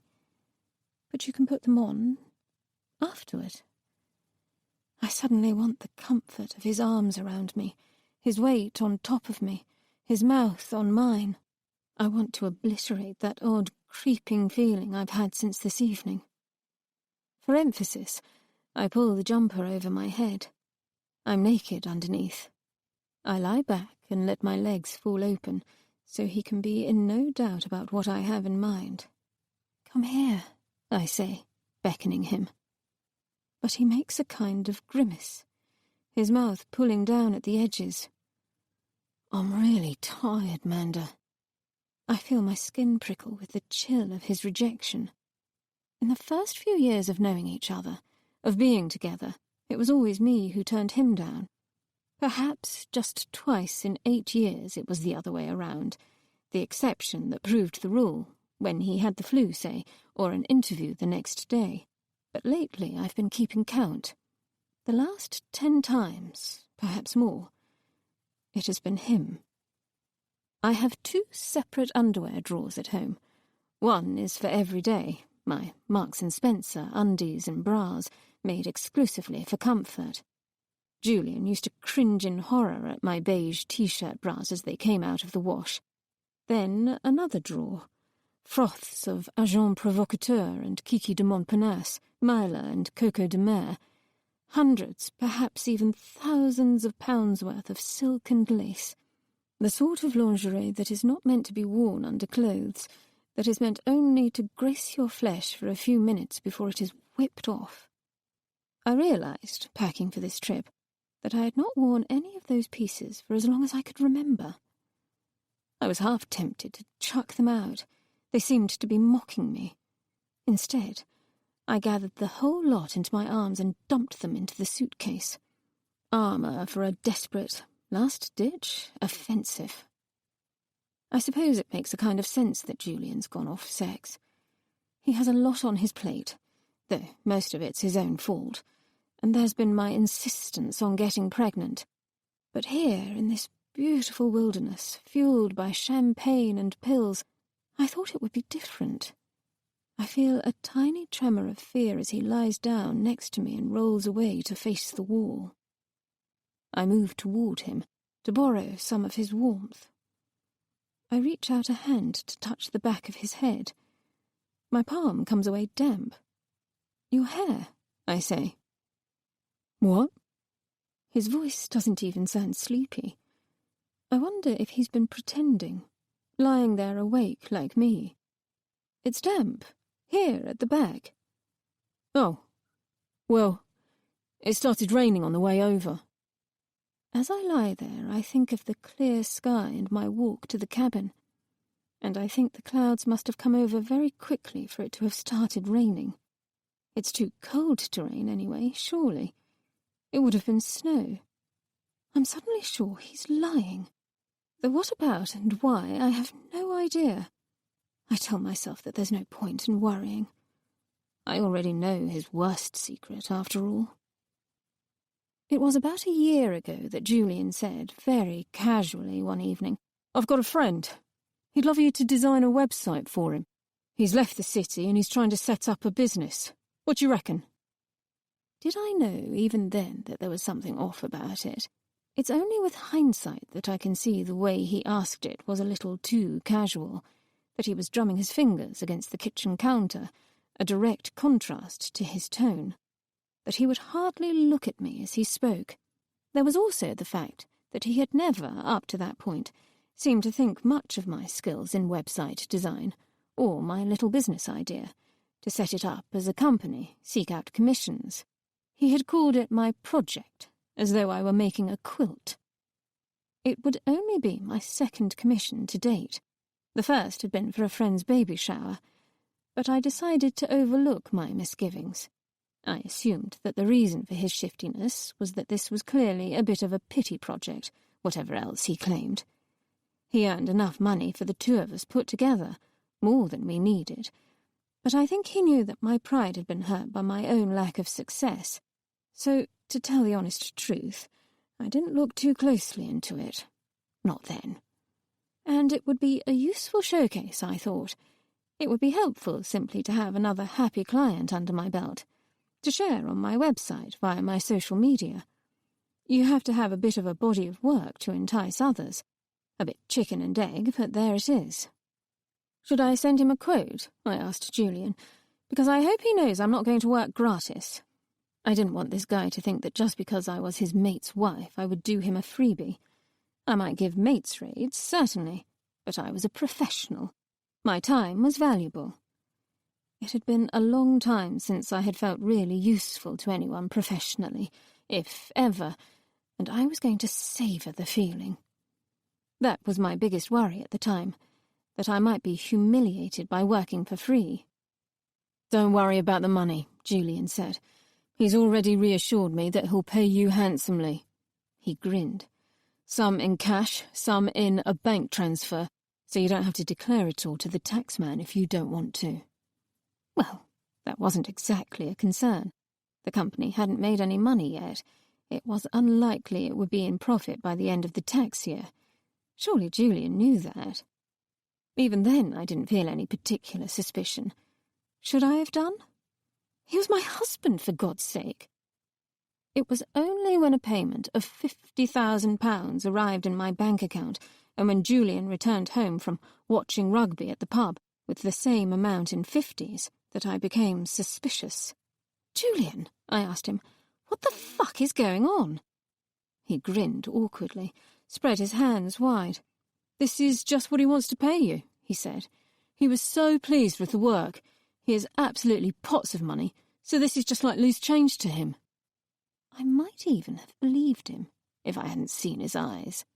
"Julian," I said sharply, so he knew there was no bullshitting me.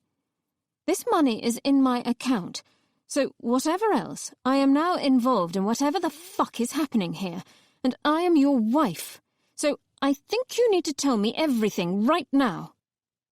"It will be good for us in the end," he said blusteringly. I suppose you could say I saw an opportunity." "What sort of opportunity? Outside work?" "Whoa." He gripped the back of the chair in front of him, hard. "I suppose you could say it is connected to work, loosely."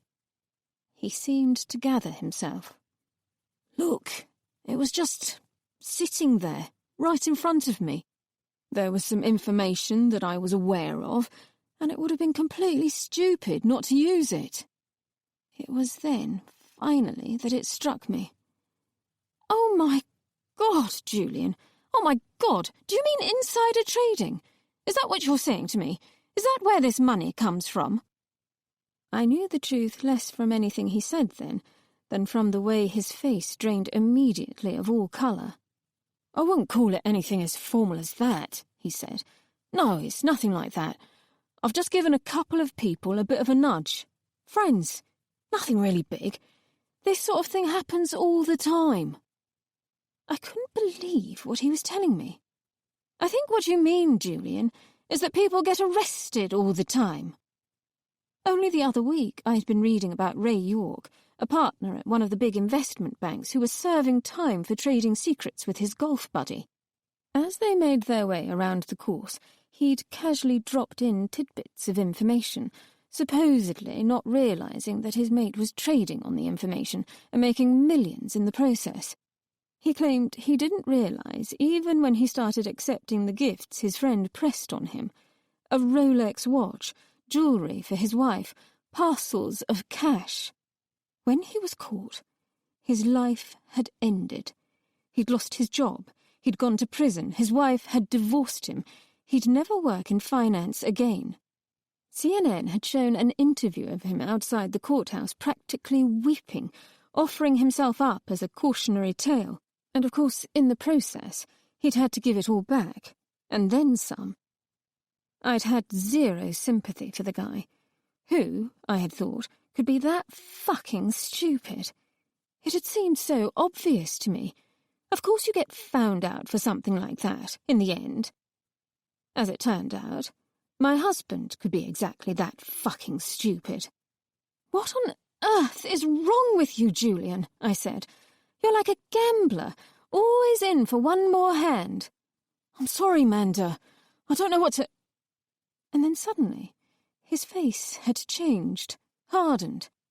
He stopped the expansive, innocent guy routine. He called off the cringing, hand-wringing mea culpa. "Well, I suppose it's easy for you to say, Miranda," he said. "But you seem to forget quite how much you enjoy this life.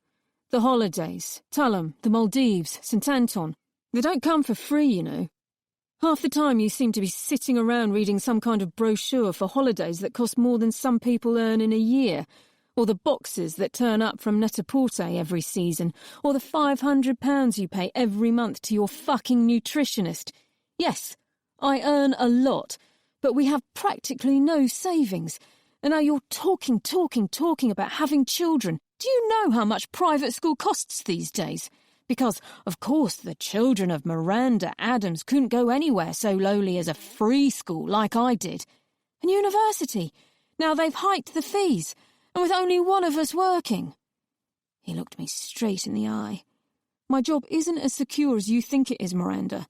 The financial crisis wasn't all that long ago, and then we'd have been screwed. I couldn't believe it. You can't put this on me, Julian. This is your fuck-up. Perhaps I should have seen it coming, because this is how he has always been.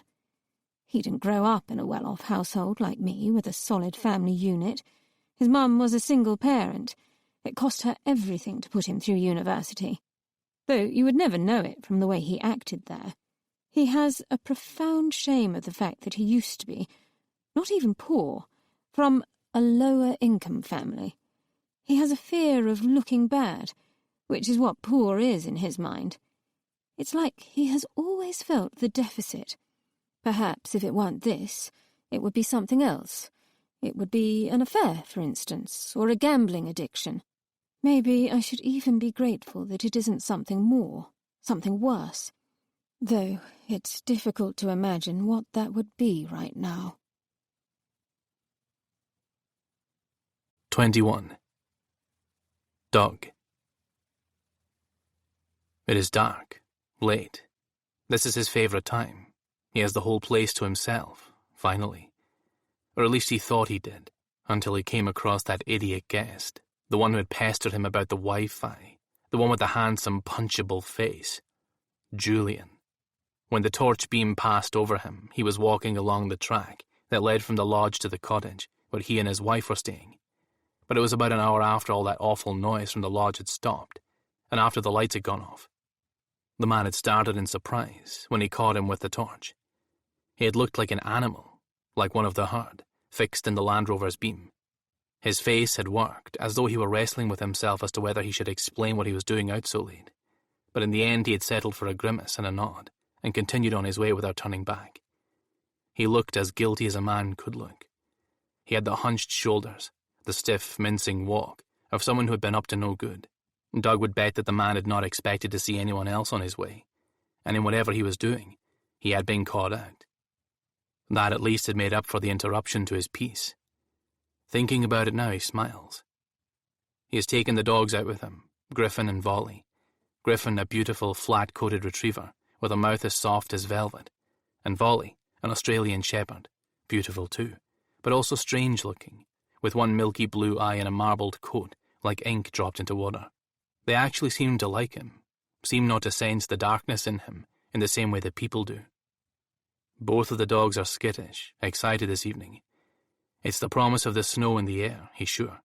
The scent, sharpening, metallic, strange. There has been nothing in the forecast, but in a place like this you learn to trust what you can see and smell over any supposed science. He'll have to go and warn the bloody guests about it tomorrow. There could be a lot of it coming. If they need any groceries for the next few days, they'll have to let him know by this evening. If it's a bona fide dump, the track would be impossible to navigate, even in the Land Rover, even with the snow tires on. No one will be able to get back in here, or out. He picks up a stick from the path and throws it.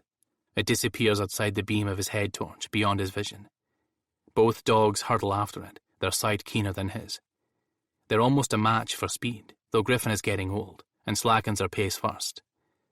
Volley bounds ahead, true to his name, and takes the prize, tail wagging furiously, an unmistakable air of triumph in the proud way he holds his head.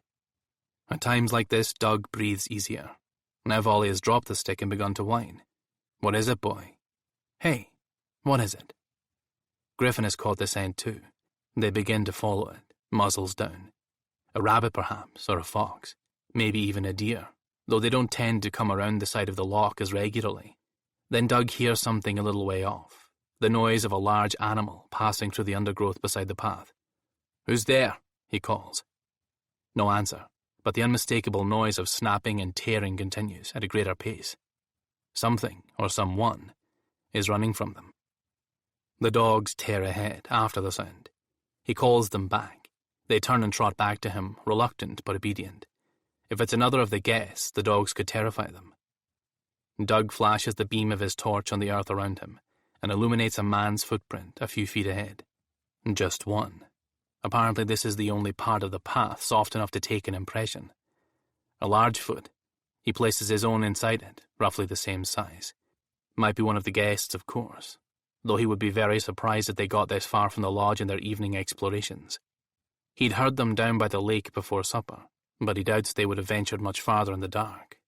And this boot had a good tread on it. The London guests all turned up wearing city people's idea of rugged outwear, Dubarry boots and Timberlands. The Icelanders then, perhaps, with their proper boots. But the question remains, why would any of the guests have run away when he called? He often comes out at this time to check for anything untoward. Some of his nighttime forays, however, are not so intentional. Once he woke up and discovered himself lying in the damp heather a little way from the other end of the loch, near the deserted scout camp. It was the middle of the night, but luckily there was enough of a moon for him to see where he was. He had no memory of how he got there, but his legs ached as though he'd been running. His hands stung.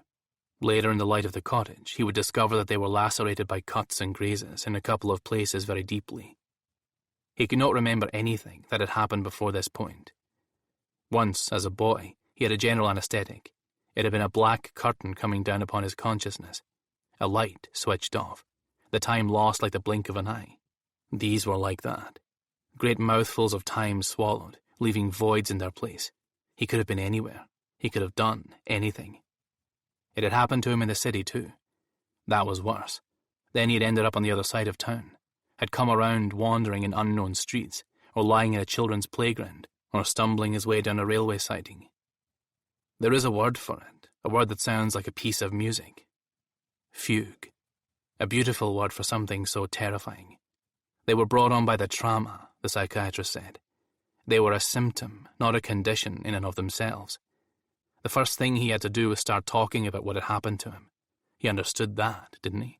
Because this problem, while so far it hasn't caused any great harm other than a few confusing nights, well, it could be dangerous. For himself. For others around him. After all, there was already the incident in question, the very reason he was having the sessions. Yes, he had said, looking the psychiatrist right in the eye. But that didn't happen in a fugue state. I knew exactly what I was doing then. The psychiatrist had coughed, looked uncomfortable. Still, I think we have established that both the incident and these episodes directly, or less so, stem from the same trauma. There had been an enforced number of sessions, though the psychiatrist wrote in her report that she believed they needed more. He double-checked. This was only advisory, not mandated. He was free to ignore her advice. He couldn't quite believe that he had got off so easily, and he suspected that she couldn't either. It had stuck with him, though, the idea that he could hurt someone. Not intentionally, as the other thing had been, but without even knowing what he was doing. So instead of getting to the bottom of the issue, because he didn't think he could ever talk about that day, even if it were to save his life, he has come somewhere where there are very few people that he could hurt. He waits a while longer at the edge of the trees, his ears prickling for any further movement. But there's nothing, and the dogs seem to have lost interest too. He turns and tramps back along the path in the direction he has come. When he returns to the cottage, he lies back on his bed, fully clothed, allows himself finally to hope for the possibility of sleep. The room is Spartan. Here there are no pictures upon the walls, no knickknacks on the shelves, which hold only a couple of slim volumes, a book of short stories, a collection of poems. He never reads these days, but they are clues, tethers to the person he used to be. There is nothing here to tell you about the man who inhabits the room, unless the nothing is in itself a clue to something. It has the anonymity of a prison cell. This, if one knew him, which no one does well, is no coincidence. He turns onto his side and closes his eyes. It is a mimicry of sleep. If he is lucky, he will get perhaps an hour, maybe even 2, of rest. He has learned to exist on this, to drink enough coffee to combat the dizziness, to take enough painkillers to mask as much as possible the migraines. There was a time when he used to sleep the deep, untroubled sleep of an animal. He cannot imagine it now. That life belonged to a different man. Now every time he closes his eyes, he sees their faces. With pleading eyes they ask him, "Why us? What did we do to deserve it?" Their hands grope for him, catch at his hair, His clothes. He can feel them on him. He has to fight them off. Even when he opens his eyes, he can feel the ghost traces of their fingertips upon his skin. Cobweb memories. 22. Heather. Now, January 2nd, 2019. After I call the police, I dial the boss's number in London. I don't get through to him first, of course. It's a silken-voiced PA. How can I help? I tell her everything. There's a stunned silence on the line then. I'll put you through to him, she says in a much more ordinary voice, as though she has quickly decided that the husky purr isn't appropriate here. He comes on the line quickly. Hello, Heather, he says, as familiarly as if we talk every day on the phone like this. From the one time I met him, I remember him being quite handsome, though difficult to say whether that was just effective good grooming and all that charm, with the smile of a politician. It's bad, I say. We found a body. Oh, he says. Oh, God. But he doesn't sound particularly shocked. Instead, I am certain I can hear him thinking, just like the politician he resembles, of how to manage this, of how to protect the estate. And I'm afraid it doesn't look like an accident. He says. You've called the police, of course. Yes, I say, just before I called you. I'd come up, he says, but I'm not sure that would help matters. It's likely you wouldn't be able to get here anyway. I explain the situation with the weather. The fact that we're essentially snowbound here. It was Doug who found the body, you say? Yes. Where? He asks it with a new sharpness in his tone. Maybe he's wondering if there's any way he could be sued for this. In the waterfall, near the old watermill. Okay. And did you see anything? Did Doug? No, nothing in particular. Does Ian know too? No, not yet. He would have left on New Year's Eve, once he'd finished his work for the day. Well, he'll still need to know, of course. Important that you put him in the loop, too. Yes, I say. Of course, I'll try him now. Do, and keep me posted with any updates, please. Of course. I tried for something assertive, but it came out as little more than a whisper. He sounds so businesslike, so removed. Perhaps it's possible to be so where he is, far away in London, untouched by the atmosphere of death that has permeated every inch of this place. I try Ian next. I only have a mobile for him, no home number. It goes straight to voicemail. The problem with only being contactable by mobile in this part of the world is that most of the time you don't have enough signal to be reached. I'll leave him a voicemail. I'm sure he'd be touched by the boss's concern, but frankly he's the least of my worries at the moment. I'm about to leave a quick message when there's a knock on the door. It's Doug. They're here, he says. The guests. While I've been on the phone, he's gone and rounded up the others from their cabins, shepherded them into the lodge. Doug looks awful. I'd noticed it earlier, but not really seen it, being too distracted by the immediate disaster. His eye sockets are a dark, bruised purple, as though he hasn't slept for a week.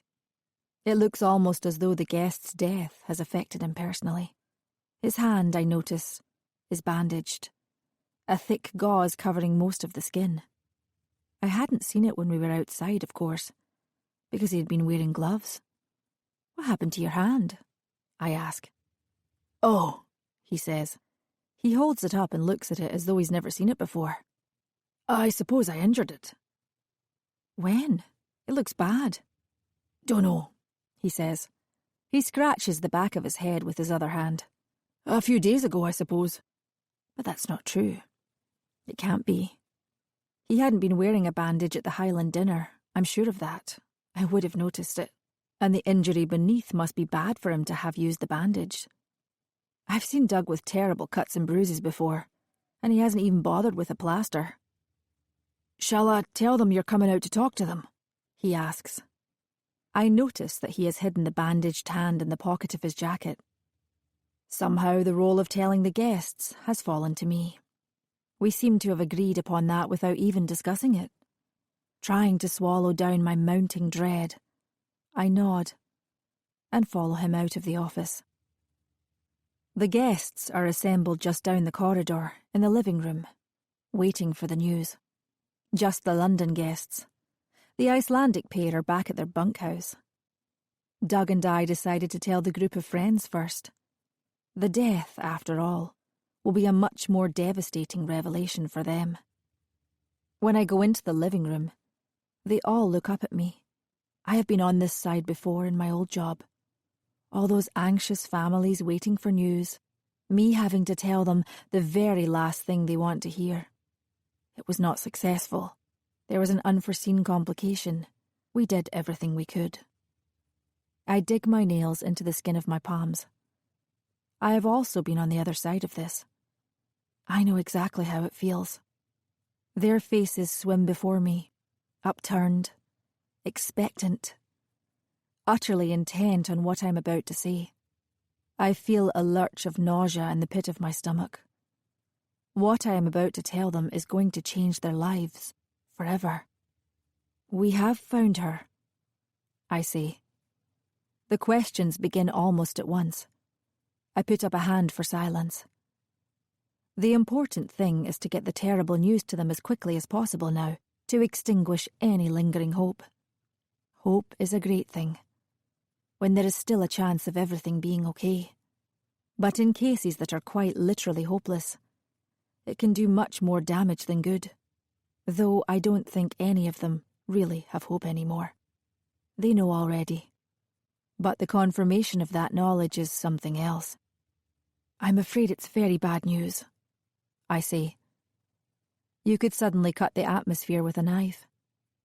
The horrible power of being in this situation hits me with full force. I hold all of the cards, ready to lay them down in front of the guests. They will make of them what they will. I'm very sorry to tell you that she's dead. There's the shock at first. They are united in that. They stare at me as though they are waiting for me to deliver the punchline. And then, each begins to process the information and their grief in different ways. Hysterics, mute incomprehension, anger. I know that none of these reactions are any more or less valid. I saw all of these on the ward, whenever I had to inform next of kin. And as any paramedic will tell you, it's often the quiet ones you need to worry about after a disaster. Not those who wail and scream about their pain, but those who wail and scream are still in pain. Grief can be as different in the way it displays itself as the people who experience it. I know this all too well. But the thought goes through me, all the same. Is it possible that one of these displays is just that? A display? A performance? As they ask me questions about the body, how I found it, how it looked when I found it, I wonder, does one of them know all of this already?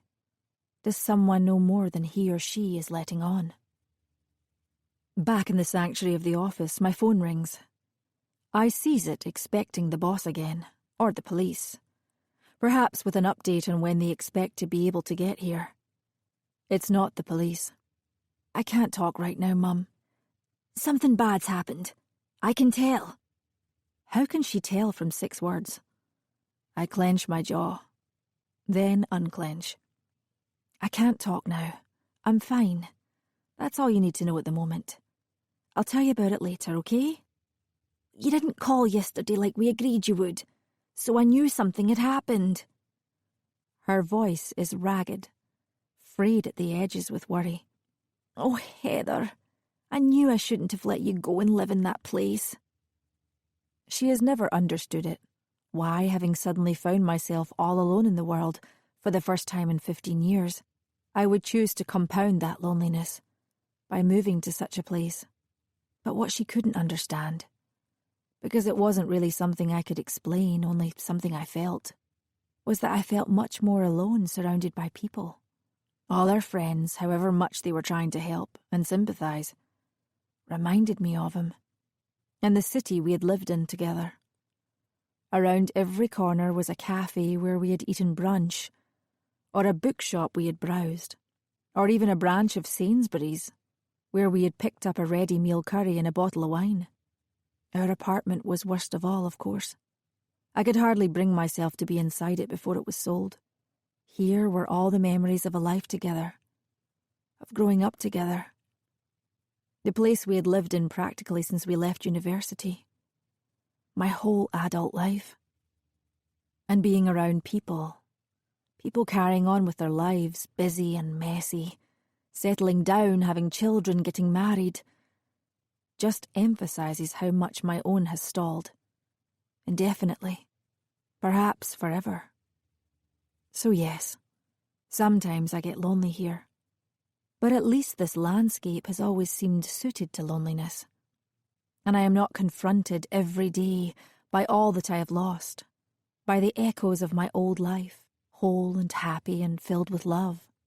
And yes, sometimes, as I had in the city, I have found myself almost unable to get out of bed, and have had to force myself to get dressed, eat my breakfast, make the short walk to the office and the lodge. But it is a lot easier to face the day when you know you won't have to face other people and their happiness. Here, I have been able to go and howl my misery and my anger, yes, there's a lot of that, at the mountains and the loch, and feel the vast landscape soak up something of my grief. Here, loneliness is the natural state of things. When it happened, part of me wondered if I had been simply waiting for it, that I had always known it would come. I had always felt, ever since Jamie and I got together, that it was too good, that we were too lucky, that happiness like this couldn't possibly last. We were using up more than our allotted quota of the stuff, and at some point someone had to notice. Fate decided to prove me right. The expression that Jamie's boss, Keith, wore when he came to tell me, I knew before he opened his mouth. Smoke inhalation. No one realised in the chaos that Jamie hadn't reappeared. He'd been trapped in the burning house. The other firemen had done everything they could, had been hunkered down there with the paramedics. Keith had done CPR on Jamie for a full 45 minutes before they could get there. When he began to cry, I had to look away, because it was such a terrible, unexpected sight, seeing a man like Keith cry. And because that, more than anything, made it all real. Jamie was a fireman. He could have been many things with that brain of his. A scientist, a lawyer, a professor. But he wanted to do something that he really felt mattered, he told me. Like I did. The thing that made him one of the best was that he always went the extra mile. As Keith said at the service, when others had given up on a lost cause, Jamie would try that little bit harder, risk that little bit more. He had seemed at times almost invincible. But he wasn't. He was just a man. A big-hearted, brave, self-sacrificing man. But definitely mortal. What they don't tell you is that when someone you love dies, you might be angry with them. And that was true. I was so angry with Jamie. Before life had meaning, everything about us was meant to be. The way we met.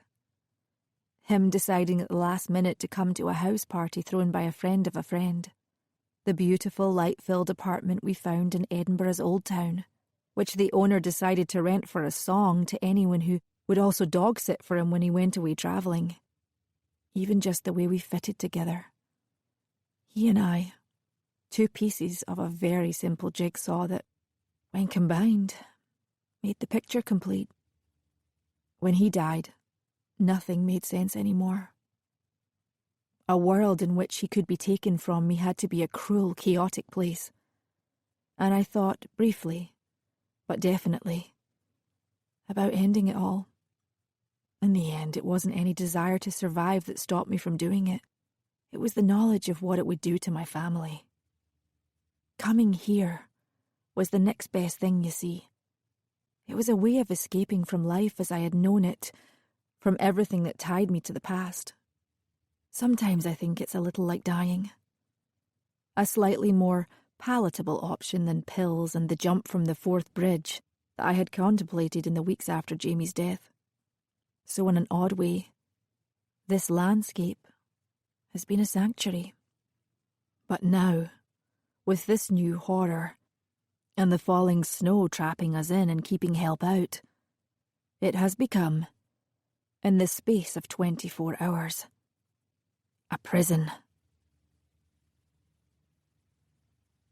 23. Emma. 2 days earlier, New Year's Eve, 2018. Last night, Mark and I had some pretty great sex. He threw me onto the bed. There was an intensity to his features, a dark cast to them. He looks quite similar when he is turned on as when he's really angry. I don't know what got into him. It might have been the stuff we all took, which I shouldn't have looking back because I say stupid things. Things I don't mean to say aloud. But his intensity might also have had something to do with the thing he's just told me, too. The thing he's found out. That strange, almost erotic delight we sometimes take in someone else's messing up. I know people wonder about Mark and me. How did you two meet, they ask, or what drew you to him, and when did you know he was the one?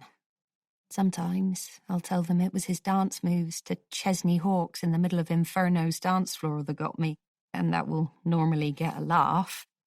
But that's only a temporary measure to stall the questions that will undoubtedly follow, the deeper, more probing inquiries. They're looking for the romance, the chemistry, the vital spark that drew us together, that keeps us together. Normally, I think they probably end up disappointed in their search, because the truth is, there is no great romance between us. There was no grand passion. There wasn't ever that, even in the first place. I don't mind admitting it. It wasn't the thing I was looking for. There are people who hold out for love, capital letters, L-O-V-E, and don't stop until they found it. There are those who give up because they don't find it. Boom or bust, all or nothing. And then, perhaps in the majority, there are those who settle. And I think we're the sensible ones. Because love doesn't always mean longevity. I'm happy with what we've got. Mark, too, I think. People seem to comment a lot on the fact that we're not that similar. Opposites attract, they say with a knowing look. Isn't that right?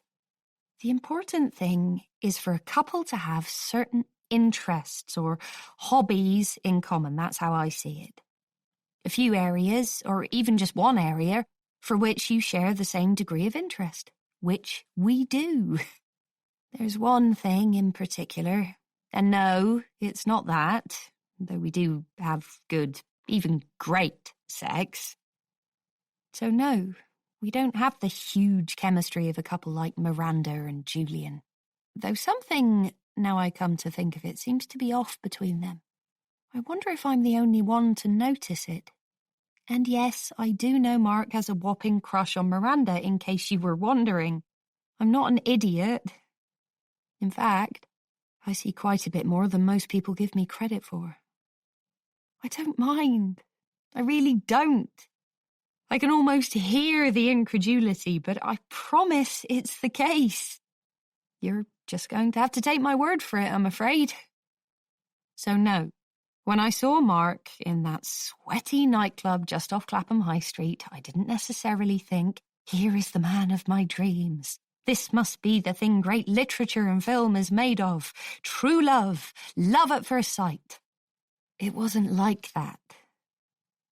What I saw was at once more and less than that.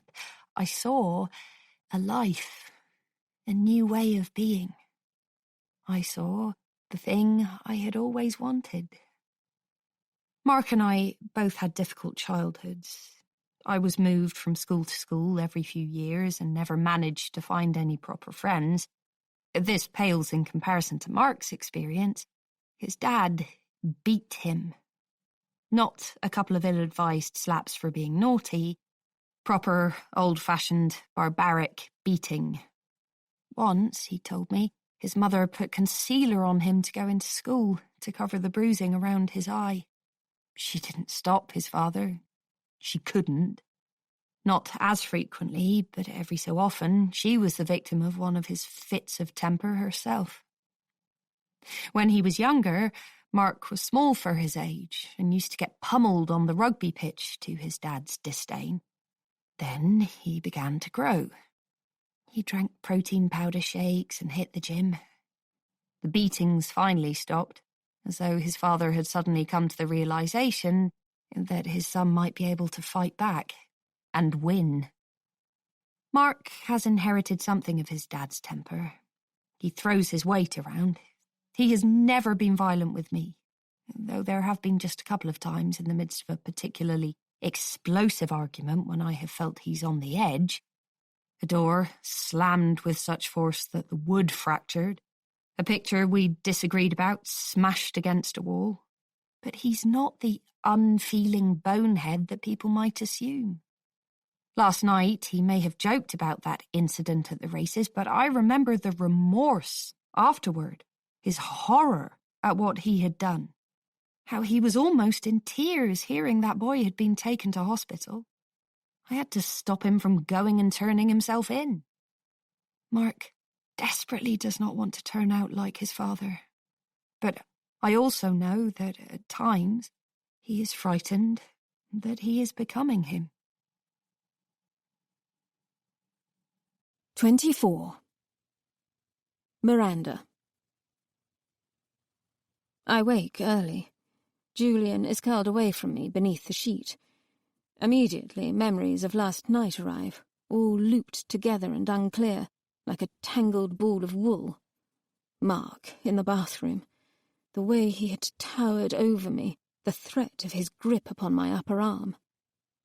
I get up and dress. I'll go for a run, try to breathe the weirdness of last night from my lungs. I like running now. I've come to like it. It hasn't always been the case. I didn't like it at 14, when I suddenly went up a couple of sizes and my darling mother got me a gym membership for my birthday. I sprint past the other cabins and the lodge as quickly as I can. I really don't want to see any of the others yet. I haven't got my face on. And I don't mean makeup. I mean tough, fun, up for anything Miranda. When I reach the dark shelter of the trees that edge the loch and there has been no call of, "Where are you off to?" I breathe a sigh of relief. Mark. How dare he? I'm tempted to tell Emma today, but I can tell how hard she's worked to bring this all together, how much pride she takes in having found such an awesome place. I'm not quite so insensitive to that sort of thing as people think, so maybe I should wait until afterward, broach it over drinks with her in London.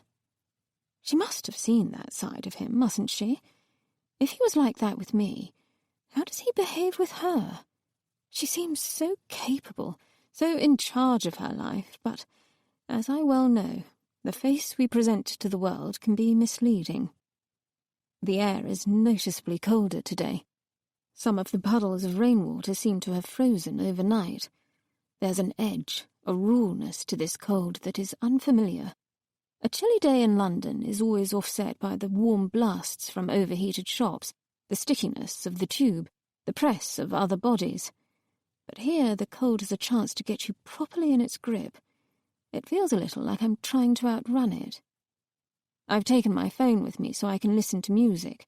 I find it always helps to relax me, drowns out all the other noise in my head. Much better than the mindful silence my therapist is so bloody keen on. As promised, the little signal indicator is empty.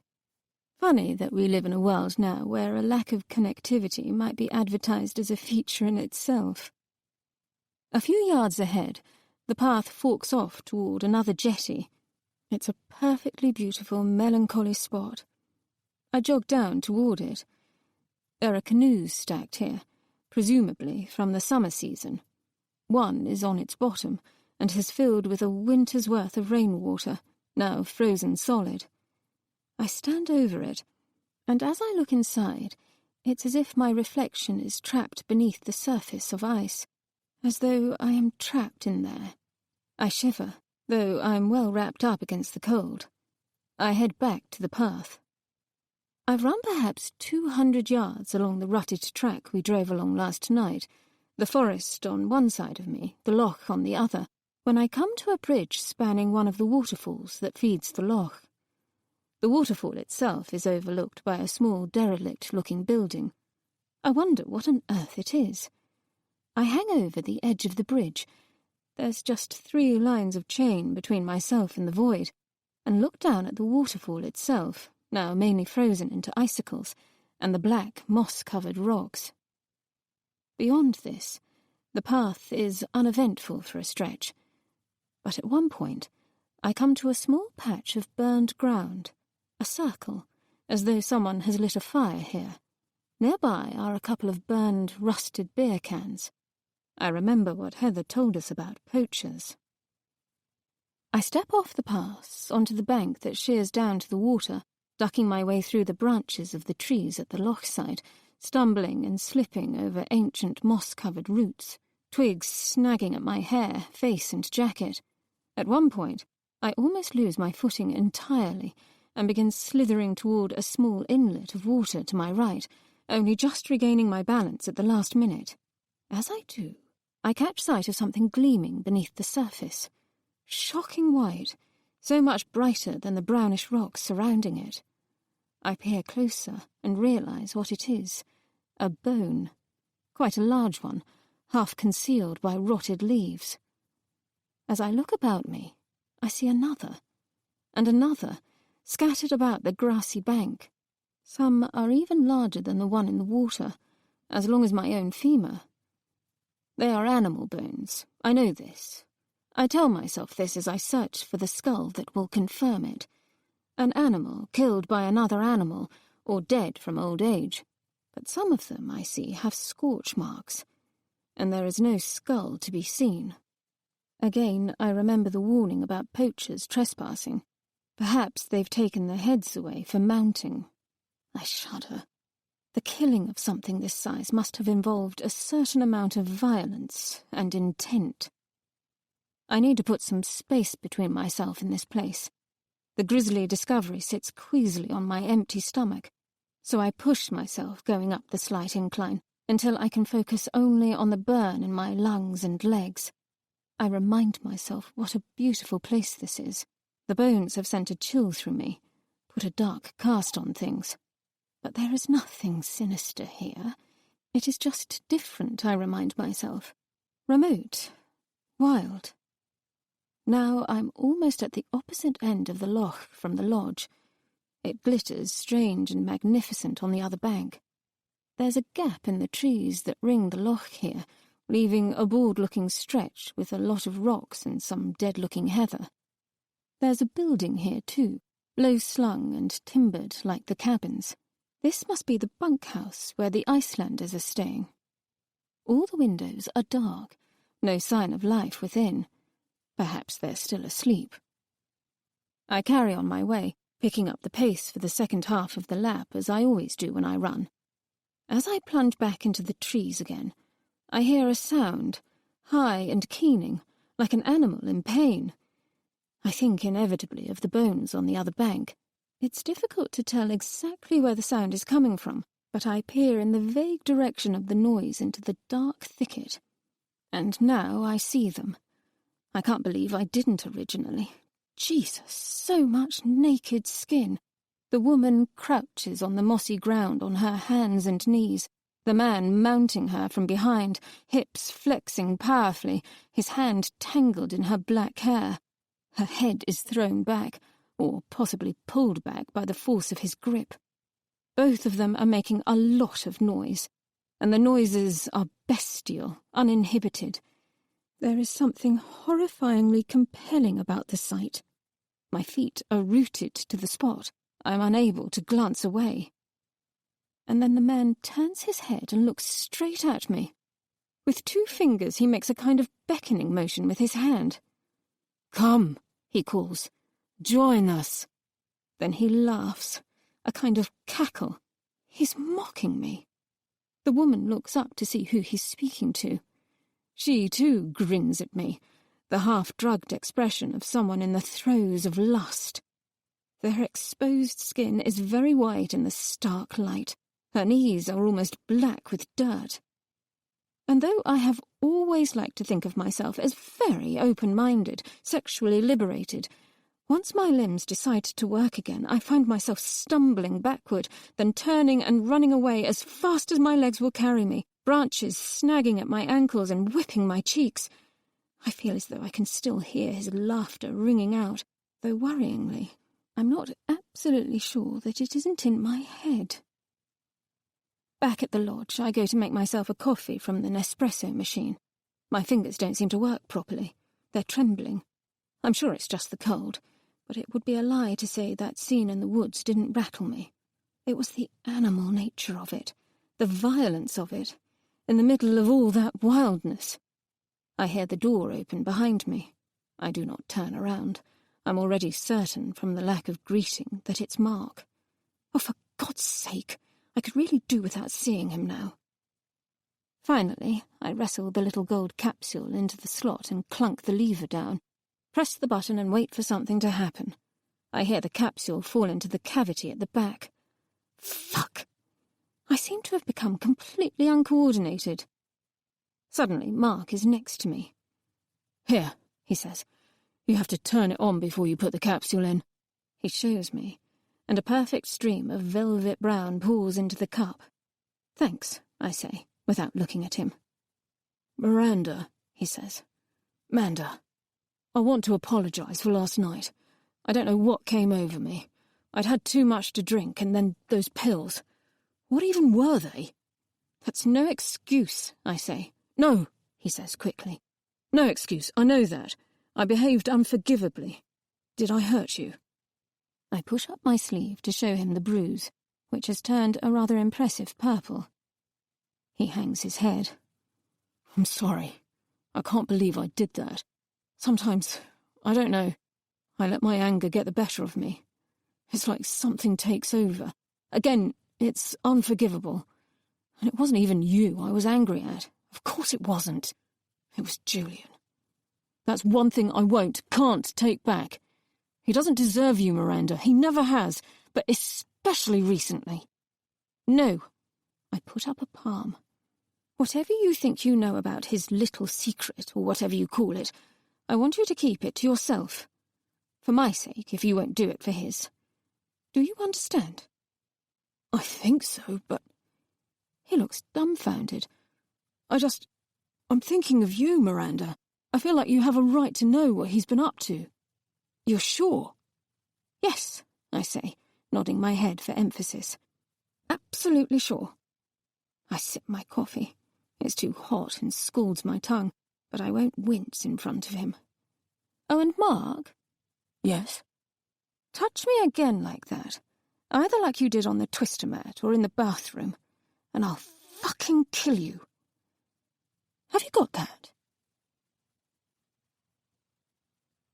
25. Katie. I didn't sleep well last night.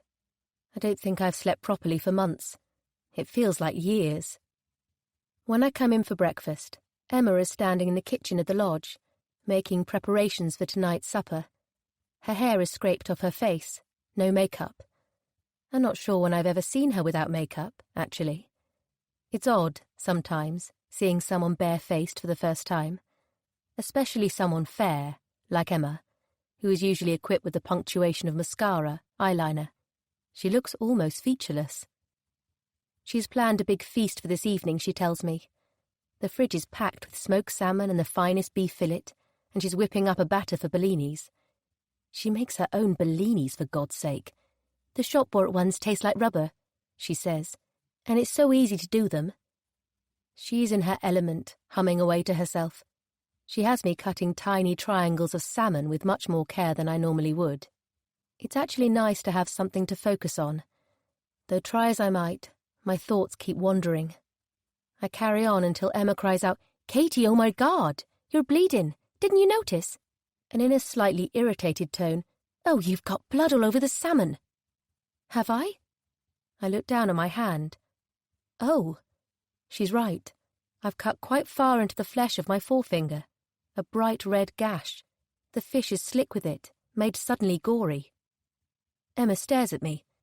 How did you not notice? She takes my hand, a little roughly. Oh, you poor thing. That must have hurt. It's quite deep. She's trying to sound sympathetic, but it doesn't quite conceal a note of irritation. All at once the pain arrives, sharp, bringing tears to my eyes, but I find myself almost enjoying the sting of it.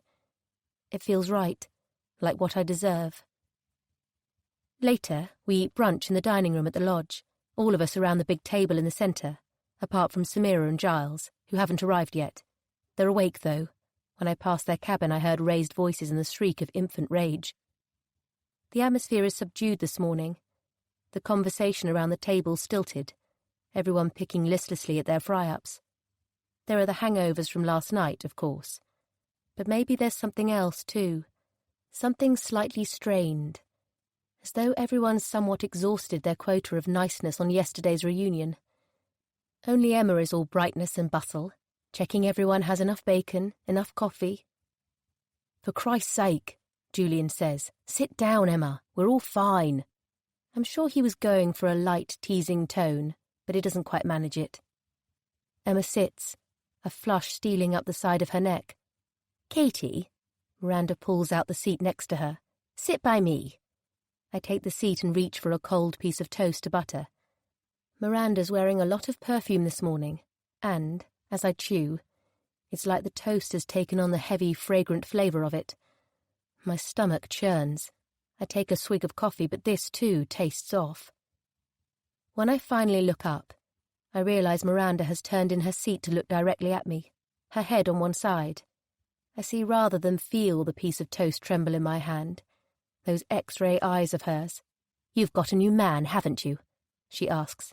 She's grinning at me. But it occurs to me that it's more a grimace than a smile. I know her too well not to guess when something is off. If I were a good friend, I'd ask her about it. But I can't quite bring myself to.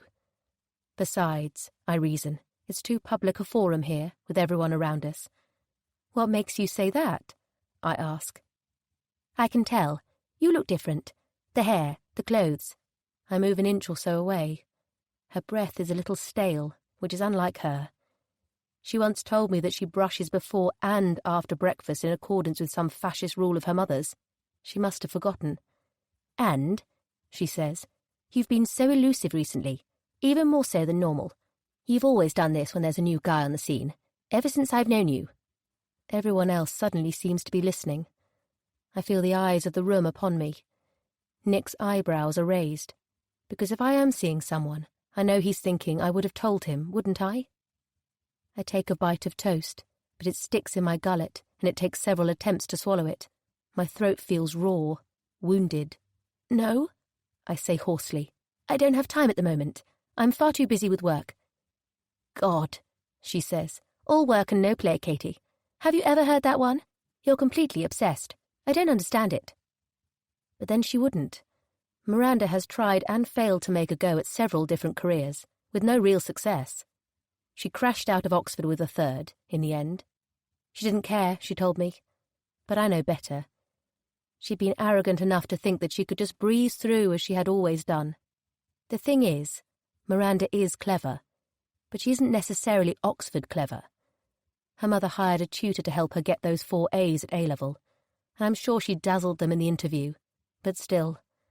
Once in, she was in a different league entirely. She somehow managed to blag the first and second years of university, and she ignored the warning signs in our third year that she wasn't on the right track, even though I tried to point them out. I swear I wasn't pleased when she opened that envelope and saw her result. but I must confess that perhaps I did feel a tiny, tiny bit, as though justice had been done. That third was an insult. It smarted. It stung her pride. If you look at all of us, now, she's the odd one out. All of us have good jobs. Samira's a management consultant. I'm a lawyer. Julian works for the hedge fund. Nick's an architect. Giles is a doctor. Beau works for the BBC. Mark for an advertising firm. Emma works for a literary agency. I remember when Miranda learned that one. I don't understand, she said. How did you get that job in the first place? I thought that agency only picked from Redbrick, and usually Oxbridge. Emma was unfazed. I don't know, she said with a shrug. I suppose I must just give good interview. Miranda herself had had a crack at getting into the publishing industry, then a go at advertising. Mark gave her a much bigger leg up than he probably should have done, persuading one of his colleagues to interview her for an assistant position. She got it, but left after only 2 months. She was bored of it, she said. But I met a girl who used to work there at a wedding, and she told me that it was a little more complicated. They let her go, she told me. She was unbelievably lazy. She seemed to think she was above things. Once, stuffing envelopes, she actually refused to lick them to seal them shut. She said she hated the taste and it was below her pay grade to do it. Said she hadn't been to Oxford just to do that. Can you imagine? Yes, bad friend that I am, of course I could. Giles and Samira have arrived now. They look several degrees more shattered than everyone else. Samira flops into a chair and puts her head in her hands with a groan, as Giles tries to lift Priya into the high chair. She grizzles, fighting this restraint. As the pitch rises to a shrill whine, I see Nick sneak his fingers into his ears. Oh, God, Samira groans. Priya woke us up at 5, and then again at 6. I can't even imagine, Beau says. I couldn't dress myself this morning, let alone a little person. Nick had to point out my t-shirt was on backward, didn't you? Nick smiles wanly. Well, I suppose it's a life choice, isn't it? Miranda says breezily, pouring herself an orange juice. It's not like you're forced to have kids, is it? Even for Miranda, who miraculously often manages to get away with such comments, this is a cattiness too far. But then there's definitely something about her this morning. Her brightness has a brittle edge. I haven't seen Samira angry for a long time, but now I remember that it's a terrifying spectacle. There's a proper temper hidden under that calm, groomed exterior. She's gone absolutely rigid in her chair. We all watch her, silently, waiting to see what she will do next. Then she seems to give a sort of shiver and reaches for the cafetiere. Her hand shakes only a little as she paws. She does not look at Miranda once. For the sake of group harmony, perhaps, she has evidently decided to rise above it. With a bit of a stutter, the conversation around the table moves on. We're going stalking today, because apparently this is a must-do if you're staying on an estate in Scotland. I suppose you two won't be coming stalking, will you? Mark asks, indicating Nick and Beau. Why not? Nick asks. Well... Mark's mouth curled a little at the corner. Because, you know... No, I don't know. Just didn't think you'd be into that sort of thing. Hang on a sec, Mark, Nick says. If I've got this correct, it sounds as though you've decided we won't be coming because we're gay. Is that really what you're saying? Spoken aloud, it sounds so ridiculous that even Mark must be able to see it. It's not a disability, Mark. Just want to make that clear. Mark makes a non-committal noise at the back of his throat. Nick's knuckles are white about his coffee mug. For all Mark's muscle, I'm not sure that I would back him in a fight between the two. It's true, Nick goes on, that like most sensible people, I don't particularly like the idea of killing animals for pure sport. Mark assumes an aha expression. But from what I hear, the deer numbers get out of control if they aren't managed. So I'm at peace with the idea. I'm also a pretty good shot. The last time I went to shoot clays, I'd hit 18 out of 20. Thanks, though, for your concern. After this, no one, not even Miranda, seems to be able to think of anything to say. 26. Heather. Now, January 2nd, 2019. I have made endless cups of tea, so much so that I have begun to feel like an extension of the kettle. No one seems to actually be drinking them, but every time I ask, they all nod vaguely, and then sit holding the cups as the hot tea slowly cools, untasted. Beyond the windows, the snow shows no sign of stopping. It is difficult to imagine a time when it was not there, this moving curtain of white. Normally, after a body has been found, I am sure it is all flashing lights, men in white hazmat suits and commotion. But this is no ordinary place. And in this case, the landscape has had its own ideas. The weather has forced us to bend to its own whims. I realise, for one of the first times since I moved here, quite how alien this place is. How little I really know of it. It might as well be another planet. I am certain that there are secrets here beyond the whisky bothies, beyond the monster pike deep in the loch. Those are just the small things the landscape chooses to reveal. There is a loud wail from the next room, cacophonous in the silence, startling me so much that I spill water from the kettle onto the floor. It's just the baby, of course. I remember the sound of the baby crying on New Year's Eve, when I woke to go to the toilet, and when I saw, or thought I saw, that strange light up on the flank of the Monroe. And I wonder now whether it's possible that the sound could have concealed any other noises out there. I think of all the sounds in this place that have come to seem normal, that I choose not to question.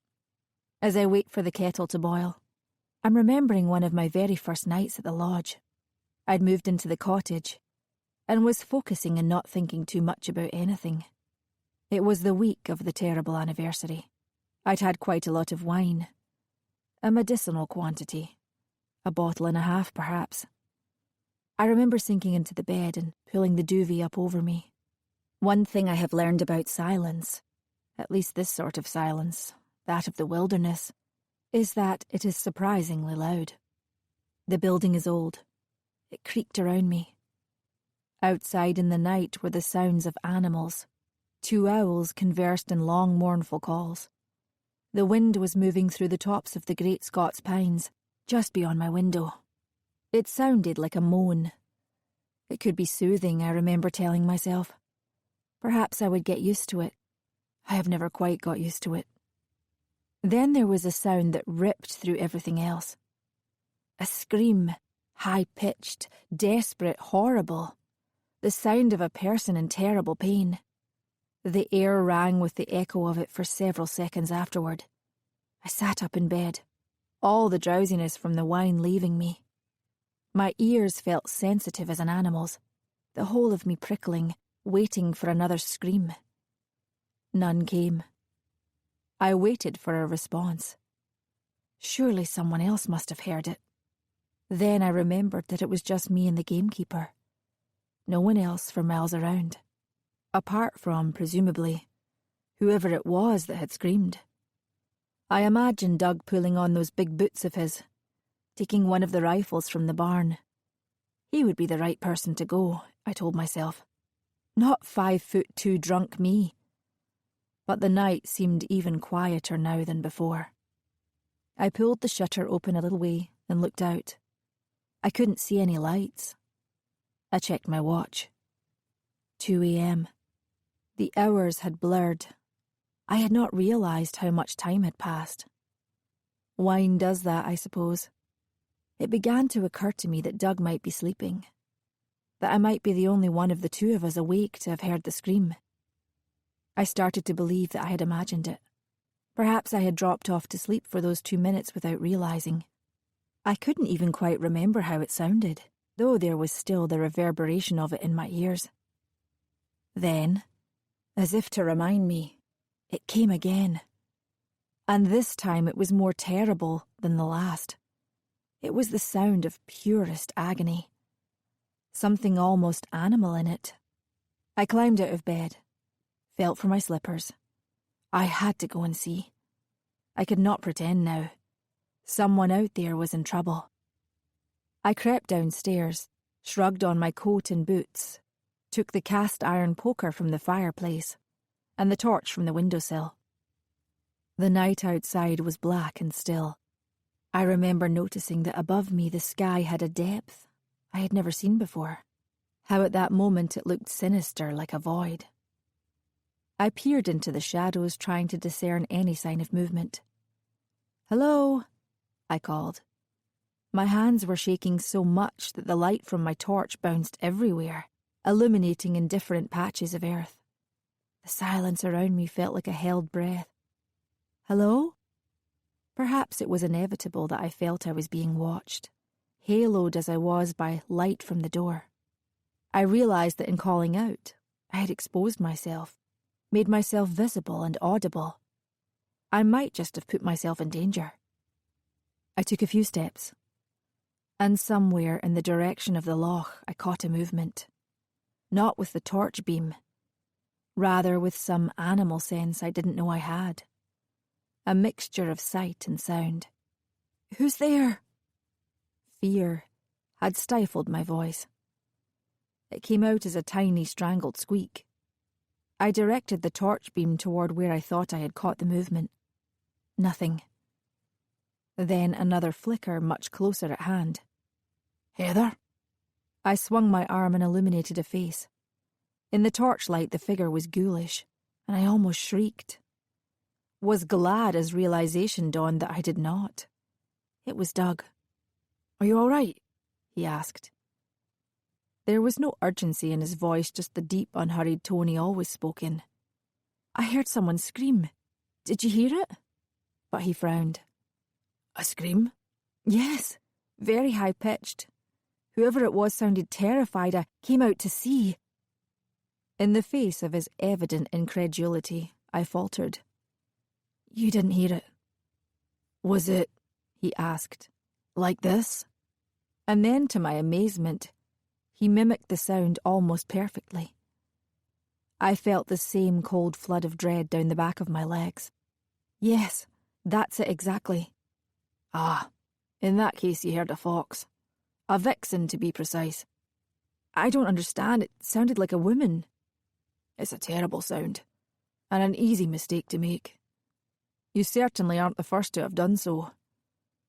There was a story quite recently about a man killing himself on a train track outside Edinburgh, trying to help what he thought was a woman in distress." He raised his eyebrows. "You didn't hear that story, living in the city?" "No," I said. I was beginning to be embarrassed by the tremor in my voice, and wished I could bring it under my control.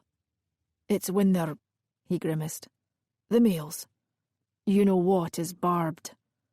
So it's not exactly a pleasant experience for the female." I couldn't prevent my wince. "Exactly. So not pleasant. But not someone being murdered either." He paused. "You're sure you're okay?" "Yes." Even to my own ears it didn't sound quite convincing. I tried to bolster it by saying, "Honestly, I'm fine." "In that case, I'll let you get back to bed." I remember that his eyes swept over me then so quickly that I might almost have imagined it. But not quite. I was wearing pyjamas, but I felt more exposed suddenly, than if I had been standing there completely naked. "Thank you," I said. He doffed an imaginary cap. "You're welcome." I closed the door, stepped inside, and pressed a hand to my chest. My brain did not seem to have told my heart that the danger had passed. It was beating so hard and fast, it seemed to be trying to leap out of my ribcage. It was only when I finally climbed back into bed and pulled the duvet over myself that it occurred to me to think properly about what had just happened.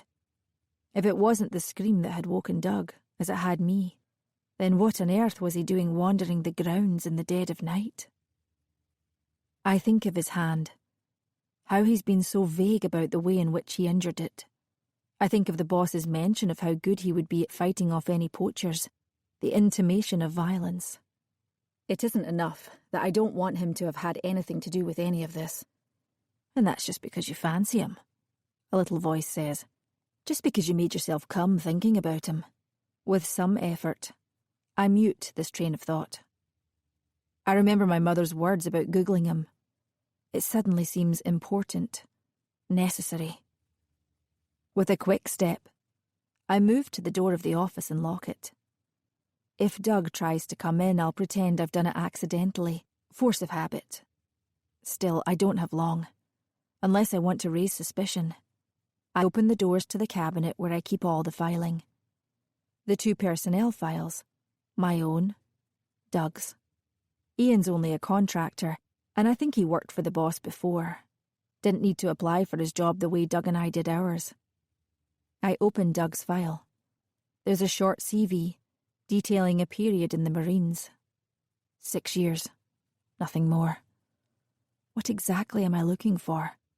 I move to the computer, plug Doug's full name into the search engine, and wait for the results to load via the creakingly slow internet connection. It's only when my chest starts to burn that I realise I've been holding my breath. There won't be anything, I think. There won't. And I'll feel terrible for doing it, because I'll have breached his trust without him ever knowing, but it will stop there. He will never know, and I will be able to lay any suspicions, if that is even what they are, to rest. Finally, the page blinks into life. I can see immediately that there are a lot of hits. For a normal person, someone who isn't a celebrity or notorious in some other way, you'd expect to get, 3 hits at most? A few social media profiles, including those of anyone sharing the same name, perhaps the odd mention of a sporting achievement or a part in the college play. But Doug's unusual name takes up the entire first page of hits, and none of it is very nice. In fact, it's all pretty horrible. I wish I hadn't looked. I wish I had never seen any of this. 27. Miranda. 2 days earlier, New Year's Eve, 2018. We traipse after Doug to the yard behind the lodge, where his Land Rover sits parked next to a big old red truck. Maybe that's what Heather gets around in.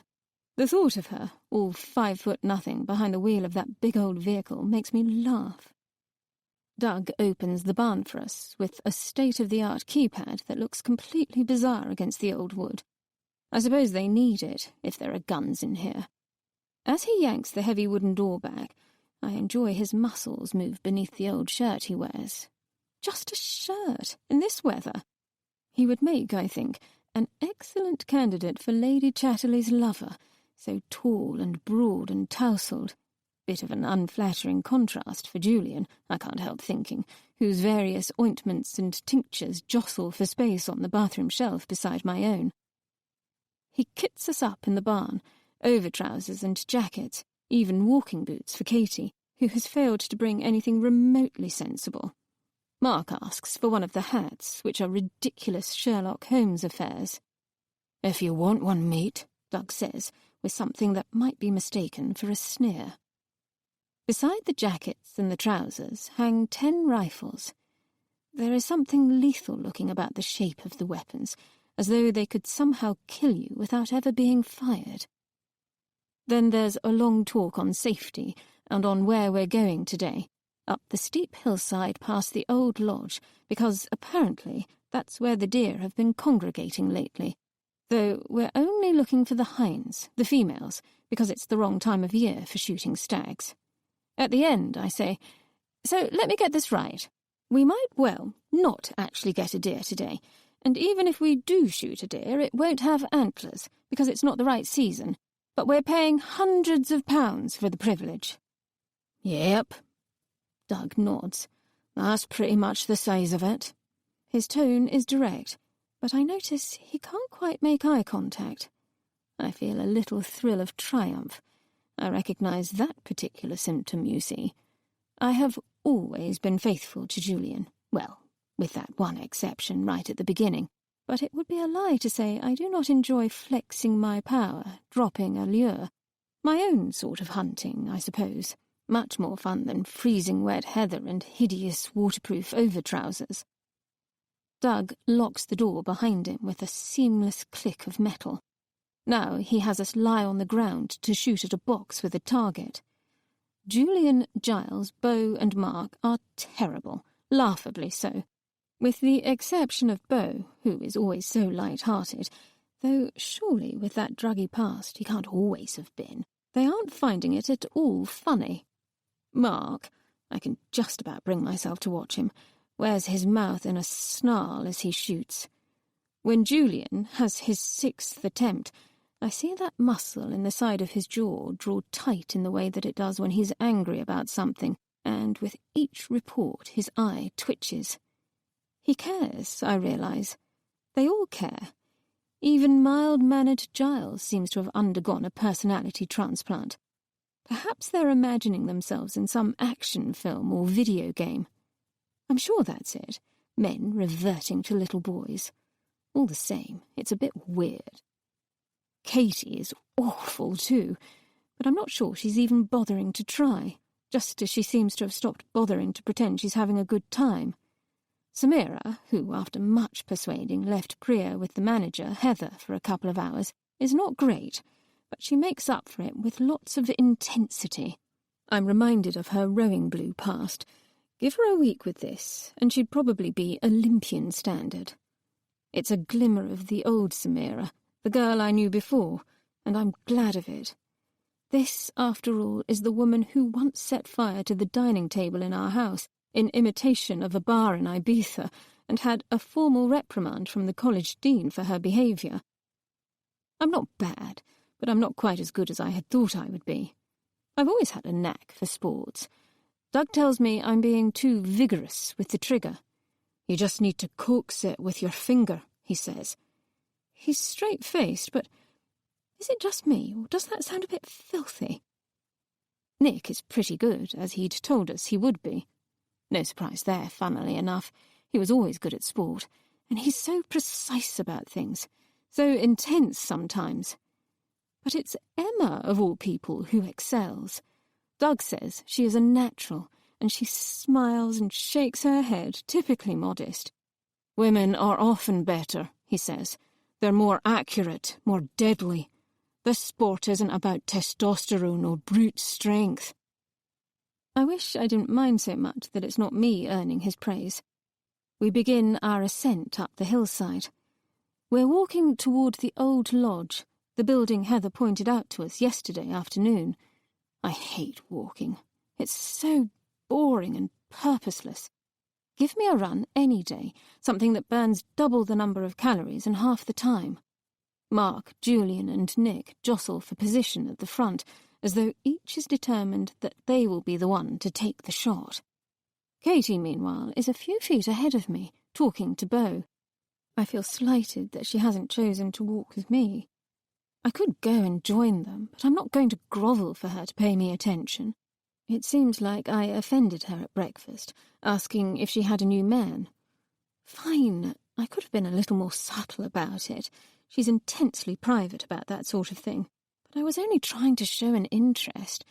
And frankly, after all this time apart, it wouldn't fucking kill her to ask me about my life. That's not like her. In the past, she's always been such a good listener. Julian once, not too kindly, joked it was a lucky thing that I'd found a friend who liked to listen as much as I liked to talk. But he wasn't totally wrong. I've always thought of her as my opposite, my complementary part. The path has melted away now, so we're just trekking upward through the heather, and it's hard, hard work. Every so often it tangles around an ankle, yanking me back as though reminding me who's in charge. Because this landscape is definitely in charge. It's brutal. The temperature has dropped even more, and the air is raw, stinging any exposed flesh. Even my teeth hurt when I open my mouth to speak. It feels like the cold has got inside the jacket I've been lent, and the beautiful, and I'd thought very warm, cashmere jumper I'm wearing under it, and is pressing against my skin. The ground is boggy in places, too. There must be streams under the soil. Every so often I step into a particularly soft patch, and freezing water comes up over my boots, soaking my socks. They'll be ruined. They're cashmere, too, a present in the autumn from Julian. There was a period when every week he seemed to come home with some sort of gift, guilt over what he'd made me a part of, I'm sure, though he claimed he just wanted to spoil me. Nick, Mark and Julian can't go fast enough. They're almost elbowing each other in their haste to get ahead, to be first up the hill. That can't be very safe while carrying loaded rifles, can it? At one point, Mark turns and seems to shove Julian, lightly but unmistakably. He makes a joke of it, and I see Julian force a laugh, but I can see he's not really amused. It's a relief when we pause at the old lodge, a sad, fire-blackened old ruin. Doug gets out a hip flask and passes it around. When he hands it to me, I let my fingertips touch his for just a moment too long. His eyes are such a dark brown that you can hardly make out the pupils. I want Julian to see this, to register this man desiring me. I'm not a big fan of whiskey, but somehow it feels right here, in this wild place. And the warmth of it helps too, seems to soothe this weird mood I seem to have found myself in since last night. I take another swig, and when I pass it back to Doug, I see that my mouth has left a pleasing stain of lipstick around the neck. It looks as though someone might have been up here before us. It's just the remains of a few cigarettes scattered here and there, but Doug picks up one of the stubs and looks at it intently, as though there might be a secret message written on the side. I notice that he pockets it. Bizarre. Why would you pick up someone's old cigarette butt? Then I look at his battered jacket, his worn boots, and feel an unexpected tug of pity. Perhaps, I realise, he's going to keep it and smoke it later. 28. Katie. The old lodge, when we get to it, is a horrible place. It's probably the only ugly thing in this landscape. A burned shell, with just one blackened building still standing. It's somehow colder here than anywhere else, perhaps because it's so exposed to the elements. Why on earth would you build something here, so far from shelter and from help? I think of the fire. It must have been seen for miles around, like the beacons they lit for the millennium up and down the country. There is a silence here that is different to the silence on the rest of the estate. It's like a held breath. It feels, as cliched as this might sound, as though we are not alone, as though someone is watching us. The stones are like old bones, a skeleton of someone who has died and has been left out in the open, denied the dignity of a burial. When we get near enough, I am sure the air smells of burning. That's impossible, isn't it? Or could there be some way in which the smoke has gone deep within the stone, remained locked in there? It wouldn't be hard to believe that the fire happened a few years ago, not nearly a century in the past. The stable building, the bit that survived because the flames couldn't make the leap, is almost obscene in its wholeness. They've put a keypad lock on it too, I realise, like the one in the barn, presumably to stop guests just wandering in, if it's not safe. The sky is a very pale violet. Doesn't that mean snow? What would we even do if it did start to snow, properly, while we're stuck out here? We're completely exposed here, on the flank of a mountain. The lodge, the new lodge, I suppose, looks like a small shard of glass from here, beside the loch, which looks grey and opaque as lead in the strange light, the trees ringing it a charcoal bristle. The station, roughly the same distance from us here as the lodge is on the other side, looks like a toy town model. I don't know why we're doing this, Miranda says suddenly, when we could be back at the lodge getting stuck into the champagne. She complained on the climb up here too, about the boggy ground and the icy water seeping over the top of her boots. It's because she wasn't any good at the target practice, I'm sure of it. If she had turned out to be a crack shot, it would be a different story. She'd be leading the charge. Miranda hates being bad at anything. I could practically see her lip curl as Doug praised Emma, as though she didn't believe someone like Emma had any right to be a good shot. It's so fucking cold, she adds. I'm sure the deer will be hiding somewhere out of sight, if they had any sense. Surely we're not going to catch anything now. Nick wheels suddenly on his heel to face her. Hey, the gamekeeper shouts. Careful, man, you're carrying a loaded weapon. Sorry. Nick looks slightly abashed. But to be honest, I'm pretty tired of hearing about how bored you are, Miranda. Why don't you go back to the lodge if you're so keen for that? We're never going to surprise anything if you keep moaning about what a terrible time you're having. There's a resounding silence in the aftermath. The freezing air seems to drop another few degrees. Miranda looks as if she has just been slapped. Everyone has been a little more tense on this excursion, but this is the first openly hostile thing that anyone has actually said. Perhaps it's no surprise that it's between Nick and Miranda. Nick, after all, has never been Miranda's greatest fan. I don't think he's ever really forgiven her. When Nick came out to a few of us in our first year at Oxford, he hadn't yet told his parents, who were then serving an ambassadorship in Oman. It wasn't that he was afraid of doing so, he told me. They're pretty liberal, and they might have guessed already. There were a couple of guys, when we were in Paris, who I got close to. But he wanted to choose the right moment, because it was an important milestone, an affirmation of who he was. Miranda claimed that she knew none of this when Nick's parents came up for reading week, and Nick introduced them to everyone in the JCR.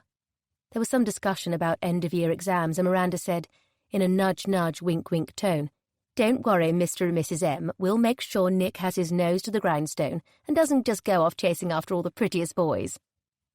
She wasn't even supposed to know. That was the worst of it. The select group Nick had confided in had not included Miranda. I had not been proud of myself for telling her. I was very good, normally, at keeping secrets, but I had been drunk, and Miranda had been teasing me about my crush on Nick, and it had just come out. Of course, I had begged her not to say that she knew, and yet she claimed to have no memory of this at all. She claimed, too, afterward, that she assumed Nick's parents just knew. I was sure that Nick would never forgive me, so I was relieved by his reaction. He was furious, that was true, but not, thankfully, with me. He told me that he had thought of several unpleasant ways in which to exact his revenge on Miranda, but couldn't find anything that matched the scale of what she'd done to him. "I know it shouldn't really matter," he told me. "I was going to tell them this week anyway, over a nice lunch or something. But it was the principle of it. I know it wasn't an accident. I think she did it because she liked having that power, and to cause trouble between the two of us, of course." "What do you mean?" I asked, surprised. "I'm pretty sure she resents your being friends with me." "That's rubbish," I told him. "Miranda has loads of other friends, and I have a few." "Yes, but she doesn't have any other close friends. Have you noticed that, Katie? She's only got you, and Samira at a pinch, and I don't think she likes sharing her toys." Now, of course, that's all water under the bridge. Or, at least, Nick has done a good job of suggesting as much. I wonder, though, whether he still thinks of it. Wounds inflicted at that sort of raw, unformed time in our lives tend to cut the deepest and leave the worst scars. "Hey," Samira says sharply. "Let's all just chill out, okay? We're here on holiday." Funny, I don't remember Samira being quite so sanguine in the past about things. And I recall her struggle with herself at brunch, how she managed to bite back whatever rejoinder she might have made to Miranda then. Miranda muttered something under her breath, defiantly. But I can see that she's really stung. She can give out, you see, Miranda, but she can't always take it. Underneath that tough, glossy exterior, she's softer than she looks. And I think she's always secretly admired Nick, sees him as an equal. I see her glance at Julian. I wonder if she's waiting for him to stick up for her. If so, she's disappointed, but perhaps not surprised. She has always said that he hates confrontation, likes to try to please everybody, never wanting to be seen as the bad guy. I don't want to take sides either. I can't afford to. I have enough of my own issues to deal with. I feel as though I've been catapulted into the past. Miranda causing drama, me having to mediate between her and the unlucky opponent, feeling that each of them is asking me to choose. I'm not going to do it now. I walk away from the group, around to the other side of the ruin, and stand in the full force of the wind for a few minutes, my eyes closed. I clench my fingernails into my palms until they sting. I have to stop. I have to stop this thing, this compulsion, once and for all. But every time I have tried, I find that I can't bring myself to. When it really comes to doing it, I'm never strong enough. I can't believe I've got myself into the mess that I have. I take a few deep breaths, open my eyes, and try to distract myself with the view. I have been to some beautiful places in my life, but nowhere quite like this. It's the wildness of the landscape, perhaps.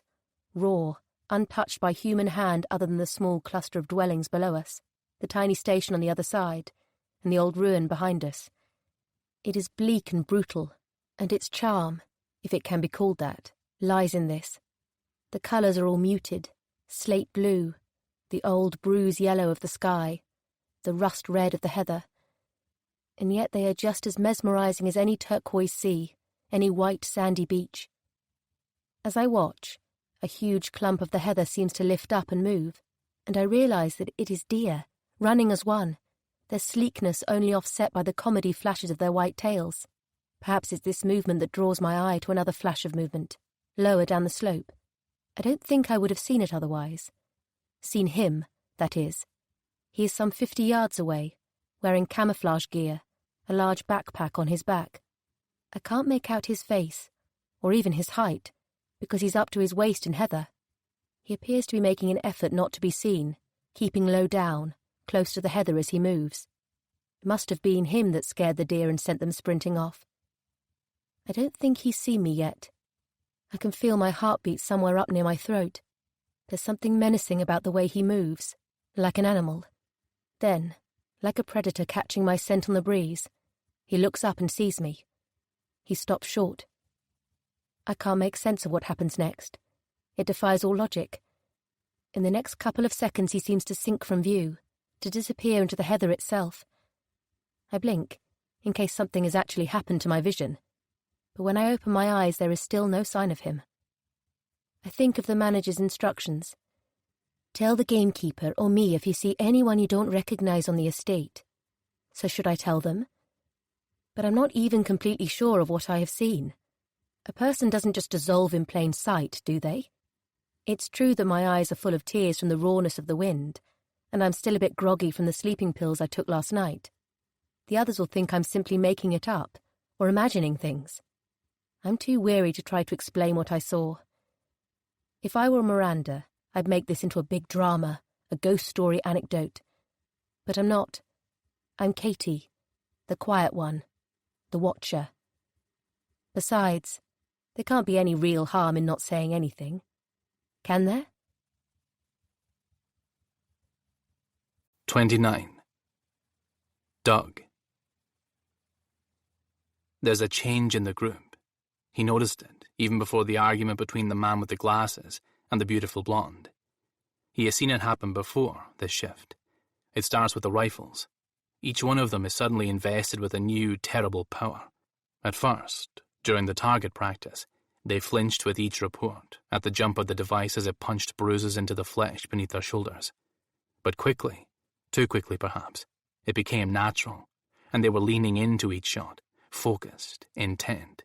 They began enjoying themselves, but something else crept in too. A sense of competition. More than that, something primeval had been summoned. The buck fever felt by all novice hunters before their first trophy. The bloodlust. Each of them wants to be the one that makes the kill, and yet they don't even know what it is they're yearning for, because they have never killed before, not beyond the odd swatted fly or trapped mouse. This is something completely different. They will be changed by it. An innocence they did not know they possessed will be forsaken. There is the landscape, too. It has made them edgy. Up here, the harsh skeletal lines of the land are revealed, granite peeking like old bone through the rust-red fuzz of heather. Up here they become aware of quite how alone they are in this place, not another human soul for a very long way indeed. Except, his fingers now find the cigarette stub in his pocket. He doesn't like it. It shows that someone has been up here, recently. Heather doesn't smoke, as far as he knows, and she certainly doesn't go anywhere near the old lodge if she can help it. Ian smokes, he thinks, but he has no need to come up here. He's been working down by the lock, on the pump house. It could also have been the Icelandic couple, but he saw them smoking rollies the other evening after the dinner. He'll mention it to Heather later, just to check whether she's noticed anything. Poachers. But there would have been some other evidence of them, surely. In the past he has found blood-smeared grass where they have dried their illegal bounty, or the cartridge shells with which they killed it. He has found the remains of fires they've made to attempt to burn the rest of the body. It's the heads they're after, in general, and the blackened bones that remain. Sometimes he's even found the kill before they've come back to claim it. They'll take the head, the most valuable part, and leave the headless corpse hidden in the grass until there's an opportune time to come and collect it. It could merely have been dropped by a hiker. There's still a right to roam, though they're no doubt discouraged by the probably illegal private property signs. He can't remember the last time he saw a walker. Besides, hikers are all bright windbreakers and cellophane-wrapped lunches and earnestness, not the sort to callously litter the landscape they've come to enjoy. No, he doesn't like it one bit. He's pleased to put the old lodge behind him. Its story parallels his own ghosts. The gamekeeper haunted by his own war, burning the place down. He knows the sorts of forces that might drive a man to such an act. They find the hinds in the stretch of land beyond the lodge. There is a stain of darkness in the sky already. The sun, invisible behind cloud, must be readying to set. They need to be quick. He has the guests lie in the heather and crawl toward the deer, so as not to alarm them. One has got separated from the others, an old doe with a hobble to her walk. Perfect. You only shoot the old, the limp. Despite what the poachers might think, this is not about magnificent trophies. When they are close enough, he turns to the shorter, not beautiful blonde. "You," he says, "want to try her?" She nods solemnly. "All right." He helps her sight it. "The largest part of the chest," he says, "not the head. Too much room for error with the head. And not too low or you'll shatter her leg. And squeeze the trigger. Remember, gently does it." She does as he says.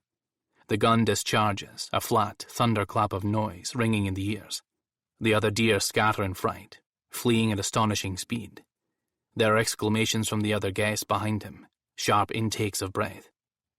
There is a beat, as always, when it seems that the bullet must have misfired or disappeared completely. Then the doe jerks as though passed through with an electric current. There is the belated thud of the bullet's impact, the metal entering the flesh. A bellow. The sound is much like rage as pain. She staggers a couple of steps, swaying on her feet. And then finally, down she goes, quite gently, as though she is being careful with herself, her legs folding underneath her. Her chest is suddenly a mass of red, a perfect shot. He walks 100 yards or so to the dying beast. She's still there, just. Her breath mists in the cold. There is a moment when her eyes seem to meet his. Then he takes the knife and shoves it in, clean, to that place at the base of the skull. Now she is gone. He feels little remorse, other than for the grace that once was, now stilled. Unlike other deaths for which he has been responsible, he knows this one is right, necessary. Unchecked, the population would get out of control. Resources would be so thin that the whole herd would begin to starve. He bends and dips a hand into the wound, coating his fingers with gore. Then he walks back to the woman, Emma, and in time-honored tradition, anoints her forehead and cheeks with the blood. 30. Emma. The gamekeeper told me I'd have to wait for the fillet from the deer I shot. It needs to be hung for a few days. Apparently in the first 24 hours, rigor mortis really sets in and it would be inedible until the tissues start to soften again. But they've got some properly aged meat that I can use if I want. I was going to do a beef Wellington tonight, but I've realised I could make it with venison instead. That would be perfect, wouldn't it? A reminder of our day. I've come over to the barn to collect it. I've washed my face first, of course. Apparently there's some old wives' tale about not cleaning it off until midnight, or bad luck will befall you, but that's just nonsense and superstition. Besides, it had dried and crusted into a very unsightly mess. When I get to the barn, there's no sign of anyone, but the door is slightly ajar. I give it a push with one hand, and it swings open. I can hear the murmur of voices, low and urgent. At the sound of my footsteps, they cease. It's gloomy inside, and I have to squint to adjust my eyes. When I do, I take a step back. At one end of the room hang two huge, grisly, bloody pendants of meat next to the carcass of the deer I shot. Skinned, its eyes still glossy black and staring. There's a distinctive smell, impossible to mistake. Heavy, metallic. Behind the carcasses, I make out the odd job man I sat next to at the dinner, Ian, wielding a large cleaver in one hand and wearing a butcher's apron soaked in blood. He raises his other hand in greeting. His palm is stained red. Next to him are the two Icelandic guests. I wonder what these three strangers could have been talking about so fervently. Got your venison ready for you, Ian says. He reaches toward the counter behind him and lifts up a parcel wrapped in stained, greaseproof paper. Thank you, I say, taking it from him gingerly. It's heavy, cold. These two He points to the two other guests. were just asking me if they could have the heart from your kill, as that's best fresh. I hope you don't mind them taking that.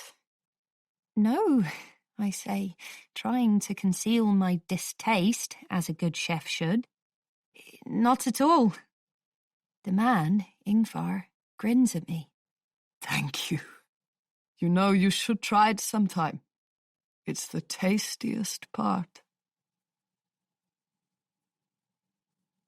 31. Heather. Now, January 2nd, 2019. I stare at the computer screen. I sit with my hand over my mouth like a pantomime of shock. But I am genuinely stunned by what a simple search of Doug's full name has brought up. It's bad. Really bad. It's far worse than probably even my mother could have guessed in her most lurid imaginings. I can see that even from the brief précis of each article on the Google results page, he almost killed someone. I've been living in this place alone with a man who has served time in jail, who was convicted of, as the official line has it, causing grievous bodily harm with intent. The Daily Mail article is the first hit. I click it open. There is a photo of Doug hollow-eyed, mouth a grim line, hair shorn to the scalp. Another of him in an ill-fitting suit, being shepherded out of a car into the courthouse, his teeth bared at the photographers in a snarl. He looks like a criminal. He looks violent. Dangerous. The article that follows is a lurid attack on every aspect of his character. Educated at a private school, university dropout, time in the Marines, the only one to survive an attack by the Taliban in murky circumstances, strongly insinuating, if not stating outright, that some foul play or cowardice was involved on his part. And then a brawl in a bar. As I read on, it only gets worse. The form of bodily harm? Attempted strangulation. I look for anything in the article that might exonerate Doug's behaviour in some way. Something I could latch on to. I want him to be exonerated. Not just because the idea of having lived with someone capable of cold-blooded murder, or at least the attempt of it, is horrifying, but because, despite his taciturn ways, I have come to rather like Doug. I genuinely believed what I said when I told my mum he was harmless. There is nothing to excuse him, though. I discard the Daily Mail, click on the BBC News link, which should give me an account without bias or sensationalism. That article contains a quote from an eyewitness. It just happened out of nowhere. One moment they were talking, I think, just two blokes having a quiet chat in the corner of the pub. The next, that man was trying to strangle him. People tried to pull him off, and he fought them all. Until finally there were enough of them to overpower him. It was terrifying. My skin prickles with cold, even though the heating in the lodge is turned right up. Attempted strangulation. I remember the bruising around the guest's neck, the black and blue collar. And yet, what possible reason could Doug have had to kill the guest? She'd only been here for 2 days. She was a complete stranger. Maybe, a little voice says, he didn't need a reason. The man in the pub, according to these articles, was also believed to be a complete stranger. There is at least one thing that doesn't fit, I tell myself. Doug's discovery of the body. Why show me the whereabouts of the body rather than conceal it somehow? In order to control the situation. Maybe, but then it would only make sense to do that if it were still possible to make it look like an accident. It is fairly obvious, even to someone who is not a doctor, that she was strangled. There's a knock on the door. I freeze, then slam the laptop closed. With a few swift steps, I'm at the door, have unlocked it. When I open it, on the other side, as I had somehow known he would be, is Doug.